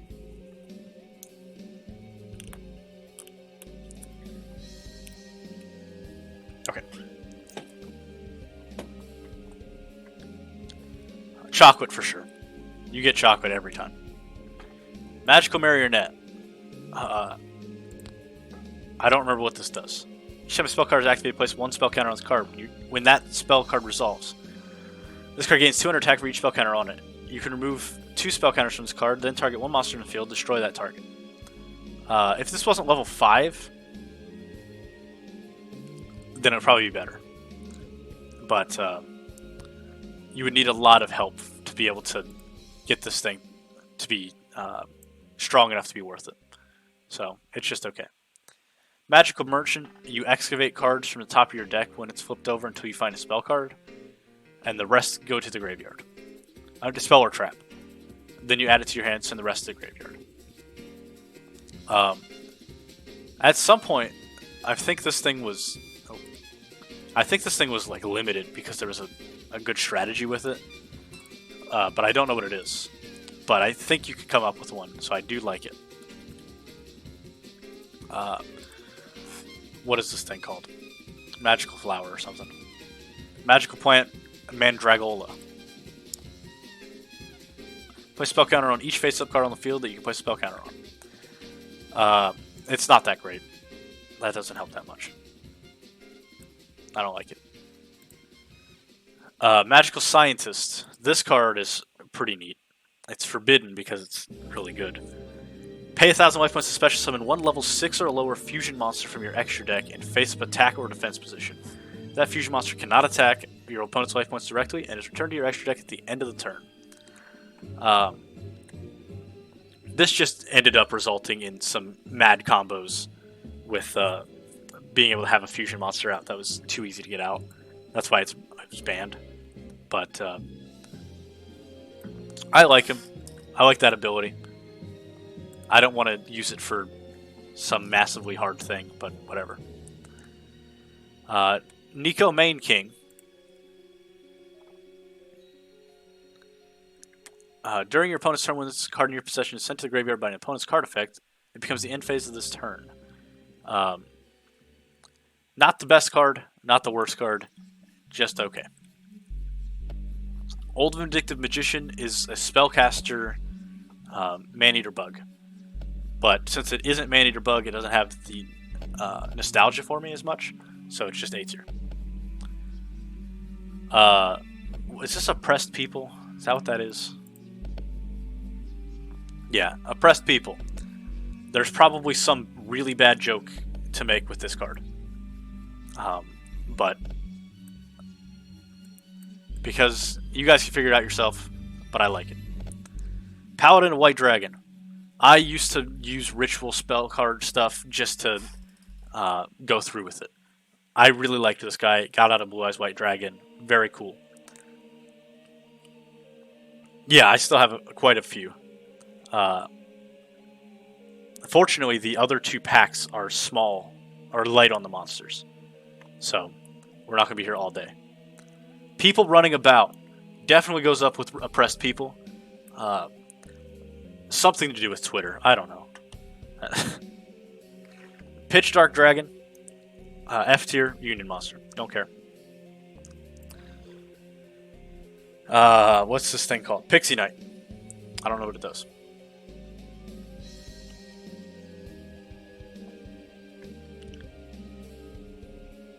Good old Droop. That does sound like a great name. That's like the other day my wife and I were just talking, and something came up with the words bubble and struggle, and I somehow got my brain to get Michael Bublé because of bubble, and it turned it into Michael Struggle because of struggle. Good old Michael Struggle. What a genius. This card is sent to the graveyard as a result of battle. Your opponent selects one spell card from your graveyard and places that card on top of your deck. This might be okay, but it's too situational to really be good. So I'll just put in okay. Roulette Barrel. How do we get this song again?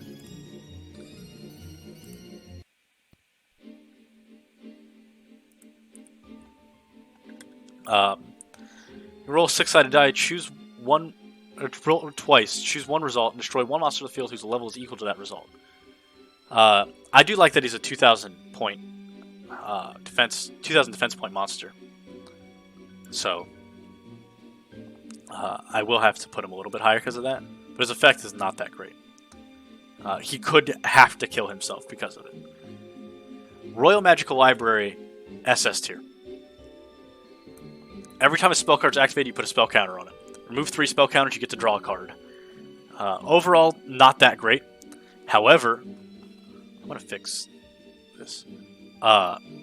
Speaking of Exodia here, there was an Exodia deck based around this card, where you would give it a bunch of spell... You had a deck with, like, the 5 Exodia pieces, 3 Royal Magical Libraries, and the rest were spell cards.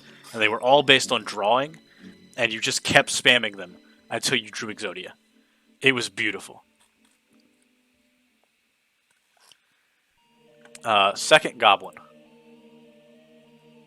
What does he do? I don't remember.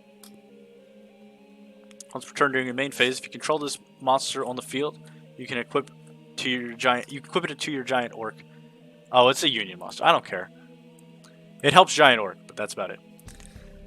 Then we have skilled dark magician and skilled white magician. Skilled Dark Magician is every time a spell card is activated, you get a spell counter on it. You can attribute this with 3 spell cards, 3 spell counters to get a Dark Magician from your hand, deck, or graveyard.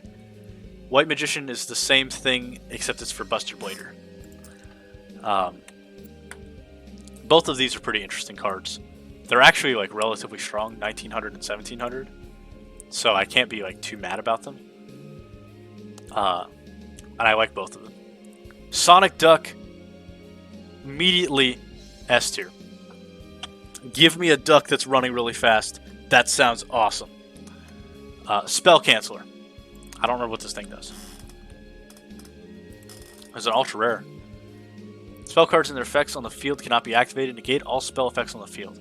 What an anti-spell card. But it's level 5, so it's absolutely hard to use. D tier. Yeah, that's why perk. And the fact that the Japanese one had to be censored that much. Tribe Infecting Virus is pretty neat. I got this song a 3rd time. Alright, we're changing. Which Yu-Gi-Oh game should we go with? Yu-Gi-Oh! Eternal Duelist Soul OST. I play all 12 songs.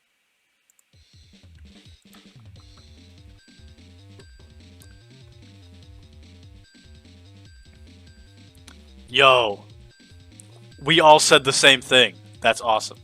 Tribe Infecting Virus is really good. You discard 1 card from your hand to declare 1 type of monster. Destroy all face-up monsters to declare type on the field.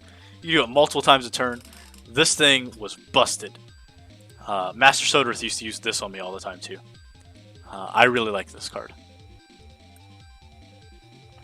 Ultimate Obedient Fiend.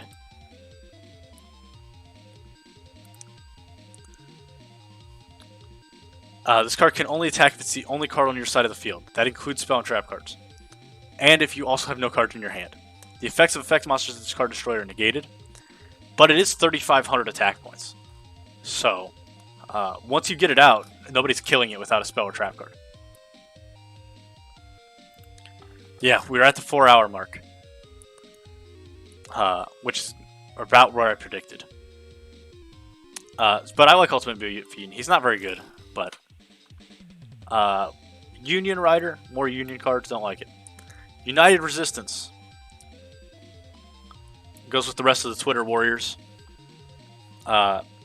Vampire Orcus, which got changed to Vampiric Orcus, so it didn't work with vampire cards.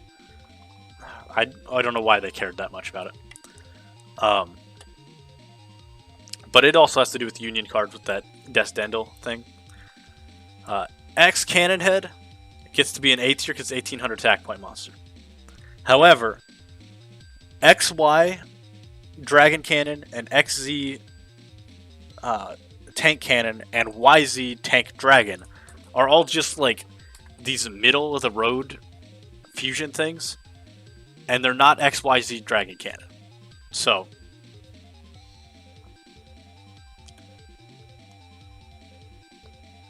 yeah, I guess, but I don't know why they didn't have it for the other ones. So I know this is probably going to make people mad, but the Union ones and the mid fusions are all in I hate it. And XYZ Dragon Cannon, boom, all the way up to SS tier. Right, I guess. I just expected them to change it so that other languages would change it to Vampire. And I think that's something they probably should have thought of to begin with. I just really hate Union monsters, and the other ones that are just like these middle of the road. They only use 2. I don't like them. I don't like the ones that only use 2. I just want XYZ Dragon Cannon. The rest of them suck. They're not nearly as good. This thing's a Union monster. It's stupid.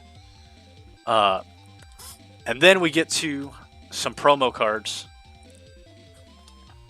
The Sacred Cards, which is actually one that I own now. I just found this at Disc Replay a couple weeks ago. But I have the Sacred Cards. You get Perfectly Ultimate Great Moth. This is the only place it was released at this time, by the way. So, all of that time, way long ago, all the way back in, was it Metal Raiders? Where Great Moth came out? I'm looking for Great Moth. There it is. But Perfectly Ultimate Great Moth, I put in SS tier.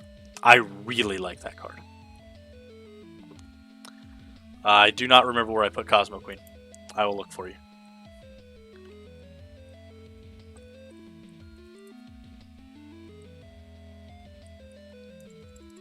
What? Please?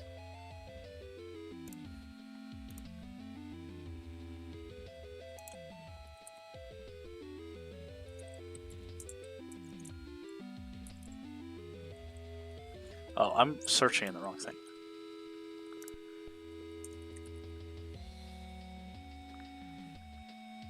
Where is she? There she is. B tier. The Purdue Weekly was 1 entrant away from a $10 pop bonus. Ooh. Then we get Metal Zoa and Zoa. Oh, that sucks, Perk. Metal Zoa and Zoa were promos from the Falsebound Kingdom. And I actually have... There's the Zoa. I should look at the camera to make sure I'm showing this to you. There's the Zoa. Gaga Gigo has not been placed yet. Where's Metal Zoa? He's in here somewhere. There he is. Oh no. Where's Metal Zoa? And those were from the Falsebound Kingdom game, because I had it new as a kid. But yeah, I like these guys a lot. They're definitely S tier for me. They're really good in Capsule Monster as well. Alright. Then we move on to Dark Crisis. Second to last pack. We'll go ahead and close out all of those. And we'll open Dark Crisis. And I'm going to take one more break here. Real quick. So go use the restroom again. So I will be right back. Enjoy the music. I'll let you guys look at my top tiers here. Oh, we are on Dark Crisis, Master Soderith. But I'm going to go use the restroom real quick. So I will be right back. Alright. I'm here. I'm here. Who is Shrek? Perk. Swordstalker's there because Swordstalker sucks.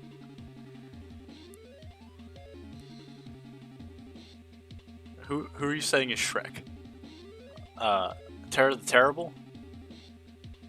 Terror the Terrible's there because he sucks. Also, just a reminder, subs, old or new, you guys get to redeem one move of any card anywhere. Except for top 5. He is not Shrek.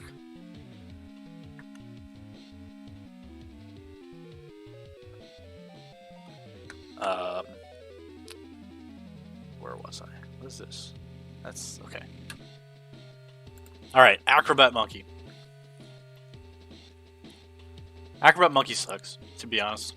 We're just gonna call it like I see it. Yugioh also sucks. I don't even like his art. Archfiend Soldier. Oh, this is the one with all the Archfiend cards. Okay. Yeah, he's a 1900 attack point monster. So that's pretty cool.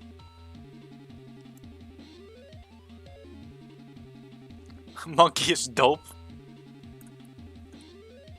Oh, I'm probably gonna make somebody mad with this, some of the upcoming things. Arsenal Summer, add 1 Guardian card from your deck to your hand, except Celtic Guardian, Winged Dragon Guardian of the Forest #1, Fortress, Winged Dragon Guardian of the Fortress #2, Guardian of the Labyrinth, or the Reliable Guardian. I do not like the Guardians cards. Battle Footballer is 2100 defense points. He was really, really good. Graro is definitely the best looking one. He will go a couple tiers above. But the rest are just garbage.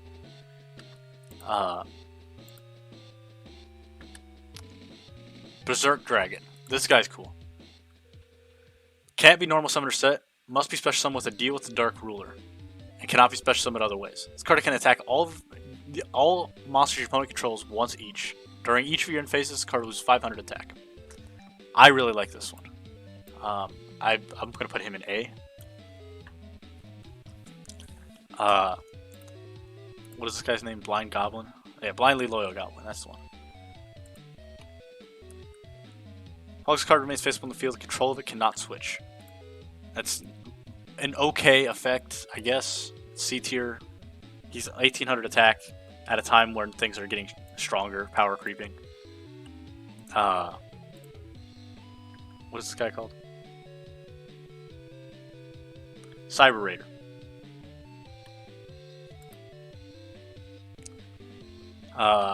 When this card is summoned, activate one of these effects. Target one equipped card equipped to a monster on the field, destroy that target. Target one equipped card equipped to a monster on the field, and equip that target with this card.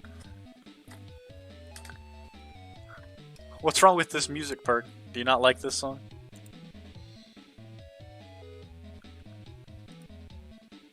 It makes you want to play? Oh, okay. Yo, shoutouts to Droop. Cyber Raider, not that good. Okay, here's the other one. The one I was thinking DD Crazy Beast was earlier. DD Trainer, who is training the Crazy Beast, by the way. Just a 2000 defense wall, level 1. Dark Fiend also, which is pretty cool. Not as good as the Footballer, but definitely A tier. DD Warrior Lady.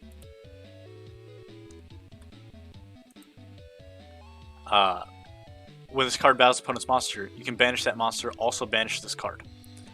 You just get to... This is one just free get rid of a monster. I guess you take some life point damage if you need to. Um, but this card is really, really good. And it was a warrior. It was sick. Dark Flare Knight. This was the fusion of Flame Swordsman and Dark Magician. And when it's destroyed by battle since the graveyard, special summon one Mirage Knight from your hand or deck. Dark Flare Knight by itself is not that good. Just 2200 attack, so you're downgrading from Dark Magician. And you needed help getting Flame Swordsman out first, before you could even fuse it. Mirage Knight, however, is actually really good. It gains attack equal to the original attack of the opponent's monster's battling during damage calculation. During the end phase of the turn, this card was attacker's attack and banish this card. So it gets to do 2,800 points of damage to your opponent after Dark Flare Knight dies. So that's something to keep in mind when we're talking about Dark Flare Knight. But I do like... I'll put him in A tier even. I like Dark Flare Knight a lot, just design-wise. What's this guy's name again? Zork? Yeah, Dark Master Zork. Once per turn, you can roll a 6-sided die, then destroy all monsters your opponent controls if you roll a 1 or 2. Destroy one monster your opponent controls if you roll a 3, 4, or 5, or destroy all monsters you control if you roll a 6. You guys know I love some gambling cards. Put that boy right in SS tier. I like that guy a lot. Unfortunate that he has to be a ritual monster. Zorkin Palace. Yes. Then there's a bunch of Dark Scorpion cards. Chick the Yellow. They all rely on you doing battle damage to your opponent. And Gorg the Strong is the only one that's reasonable to do that with. Targeting one monster your opponent controls and returning that to the top of the deck is actually pretty good. If they have a monster on the field. And yeah, this one is not that great either. I guess you could put it in defense position if they attack it with something weak. But even then, adding a Dark Scorpion from your deck to your hand is not that great. And one from your graveyard is also not that great. Because they all suck to begin with.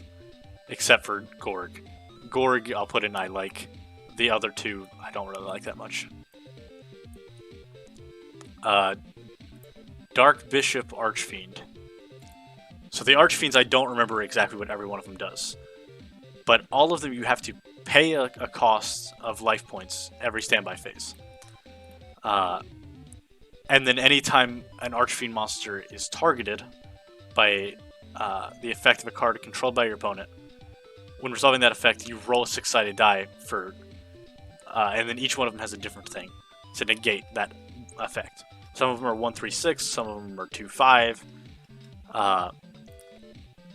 Overall, they're pretty decent. This is where Dice Reroll is too. The spell card lets you reroll a dice, so that's pretty cool.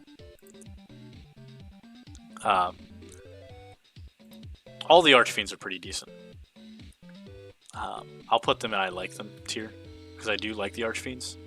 They're just not the best. What is the next thing? Exodia Necros? No. I went way too far. Death's Feral Imp.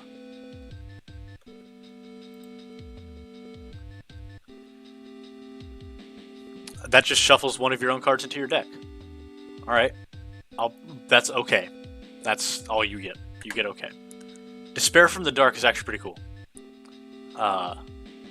He's hard to use, but when it's sent from the hand or deck to the graveyard by an opponent's card effect, special summon it, and 2,800 attack, 3,000 defense, it just becomes a wall or a very strong offensive piece. But it required your opponent to do something. However, I'll put it in B tier because I like him a lot. Deathsrook Archfiend. Or no. Yeah, Deathsrook Archfiend. I got it. I had it. You pay 500. If it's a 3, negate the effect and destroy the opponent's card. If Terror King Archfiend is on your field and is destroyed, sent to the graveyard, you can send this card from your hand to the graveyard to special summon Terror King Archfiend. Terror King is actually pretty cool. I'll put this one and I like it as well.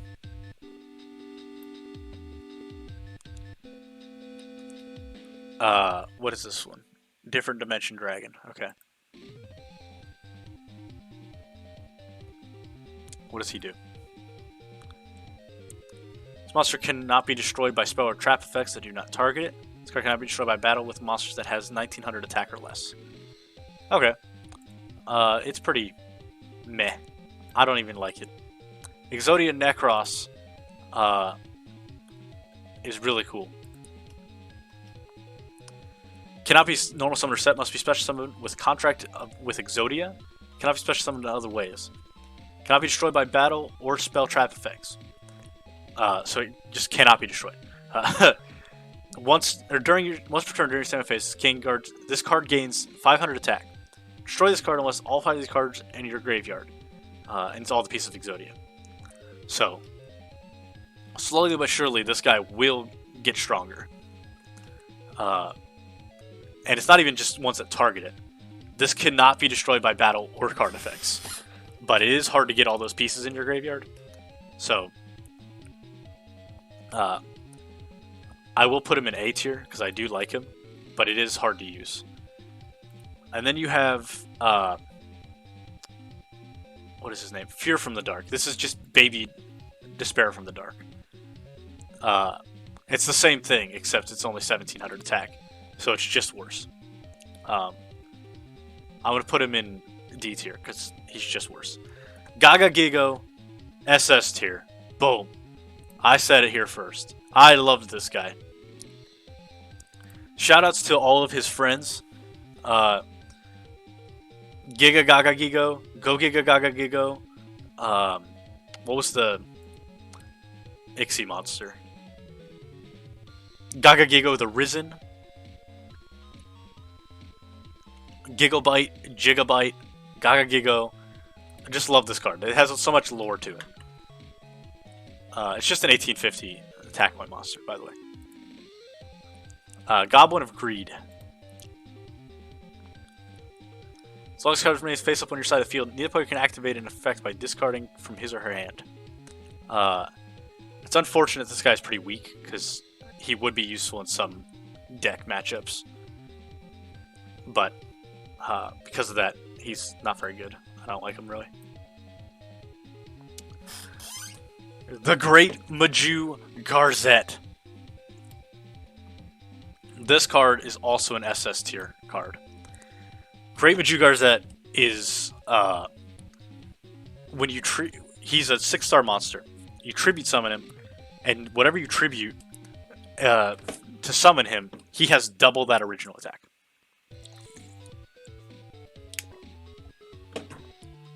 So he can just become unrealistically strong. I don't know. It's just ridiculous. Okay. Guardians. They all require you to have their Guardian equip spell card out before you can even use them. So they're all bad. Except for this one, because he looks kind of cool.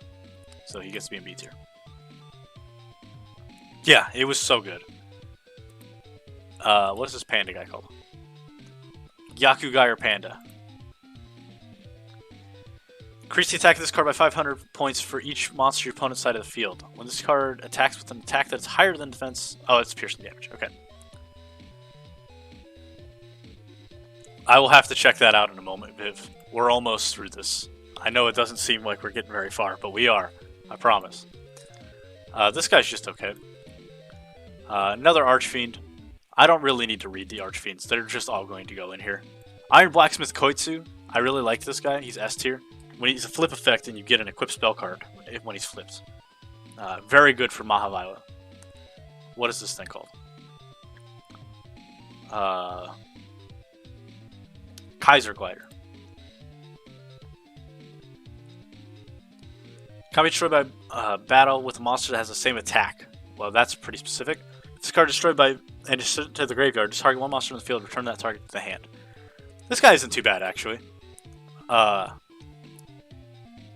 2400 is not that bad. The ability to send a monster back to the hand is pretty good.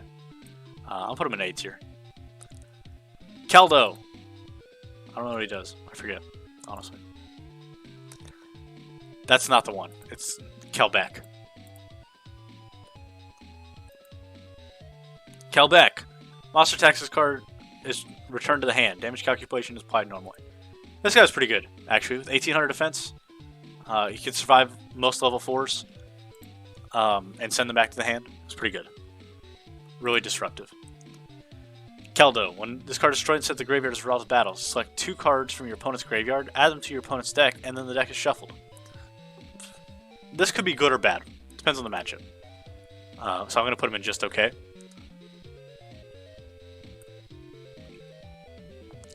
Oh, this stupid guy. Legendary Flame Lord. He's a ritual guy, and he's not War Summoning. Because each time your opponent activates one spell card, put a spell counter on this card. Your opponent has to activate it. Keep that in mind. Moves 3 spell counters to destroy all monsters on the field except for this card. So, your opponent has to activate 3 spell cards, none of which destroy him, and they have to activate all 3 of them. So, this guy is pretty I hate it tier. Little Wingard.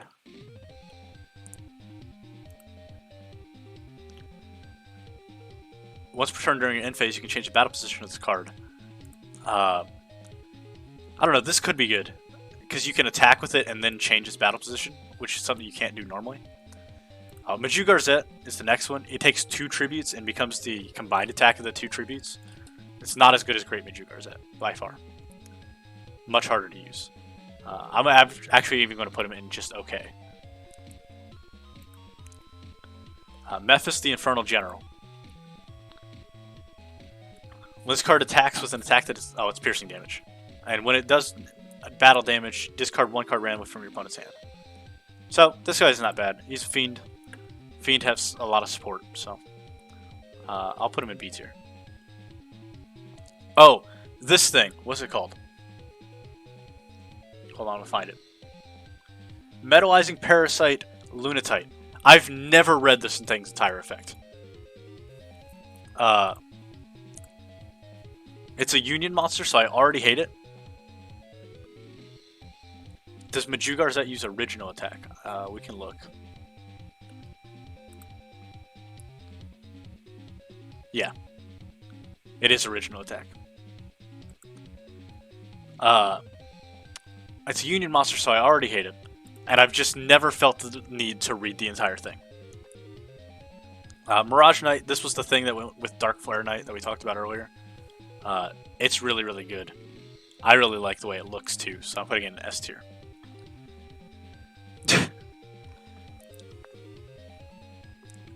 By the way, I don't remember if I mentioned it or if I just said it in my head, but subs, remember, you get to change 1 tier position. If you want to. I guess you don't have to. Mudora. Right? That's where I'm at, right? Yeah. Gates 200 for each fairy-type monster in your graveyard.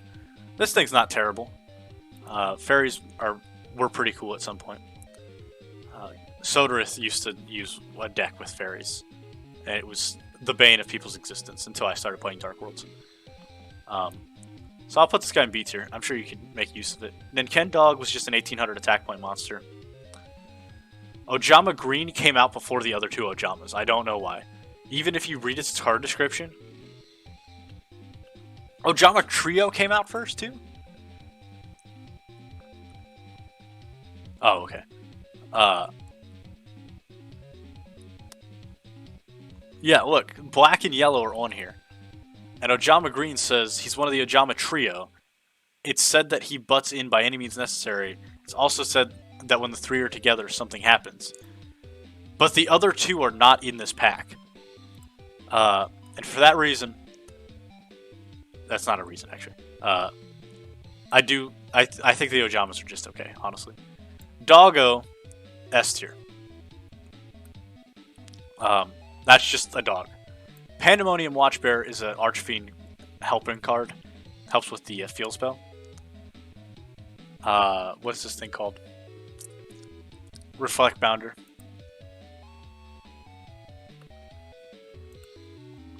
What does it do? Inflict damage to your opponent equal the attacking monster's attack. And then, after damage calculation, destroy this card. Neat. Soderith, use the channel point thing. It's one channel point, so I know you have it. Just so I have it on the tracker.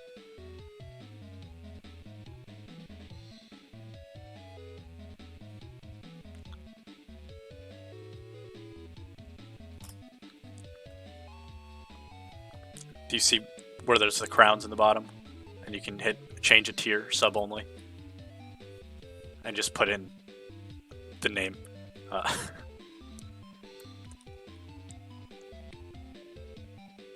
That would go somewhere over here. I think it would go right here. Okay, Reflect Bounder was kind of neat. But it's just okay, honestly. Sasuke Samurai number 2.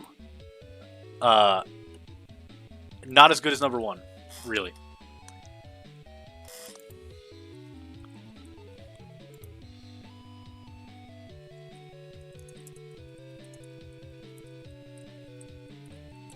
Okay.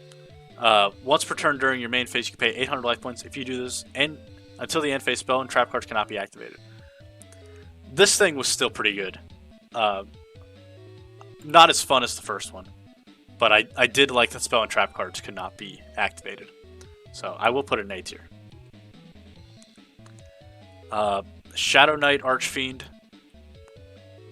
All the Archfiends are pretty much the same thing at this point. So we'll just go ahead and put them in the same place. Shinato's Arc. That's the spell card. Shinato, King of a Higher Plane.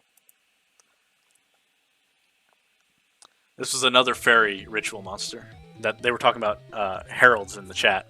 Heralds are another fairy situation.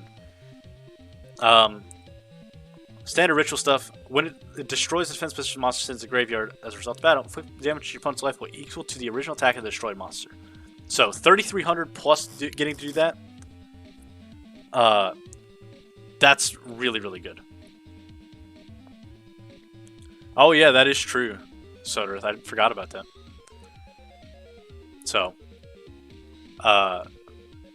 this guy's really cool. I like this guy a lot. Yam seems to like him a lot as well. I'm going to put this guy all the way up to S tier. I just really like his effect. Oh, Skull Archfiend of Lightning is just better summon Skull. Kinda. For resolving an opponent's card effect, the target's card rolls 6-sided die. Negate if you roll 1, 3, or 6 if you do destroy the card. But I just like the art of being a summoned Skull with Lightning. So, this one also goes up with the rest of the Summon Skull stuff. Where did I put them? Yeah, S tier. With Summon Skull and Toon Summon Skull. Terror King Archfiend is like the best Archfiend. I'll actually go over what it does real quick.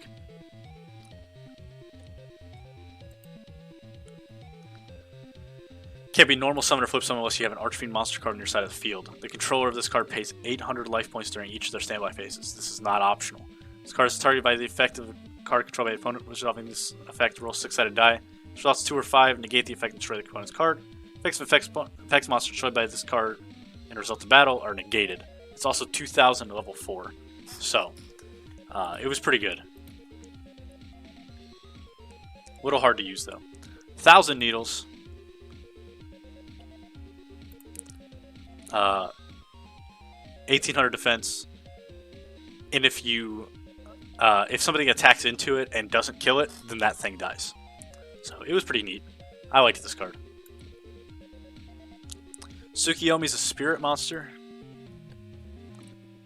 that targets one face-up monster in the field, changes its face-down defense position, and that's it.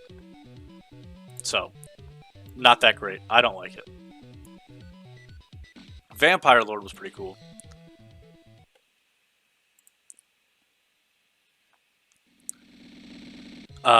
If you inflict damage to your opponent, and it's reasonable to do that, 2,000 5-star. Declare a type of card. Monster spell trap. Your opponent sends one card of that type from their deck to the graveyard. Once per turn during your next standby phase, after this card in your possession was destroyed and sent to the graveyard by a card effect, special summon this card from your graveyard. So they had to beat over it in order to kill it. I like this card. I'll put him in B tier. Vilepon Archfiend also goes in B tier, just with the other Archfiends. Zolga. I do not remember what Zolga does. When a monster is tribute summoned by tributing this card, the owner gains 2,000 life points. Not the best, but could be helpful.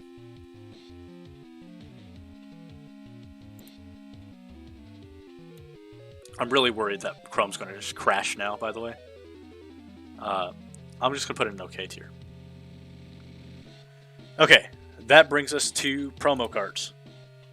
Because after Dark Crisis, World Champs 2004 came out. World Championship 2004 was a video game. And it released Fairy King Truesdale. Which I honestly don't remember what it does. I remember Caleb used to like this card, or Soderith used to like this card. I'm just going to open up another tab of this. But I think he liked it because of Duelist of the Roses. While in defense position, all plant-type monsters you control gain 500 attack and defense. That's interesting. Yeah, Duelist of the Roses. Just because of that, I'm going to put him in B tier, because of Duelist of the Roses. The next one is Kinetic Soldier, which is no longer Kinetic Soldier, but I only wrote Kinetic Soldier down. Oh, man, I typed wrong. Cypher Soldier is his new name. I don't know why they changed the name of this thing. He's pretty meh in-game. That's unfortunate. If it battles a Warrior-type monster during damage calculations, the card gains 2,000 attack and defense. So that's pretty cool. Really good anti-warrior tech. So I'll put that in the B tier as well. And lastly, Slate Warrior.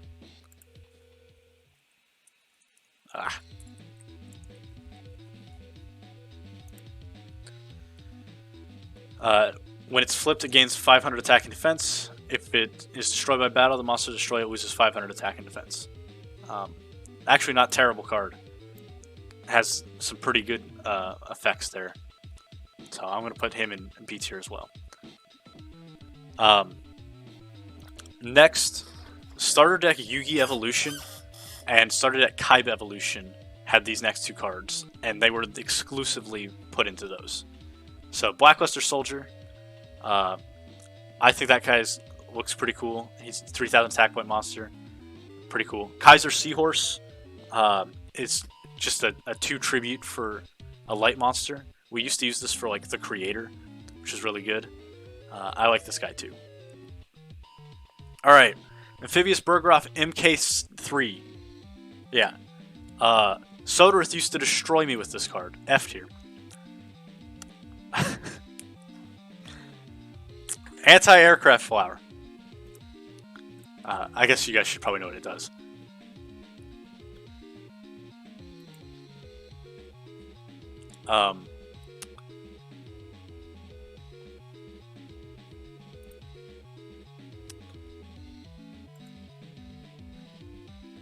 As long as Umi remains faceable to the field, this card can attack your opponent's life points directly. It did 1,700 attack points directly every time. I couldn't kill it because he had things on the field that didn't let me kill things. You remember when Yeah, that's exactly right, Viv. I explained this in the very beginning. Anybody that's watching the VOD, go back and listen to the introduction that I scripted out. And I said, now for how they will be ranked. I'll be ranking them subjectively. Determining factors include, but are not limited to, art, usefulness, fun to use, the name, nostalgia, and the description for normal monsters.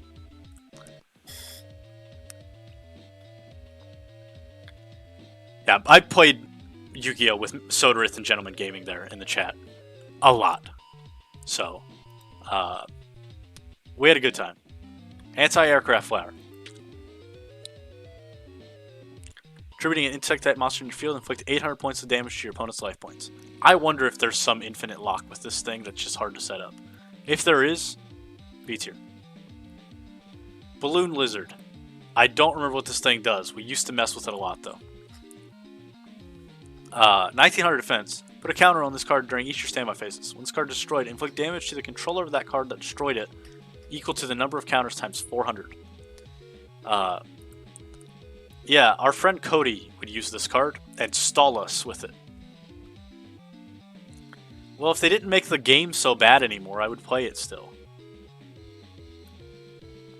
Balloon Lizard B tier, I like him. Berserk Gorilla. He looks like a combination of Godzilla and King Kong. With the fire breath stuff, you know? If he's in the defense position, destroy it. Must attack if able. I used to use this card. It was just really good. With 2000, I always wanted to attack with it. That's why I summoned it. A tier. Big Koala. Also A tier. Looks kind of cool. It's a normal monster. Blackluster Soldier, Envoy of the Beginning. SS tier. Very busted card. You also live really far away. Yeah, that's what I was thinking, Soderith. You looked it up? Okay. Blackluster Soldier, Envoy of the Beginning. For the record, a lot of people say that Invasion of Chaos is where the original Yu-Gi-Oh! Died. Because of things like this coming out. Can't be normal summoned or set. Must be special summoned from your hand by banishing one light and one dark monster from your graveyard. This is a very nothing cost. Once per turn, you can activate one of these effects. Target one monster to the field and banish it. This card cannot attack the turn this effect is activated. If this attack card destroys an opponent's monster by battle, it can make a second attack in a row. It has 3000 attack. This was a busted monster, especially when it was released. Yeah, Yu-Gi-Oh! Died more when archetypes became a big thing. But this guy by himself was just a busted card that needed a ban list. Very, very good. Black Tyranno.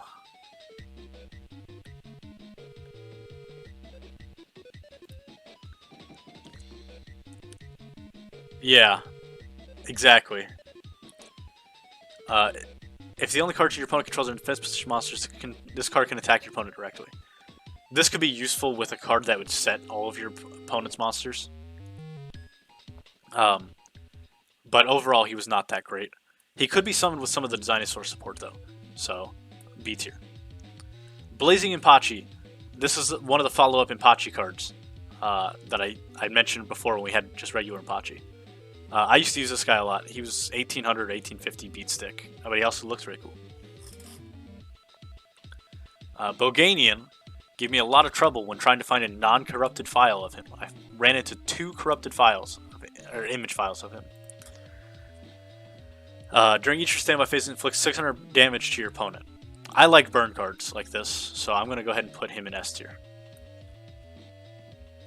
Burning Algae. This is an algae. Cannonball Spear Shellfish.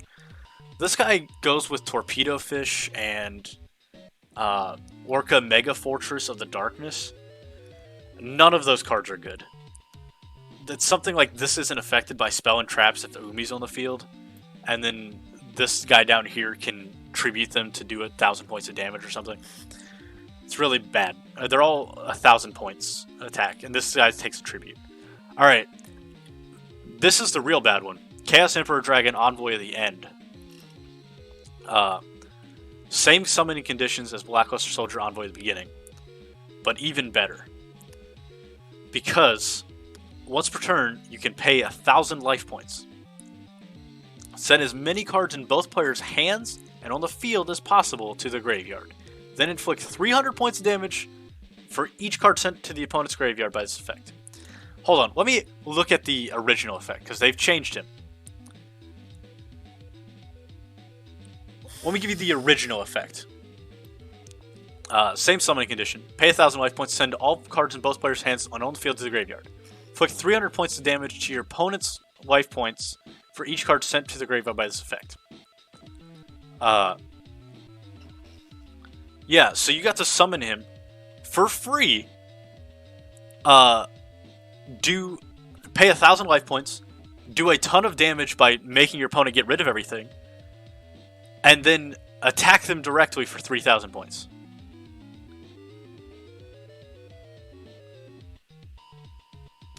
What did they do with the errata?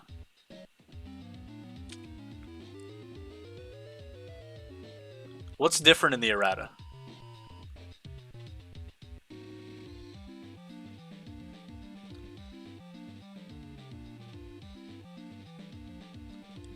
Oh, he did kill himself.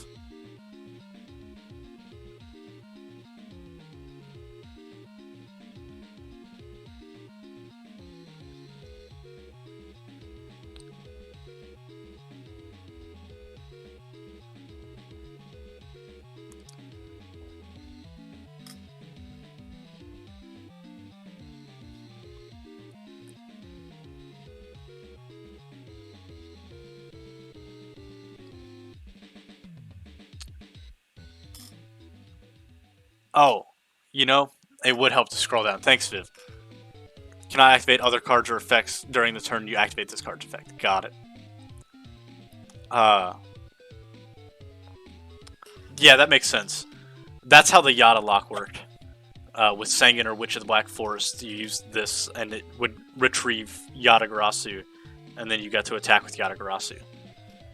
But it was super free. Like, this card was broken, for sure. Needed to be banned. I guess with the errata, he's more fine now, but... Okay. Back to this. What is this guy called? I can't remember his name. Chaos Necromancer. This was the introduction of Chaos cards, by the way. They've made more Chaos cards since this. The attack of this card is the number of monster cards in your graveyard times 300. It's okay. It could be really good. Chaos Sorcerer was really, really good, though. Definitely an SS tier card as well. Same remove a light in the dark, and then you got to banish one card on your opponent's field instead of attacking if you want. Or just one monster on your opponent's field instead of attacking if you want it. The reason that was so good is because this card was common, so everyone had it. What's this guy called? Chaos Rider Gustav.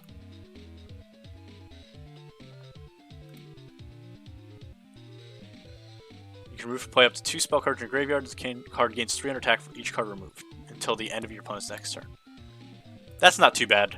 It requires you to have spell cards in your graveyard, so it's just okay. There are other 2,000 attack point monsters.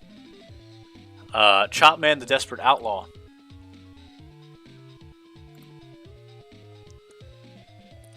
When this card's flip summon, you can equip spell card in your graveyard to it. It's okay. Coach Goblin.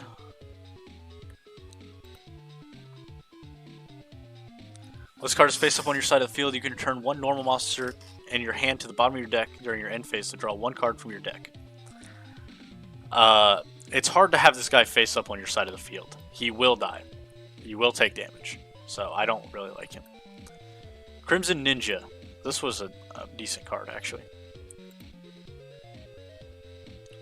Flip one trap card on... Target one trap card on the field and destroy it. If it's set, then you look at it, and if it's a trap, you destroy it. If not, you put it back. Same thing as Trap Master and something else. But it's pretty okay. We got some DD stuff now. DZ Scout Plane. That's what I meant to click on. Once per turn during the end phase, this card is currently banished, and was banished this turn, special summon in face-up attack position. This had some uses. I can't remember exactly what it was, but it had to do with like you banishing it yourself so you could have it on the next turn or something. Dark Triceratops. I don't know why I was in there. Dark Triceratops I really liked as a kid. He's a dinosaur that does piercing damage, 2400 attack, 6-star or 5-star, whatever. But I used him a lot.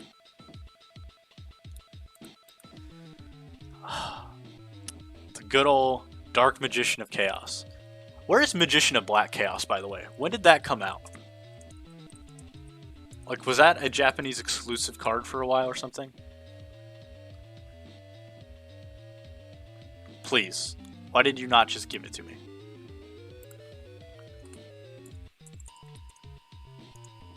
Yeah, I'm still going.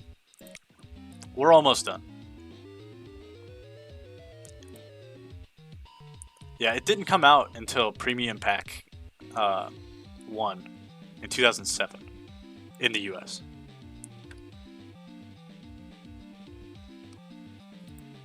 So, Magician of Black Chaos, or Dark Magician of Chaos was the best thing we had.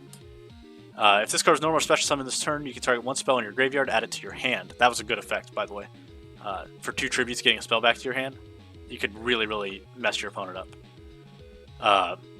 Can we use this effect of Dark Magician of Chaos once per turn? If this card destroys an opponent's monster by battle, after damage calculation, banish that opponent's monster. If this card is face up, would leave the field, banish it instead. Oh, did he get errated as well? I'm glad Yam is here and knows everything. When it's normal or special summons successfully, you can add 1 spell card from your graveyard to your hand. A monster destroyed by this monster's result of battle is removed from play instead of going to the graveyard. This card is destroyed or removed from the field. It is removed from play. Wait, when do you get it now?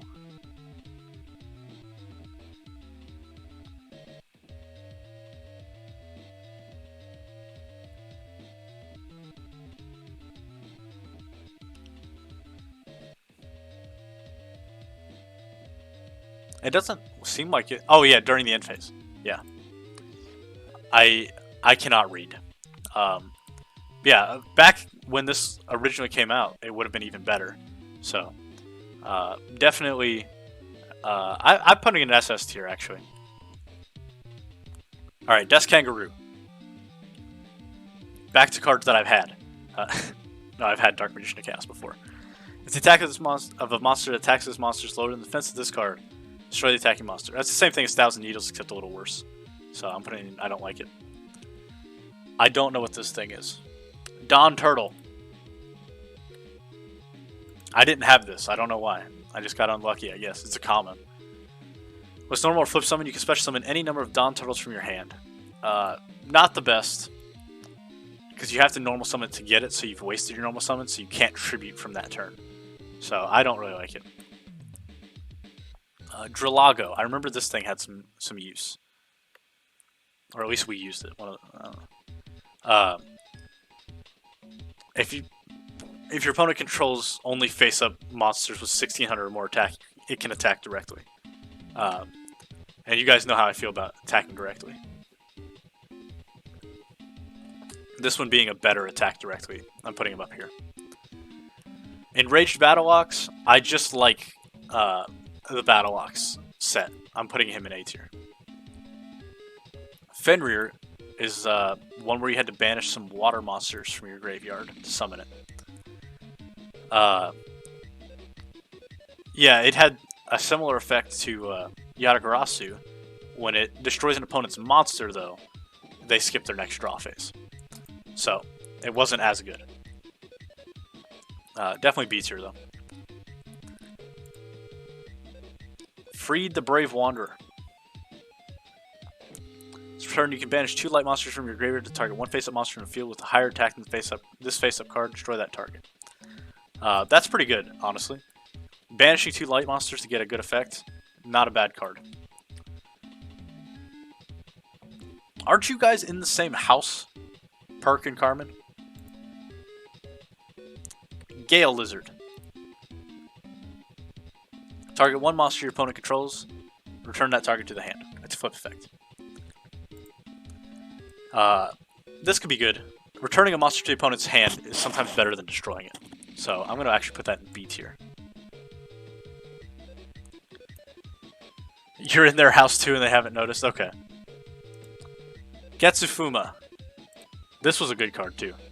If it attacks a fiend or zombie, destroy that monster at the end of the damage step. So it just got to destroy fiends and zombie monsters for free.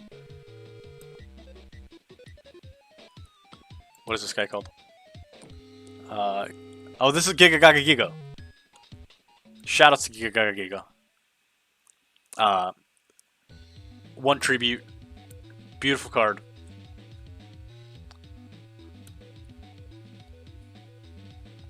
Gigantes is banish 2 earth monsters to summon him.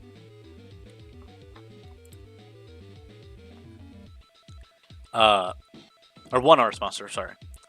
If it's destroyed by battle, since the graveyard, destroy all spell and traps on the field. That's not really a bad effect. You can really make some good use of this. I'm going to put him in A tier. You can even like suicidally use him.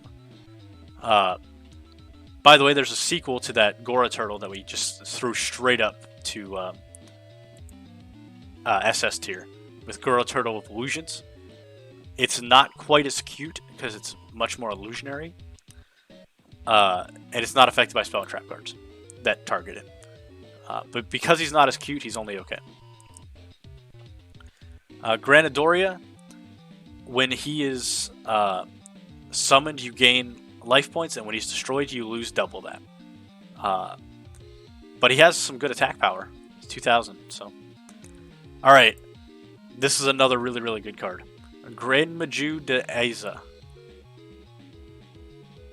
Maybe. Alright. Gains attack and defense equal to your number of banished cards times 400. It's banished cards, not even monsters. So all banished cards. I used to make a remove from play deck. There's a Grimaju deck in actual meta, like currently, or there has been. But I really like this guy. Guardian Angel Joan, the sequel to Saint Joan. Wow, that's crazy.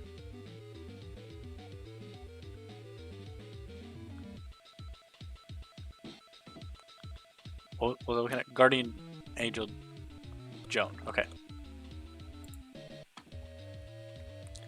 This card destroys a monster by battle since graveyard. Gain life points equal to the original attack of that destroyed monster in the graveyard.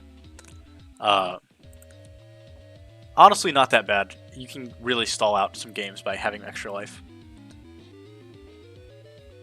Golden Castle of Stromberg? I have no idea what that is. What does that do? Hyper Hammerhead. Why do I keep scrolling down?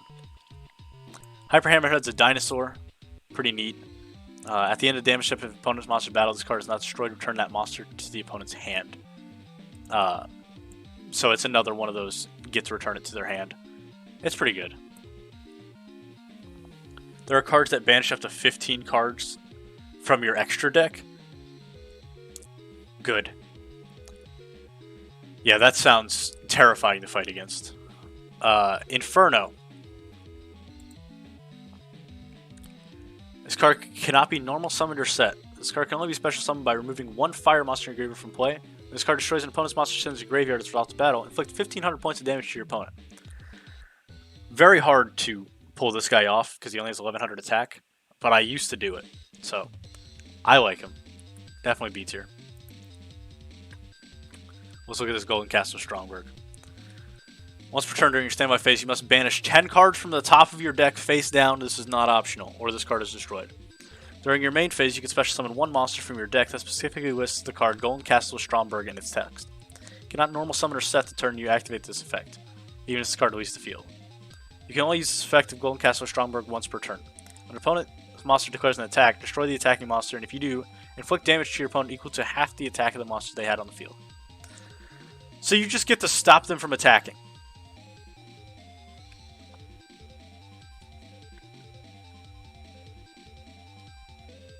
Yeah.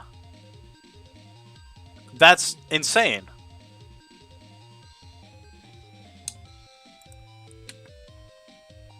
Yu-Gi-Oh's crazy now. Okay. Back to where we were. Insect Princess.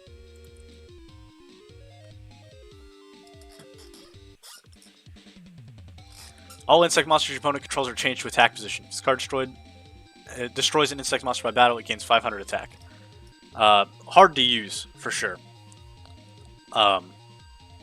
You'd have to make all of your opponent's monsters insect monsters. But I think there's a way to do it, and it'd be decent. Invader of Darkness.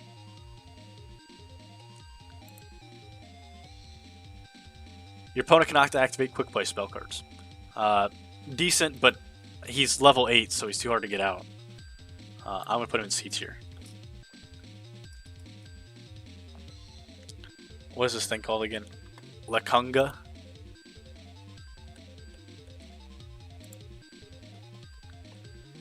You can banish 2 water monsters from your graveyard, special summon 1 Lakunga Tungan in attack position. This probably isn't actually bad. Banishing water monsters, summon tokens, you can then use the tokens to do something else. That's probably pretty good. Niche, but it needs to... It could exist. Leviathan Dragon Daedalus, I've lost a lot of times too, but I do appreciate its existence. It's one of Soder's decks that he used to play after the structure deck for this came out. You can send a face-up Umi, you control the graveyard, destroy all other cards on the field. So that's pretty good.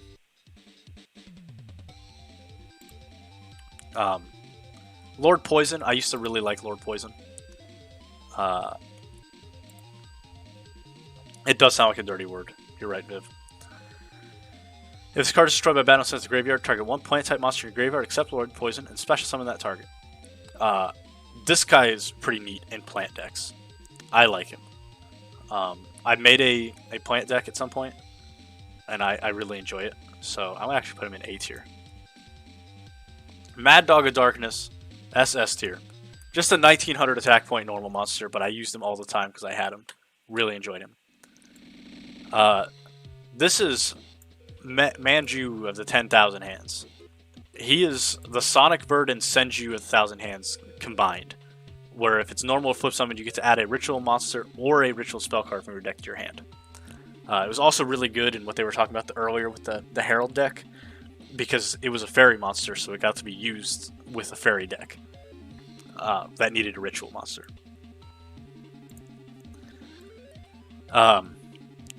Manticore of Darkness. This guy actually was not that good, if I remember right. Yeah, during the end phase of this card, if it was sent to the graveyard, you can target... Sorry. During the end phase of this turn, of the turn that this card was sent to the graveyard, you can send to the graveyard 1 Beast, Beast Warrior, Wing Beast monster from your hand or your side of field, special summon it from the graveyard. Not terrible. Blackluster Soldier abuses what now? Gentleman Gaming. Adam. I'm calling you Adam.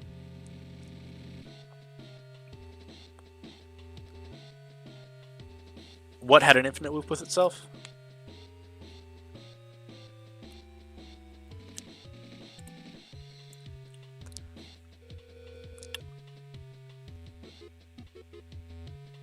Oh, Blackluster Soldier abuses Manju now? Okay. And Manticore had an infinite loop with itself? That's pretty neat. I don't know. This thing, it's okay. I tried for a long time to get a beast deck to work. I could never figure it out. Mataza's a Zapper. This card can make it a second attack during each battle phase. Control this face-up card cannot switch. It's pretty You throw it to the grave to summon another copy of itself over and over. Okay. That's pretty cool. This thing sucks. 2 attacks is not a big deal. Molten Zombie.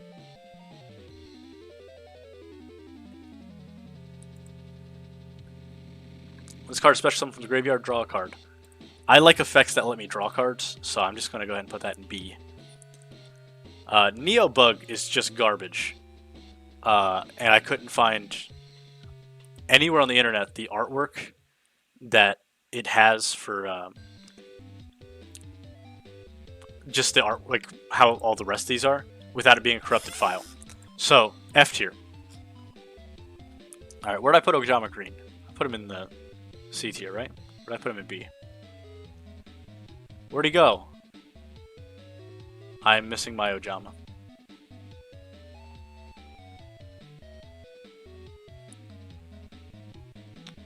What did I do with the Ojama?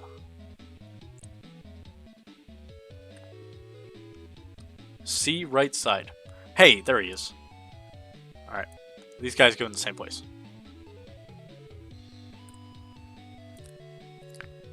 Okay, I already explained to this guy that I don't like him. Also, I think that this is supposed to be Pinch Hopper, by the way. I had one more figurine for you guys. But yeah, Pinch Hopper exists.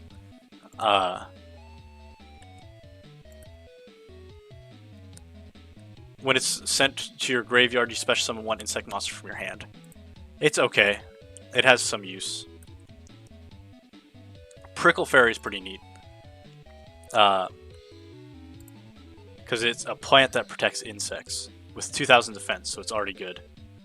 And if it battles a monster at the end of the damage step, change the monster to defense position. So then your opponent has trouble with it being in defense position afterwards. Honestly, I'm going to put this one all the way in A tier. I really liked this card back in the day. Ryu Koki.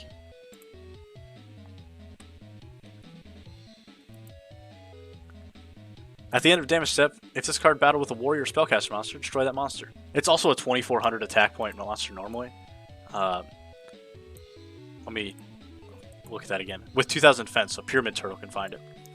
I actually liked this card in zombie decks. I'm going to put an A. Sacred Crane. Very good card. Oops. If it's special summon, draw a card. I like drawing cards, so B tier. The Fall of the Sasuke Samurais. Number 3. If it inflicts battle damage to your opponent's life points, your opponent draws a card until his or her hand has 7 cards. What a waste of a card. The first 2 were so good. Sea Serpent Warrior of Darkness. It's an 1800 attack point Sea Serpent Water Monster. For some reason, it says that it's related to Dark Worlds, and I don't know what that means. But just in case it really is, I'm going to go ahead and put it into S tier. Sylphid. This is a Wind Banishing card. This card cannot be normal summoned or set. This card can only be special summoned or removed by 1 wind monster from your graveyard. When this card is destroyed as a result of battle sent to graveyard, your opponent discards 1 random card from his or her hand. It's not that great, because it has to die by battle. But it does special summon itself. I guess it's a little bit better than C. I don't remember this guy. Skullmark Ladybug?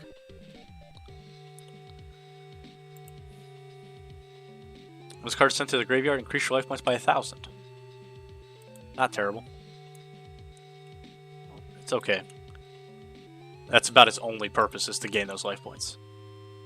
Soul Tiger. I think this is the other 2100 defense point monster. Yeah. 2100 defense level 4. You get to join the ranks with the Battle Footballer. I think I put that in S tier, right? Yeah. Spirit of the Pot of Greed.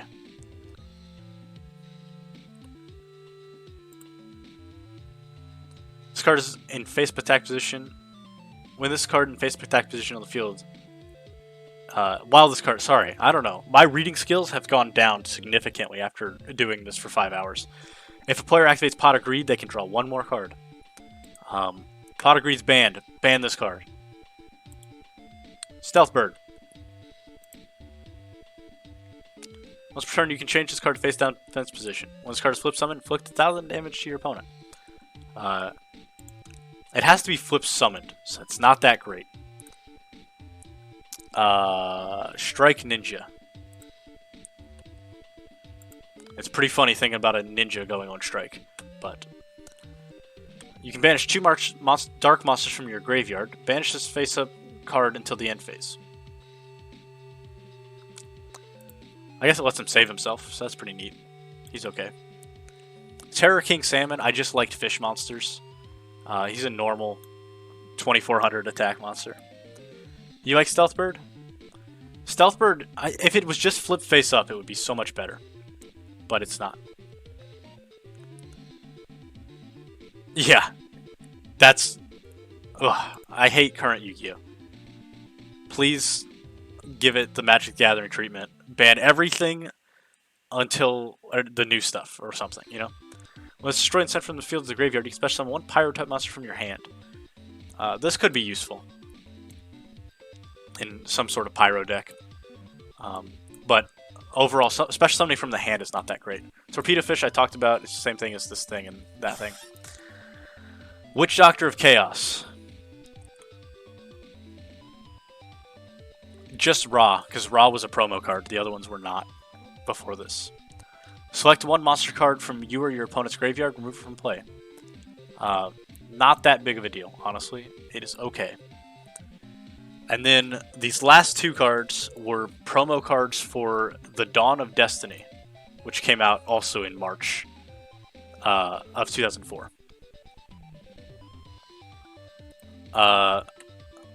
Gentleman Gaming, one is a Pokemon and one is a Yugioh. Yeah, Dark Sage. This is a really cool guy. Must be special summoned from your hand or deck by tributing a Dark Magician immediately after applying the effect of Time Wizard, in which you called the coin toss right. When special summoned this way, add a spell card from your deck to your hand. What an interesting card. You have to have a Dark Magician, a Time Wizard, and get the Time Wizard call right. But I do like him a lot. He's honestly SS tier for me. And then Winged Dragon of Ra. I'm going to pull up. Do you have this? Yes. Dawn of Destiny promotional cards. This Winged Dragon of Ra.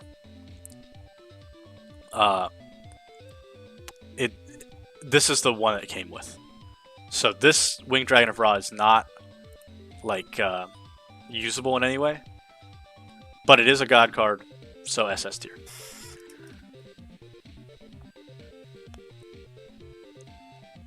Yeah. Exactly. Okay. Now I gotta figure out what my other top 5 card is. Because these are my top 4 for sure. And it's going to be coming from here. Because I could make it Frog the Jam because of the meme. Morphing Jar is probably one in there. It's definitely in the running. Because I really liked that in Dark Worlds. Jinzo is also in the running. By the way, Perk, you never used your changing, and Yam, neither did you. I don't know if anybody else wants to change anything, that wants to throw in a sub real quick. But you guys are still welcome to change a position. What happened to Lord of D? Am I missing him? I lost him.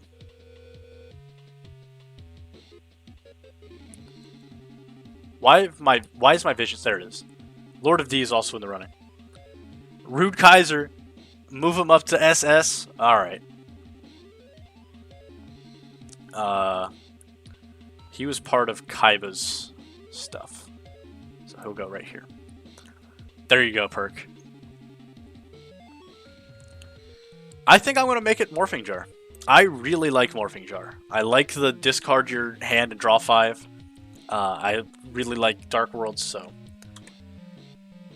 Carmen, you're also welcome to use your redemption to move something. I moved Megami to B tier. Didn't I? That's A. Yeah, it's right here. I moved it all the way back before you even hit the redeem thing. I was just telling you to redeem it. Alright. I'm gonna close the redemption at the 13-minute mark. Move left arm of Exodia to F. Alright.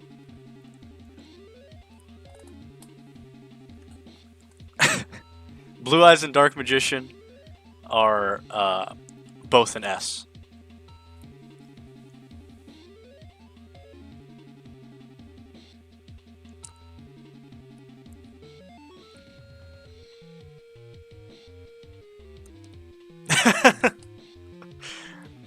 That's good, Carmen. Don't cave into perk.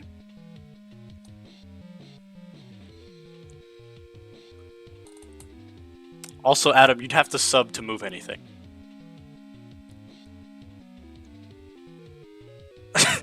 What's going on, Chandelibre? I will not be adding anything to this tier list. It was a pain enough to make. Alright. I'll go ahead and start wrapping up here. Thank you everyone for watching, both on Twitch and YouTube. I appreciate all of you. Be sure to sub on YouTube. Sub on Twitch if you'd want to. Follow on Twitch. That's great. No, Adam, you're not subbed. There, you get a little badge by your name if you're subbed. You have to pay money to sub on Twitch. Anyways. Thank you again for watching. It was a great time doing this. I'm gonna go have some dinner. I hope you guys enjoyed, and we will probably be doing another tier list at some point, because I'm sure you guys like these.